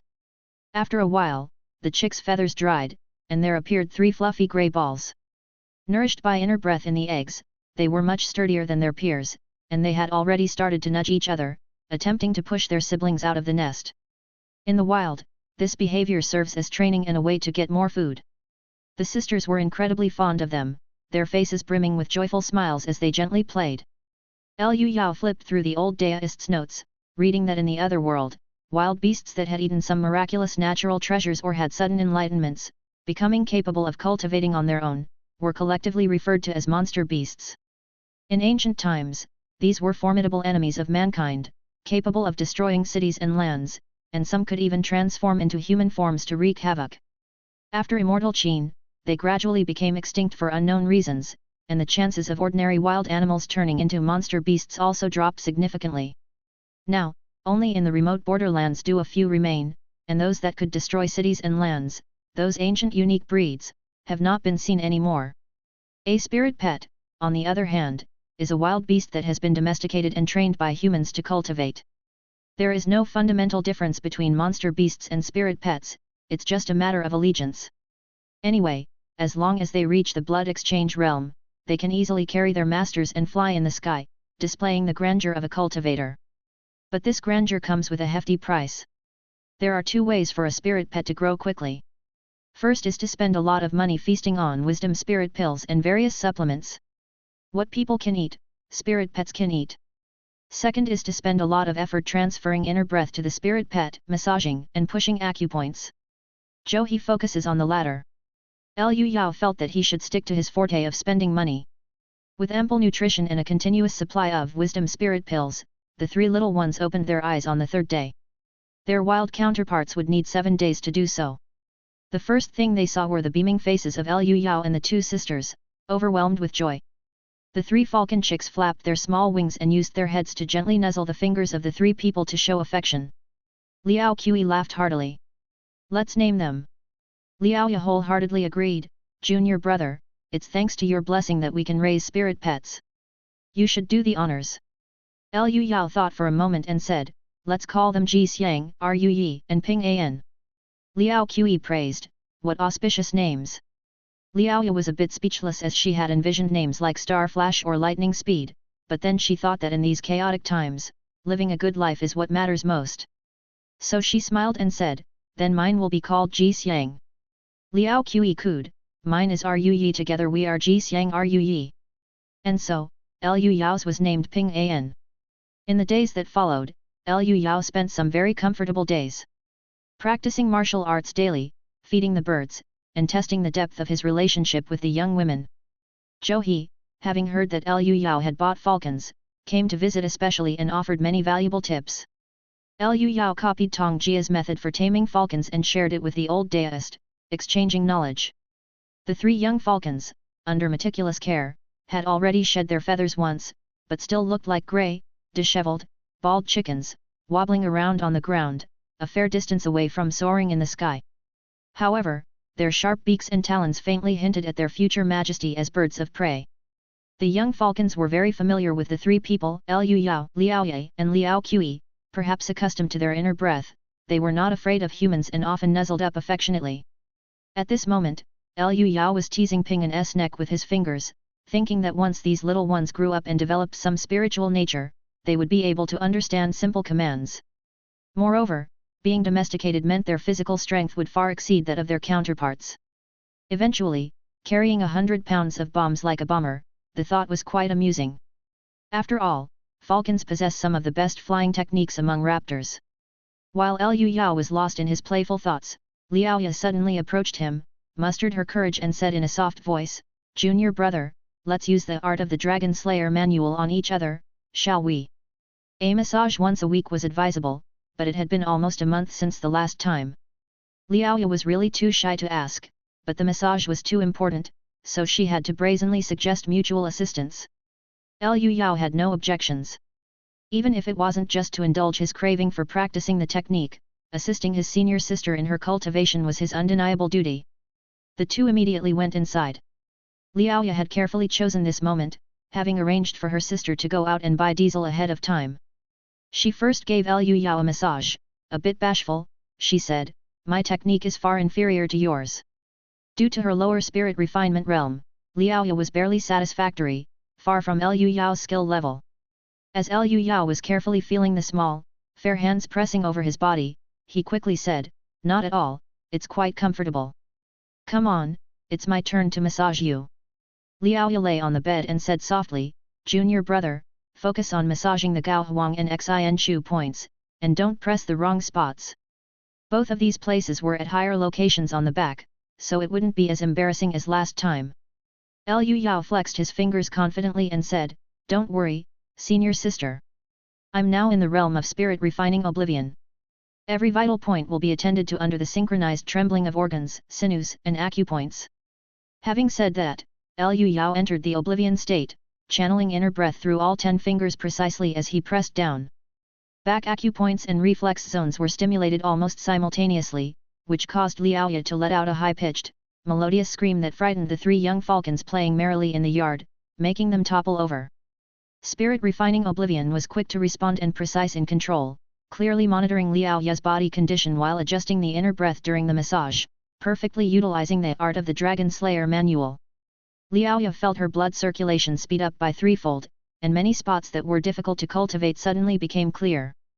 The inner breath easily swept through with the blood, expelling countless impurities from her body, making her feel so comfortable she nearly floated away. By the time she regained her senses, her body was already sticky, especially around the Huiyang point. And this time, Liao Ya had forgotten to open her pores to sweat. Liu Yao twiddled his fingers, somewhat stunned. Master Liao took a deep breath, forced herself to be calm, and slowly got up, saying composedly. Thank you, junior brother. The impurities in my marrow have been expelled, and I feel a lot looser all over. Your massage technique is good enough for you to be an elder in top sects like Wudang and Shaolin. If it's useful, that's good. I'm going into seclusion. Suppressing her embarrassment, Liao Ye, still carrying the demeanor of the eldest senior sister, dashed to the washroom at the highest speed possible. After washing his hands, Liu Ya remarked, Senior sister is also a woman who's rough on the bed sheets, et. Ping'an ran over to his master's feet, seeking affection.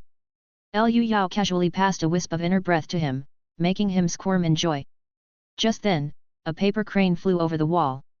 Liu Yao leaped up to catch it and saw it written on it, Bring silver and come to White Cloud Observatory immediately.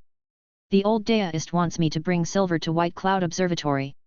Chapter 129, Fu Fang Sheng. Recently, the household expenses have been quite substantial, there's only a little over 500 taels of silver left. Liu Yao took 500 whole taels and placed them on the cart before saying through the door to Liao Ye. There's a bit of a situation at Deist Zhou's place, so I'm going to take a look. If I come back late, you break the wisdom spirit pill into pieces the size of corn kernels and feed them to the 3 little ones. Liao Ye's muffled voice came through, I understand, junior brother, go ahead. At the moment, she was lying on the bed, her cheeks flushed red. She deeply resented her weak body which fainted at the slightest touch, causing a great deal of embarrassment. Listening to the sounds of her junior brother driving away, Liao Ya stared at the room's main beam, lost in thought. Liu Yao arrived at the White Cloud Observatory, and the deist guarding the gate, recognizing him, bowed and directly let him pass. When he reached the backyard, the immortal crane was waiting at the door, tilting its head to look at him, crying twice before flying up to the roof of an alchemy room. Liu Yao went straight to the alchemy room and, upon pushing open the door, saw the old deist rushing to save an injury victim. Young friend, you've arrived just in time. Did you bring silver? Liu Yao handed over the coconut-sized 500 taels of silver, is this enough? Enough, enough. Zhou He hurriedly took it. I had just sent back 2,000 taels to the sect when this person came running over. They sure know how to pick their moment. The man the old deist was saving was a pale, frail-looking fellow. The man was riddled with bullet holes, with substance like thick ink seeping from the wounds, spreading along his veins towards his body's interior, making his entire frame seem as withered as a dying plant. At that time, the man had lost consciousness, talking nonsense, Zhou He, if I die, you must find my sister.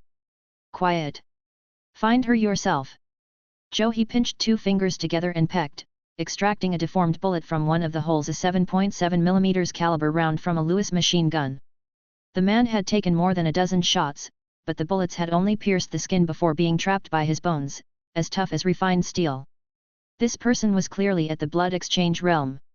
Zhou He's hands moved without stopping, plucking out each bullet and sticking a small piece of silver on the wound. The black substance at the wound hissed, vanishing along with a faint wisp of blue smoke. Seeing what needed to be done, Liu Yao quickly stepped forward to help, taking charge of applying silver pieces to the wounds, allowing the old deist to concentrate on extracting the bullets.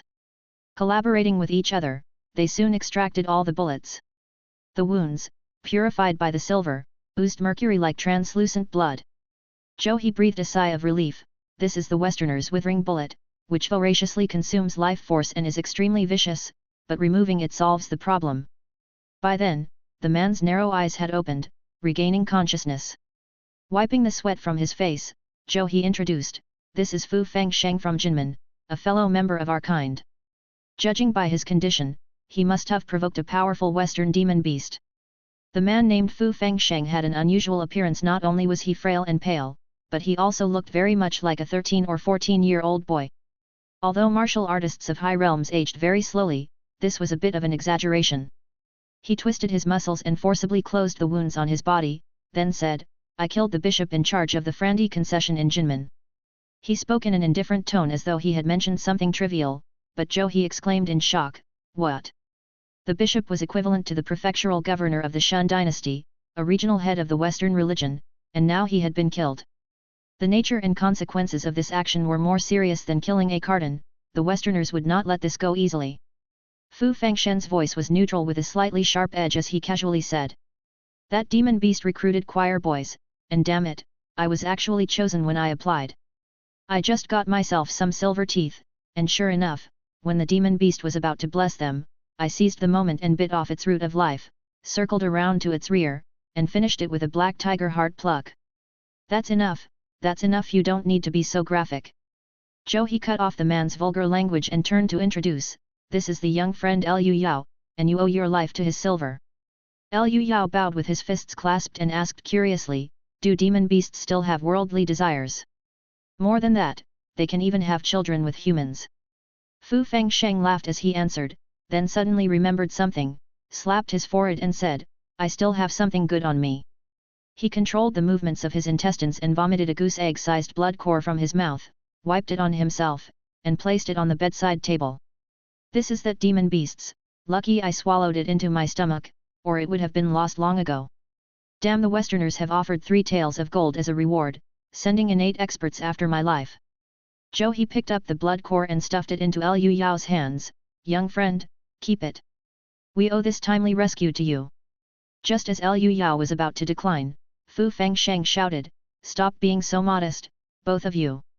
Once my wounds heal, I'll just go and slay another demon beast. I, Fu Fang, always repay my debts. He agreed, young friend Liu, just accept it. I can settle my accounts with him slowly. Liu Yao thought of the 3 fledgling hawks at home and stopped being courteous, stuffing the blood core boldly into his chest. Fu Fangsheng, lying exhausted on the bed, told He, I'll hide here for a couple of days. Then, I'll go look for my sister. Before he finished speaking, he couldn't hold on any longer and fell asleep, snoring away. It seems I owe you from a previous life, He said with a wry smile as he led Liu Yao away, letting the severely injured rest. The evening breeze was slightly intoxicating, the moonlight like frost. Running more than 2,000 miles with such serious injuries, from Jinmen to Yunzhou, old Fu has indeed had a hard time. Arriving in the courtyard, He sighed. Old Fu appears young, but he's actually about the same age as me. Years ago, his sister was abducted by a Western demon beast, and he has been in relentless pursuit, for 20 years now. Liu Yao said nothing. 20 years, in all likelihood, the person may already be dead. He seemed to understand what Liu Yao was thinking and lamented, old Fu is just clinging to a hope. His sister was only 5 years old when abducted. Demon beasts like to feed on young blood, sometimes keeping those that are particularly to their taste until they are 30. Liu Yao stared at the moon and suddenly said, these demon beasts have brewed countless human tragedies. If given the chance, I must eradicate them all. It's difficult. He heaved a long sigh, in my youth, I thought the imperial court was simply lacking in advanced techniques, so I diligently studied and even requested to study abroad. Yet it was only in my old age that I realized something was amiss. What we lack is a kind of spirit, a spirit to forsake life and death to recreate the divine land. Yet martial artists focus their mighty power on themselves, engaging in the trivial struggles of the world, only for their own selfish gains. As he spoke, He suddenly shook his head and laughed. Actually, it's not all like that. There are still young people like you. You, the 2 girls from the Liao family, and Li Pei, are all martial artists with righteous hearts and compassion. The world will change for the better when you all grow up. Liu Yao gave a wry smile, the Taoist master overpraises me. I'm just a laid-back type, aiming only to live without shame. That's enough, He said with a smile, then turned and added.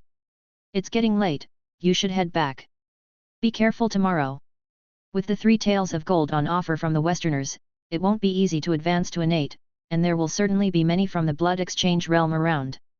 Liu Yao nodded, bid farewell to the old Taoist, and went home. The next day, just as the old Taoist had said, the streets were plastered with wanted posters, and there were many more experts from the blood exchange realm. Chapter 130, 40mm armor-piercing grenade. Fu Fangshen's wanted poster was sketched by a master, it was so lifelike that it hardly differed from a photograph. A reward of 3 taels of gold was offered by Jinmen's largest foreign firm, the Frandy Mississippi Company. Gold was the key material for advancing to the indestructible golden body, so its value need not be overstated. Under this temptation, a multitude of martial artists crazily flocked into Yunzhou. And the local martial artists of Yunzhou who could still move were all mobilized, vowing to dig 3 feet into the ground to find Fu Fangsheng.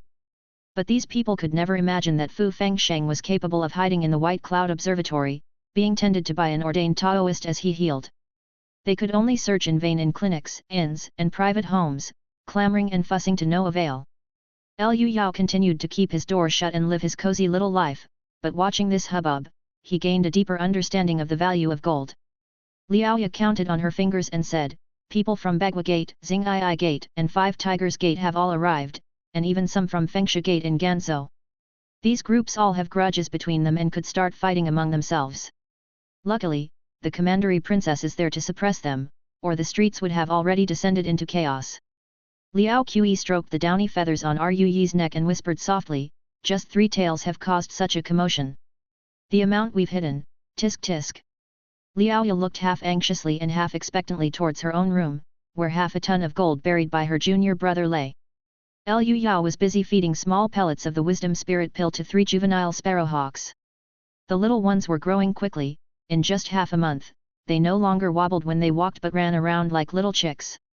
Now they preferred to eat inner breath and the wisdom spirit pill over meat. According to the old Taoists' records in the scriptures, they would enter a rapid growth phase after a month if they were well nourished. The 3 juvenile sparrowhawks would then completely outpace their wild counterparts and transform from ordinary birds into monster beasts. Just as he was amusing the little ones, he suddenly felt he was being watched. Frowning, he looked over to see a man with a center-parted hairstyle standing on a vast wutong tree over 20 meters tall. The man was shading his eyes with his hand, scouting around with his senses heightened from being in a meditative state. This behavior was very rude, akin to using binoculars to blatantly spy on a neighbor. This has to be one of the martial artists from outside Yunzhou searching for Fu Fangsheng, an expert in the state of spirit refinement who has found his way here. Liu Yao was a bit displeased. These people were getting bolder, now visibly spying into other people's homes.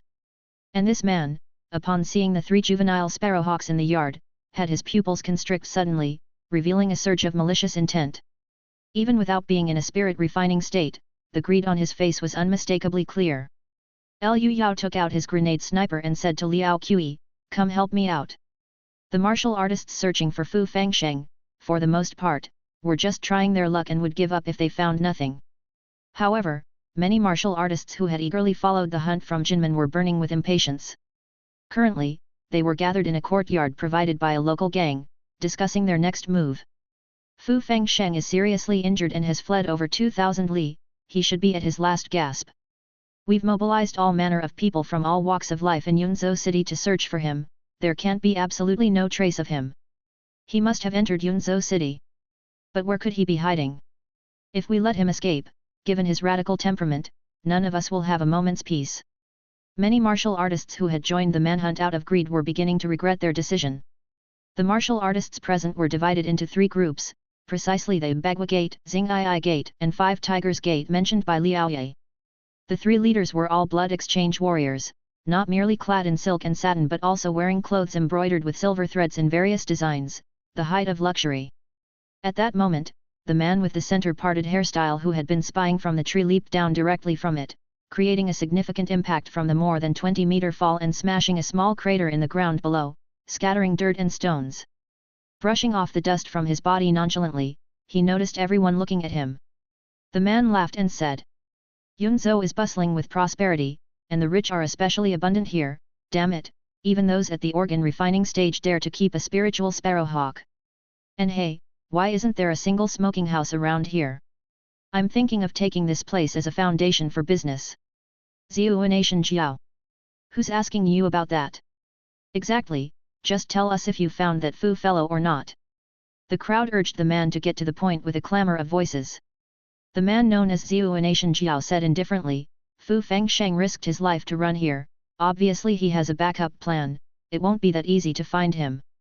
It's better to think ahead like I did." The eldest disciple of Xing'ai Gate fiddled with 2 copper spheres, gravely reminding him. "Ziuanation Jiao, you are brazenly using the technique of entering stillness to spy on others, which is highly taboo. Be careful you don't invite disaster." Ziuanation Jiao let out a hearty laugh and said, the Frandy ministers have already submitted a strongly worded statement, we are working for the foreigners, even the imperial court doesn't dare to interfere. I have my eye on a wealthy family, with only one organ refining and one blood exchange stage member, but there's the potential for hundreds of silver. Who wants to join me on this one? Some were tempted, others sneered, and yet others could only smile bitterly and helplessly. Xiuanation Jiao was nothing but a lawless blood exchange realm bandit, but they still counted on his spirit refinement stillness technique to find people. As the leaders exchanged glances, about to persuade him again, they suddenly saw a look of terror on Xiuanation Jiao's face. He powered his legs to shatter the ground beneath, his whole body instantly transitioning from stillness to motion, covering nearly 10 meters in the blink of an eye as if evading an attack. Liu Yao drove with Liao Qi, arriving at a deserted courtyard laughing and chatting. This place was none other than the site of Peng's martial arts school. It hadn't been a year since Master Peng's entire family was murdered, and for now, no one dared to live here. The walls inside the courtyard were full of large holes made by Barrett rifle shots from Liu Yao and his friends. Liao Qi, use all your strength to push me up into the sky, said Liu Yao. Alrighty. The girl placed her hands at her lower abdomen, signaling for Liu Yao to step on them. Liu Yao took a deep breath, entering the state of forgetting, and suddenly exerted force with his feet on Liao Qi's hands, as she too put in all her effort and pushed. Liu Yao soared 30 meters into the air, raising the grenade sniper to aim at Xiuanation Jiao in mid-flight. With super quick reflexes in the state of forgetting, combined with 0.3x slow motion, his opponent's movements were sluggish, allowing for anticipation of all his actions. Liu Yao pulled the trigger, firing a 40mm armor-piercing grenade. The crowd on the ground watched Xiuanation Jiao perform a set of fierce operations, and then precisely catch a 40mm armor-piercing grenade with his head. An armor-piercing grenade could penetrate 80mm of steel, and although blood exchange warriors were capable of blocking rifle bullets, they were evidently powerless against such a weapon. Amidst the pungent smell of charred metal, the high-temperature jet stream created by the armor-piercing grenade simultaneously burned and drilled through Xiuanation Jiao's head, leaving a fist-sized hole in his forehead. Xiuanation Jiao died on the spot without uttering a sound, his eyes bereft of life and hanging lifelessly without the support of facial muscles. Someone exclaimed, "A firearm attack by a spirit refining expert! Quick, hide!" Everyone immediately lay flat against the walls, and the eldest disciple of Xing'ai Gate shouted, "I am Zhao Jin of Xing'ai Gate, we're not with this person. Friend, please don't misunderstand."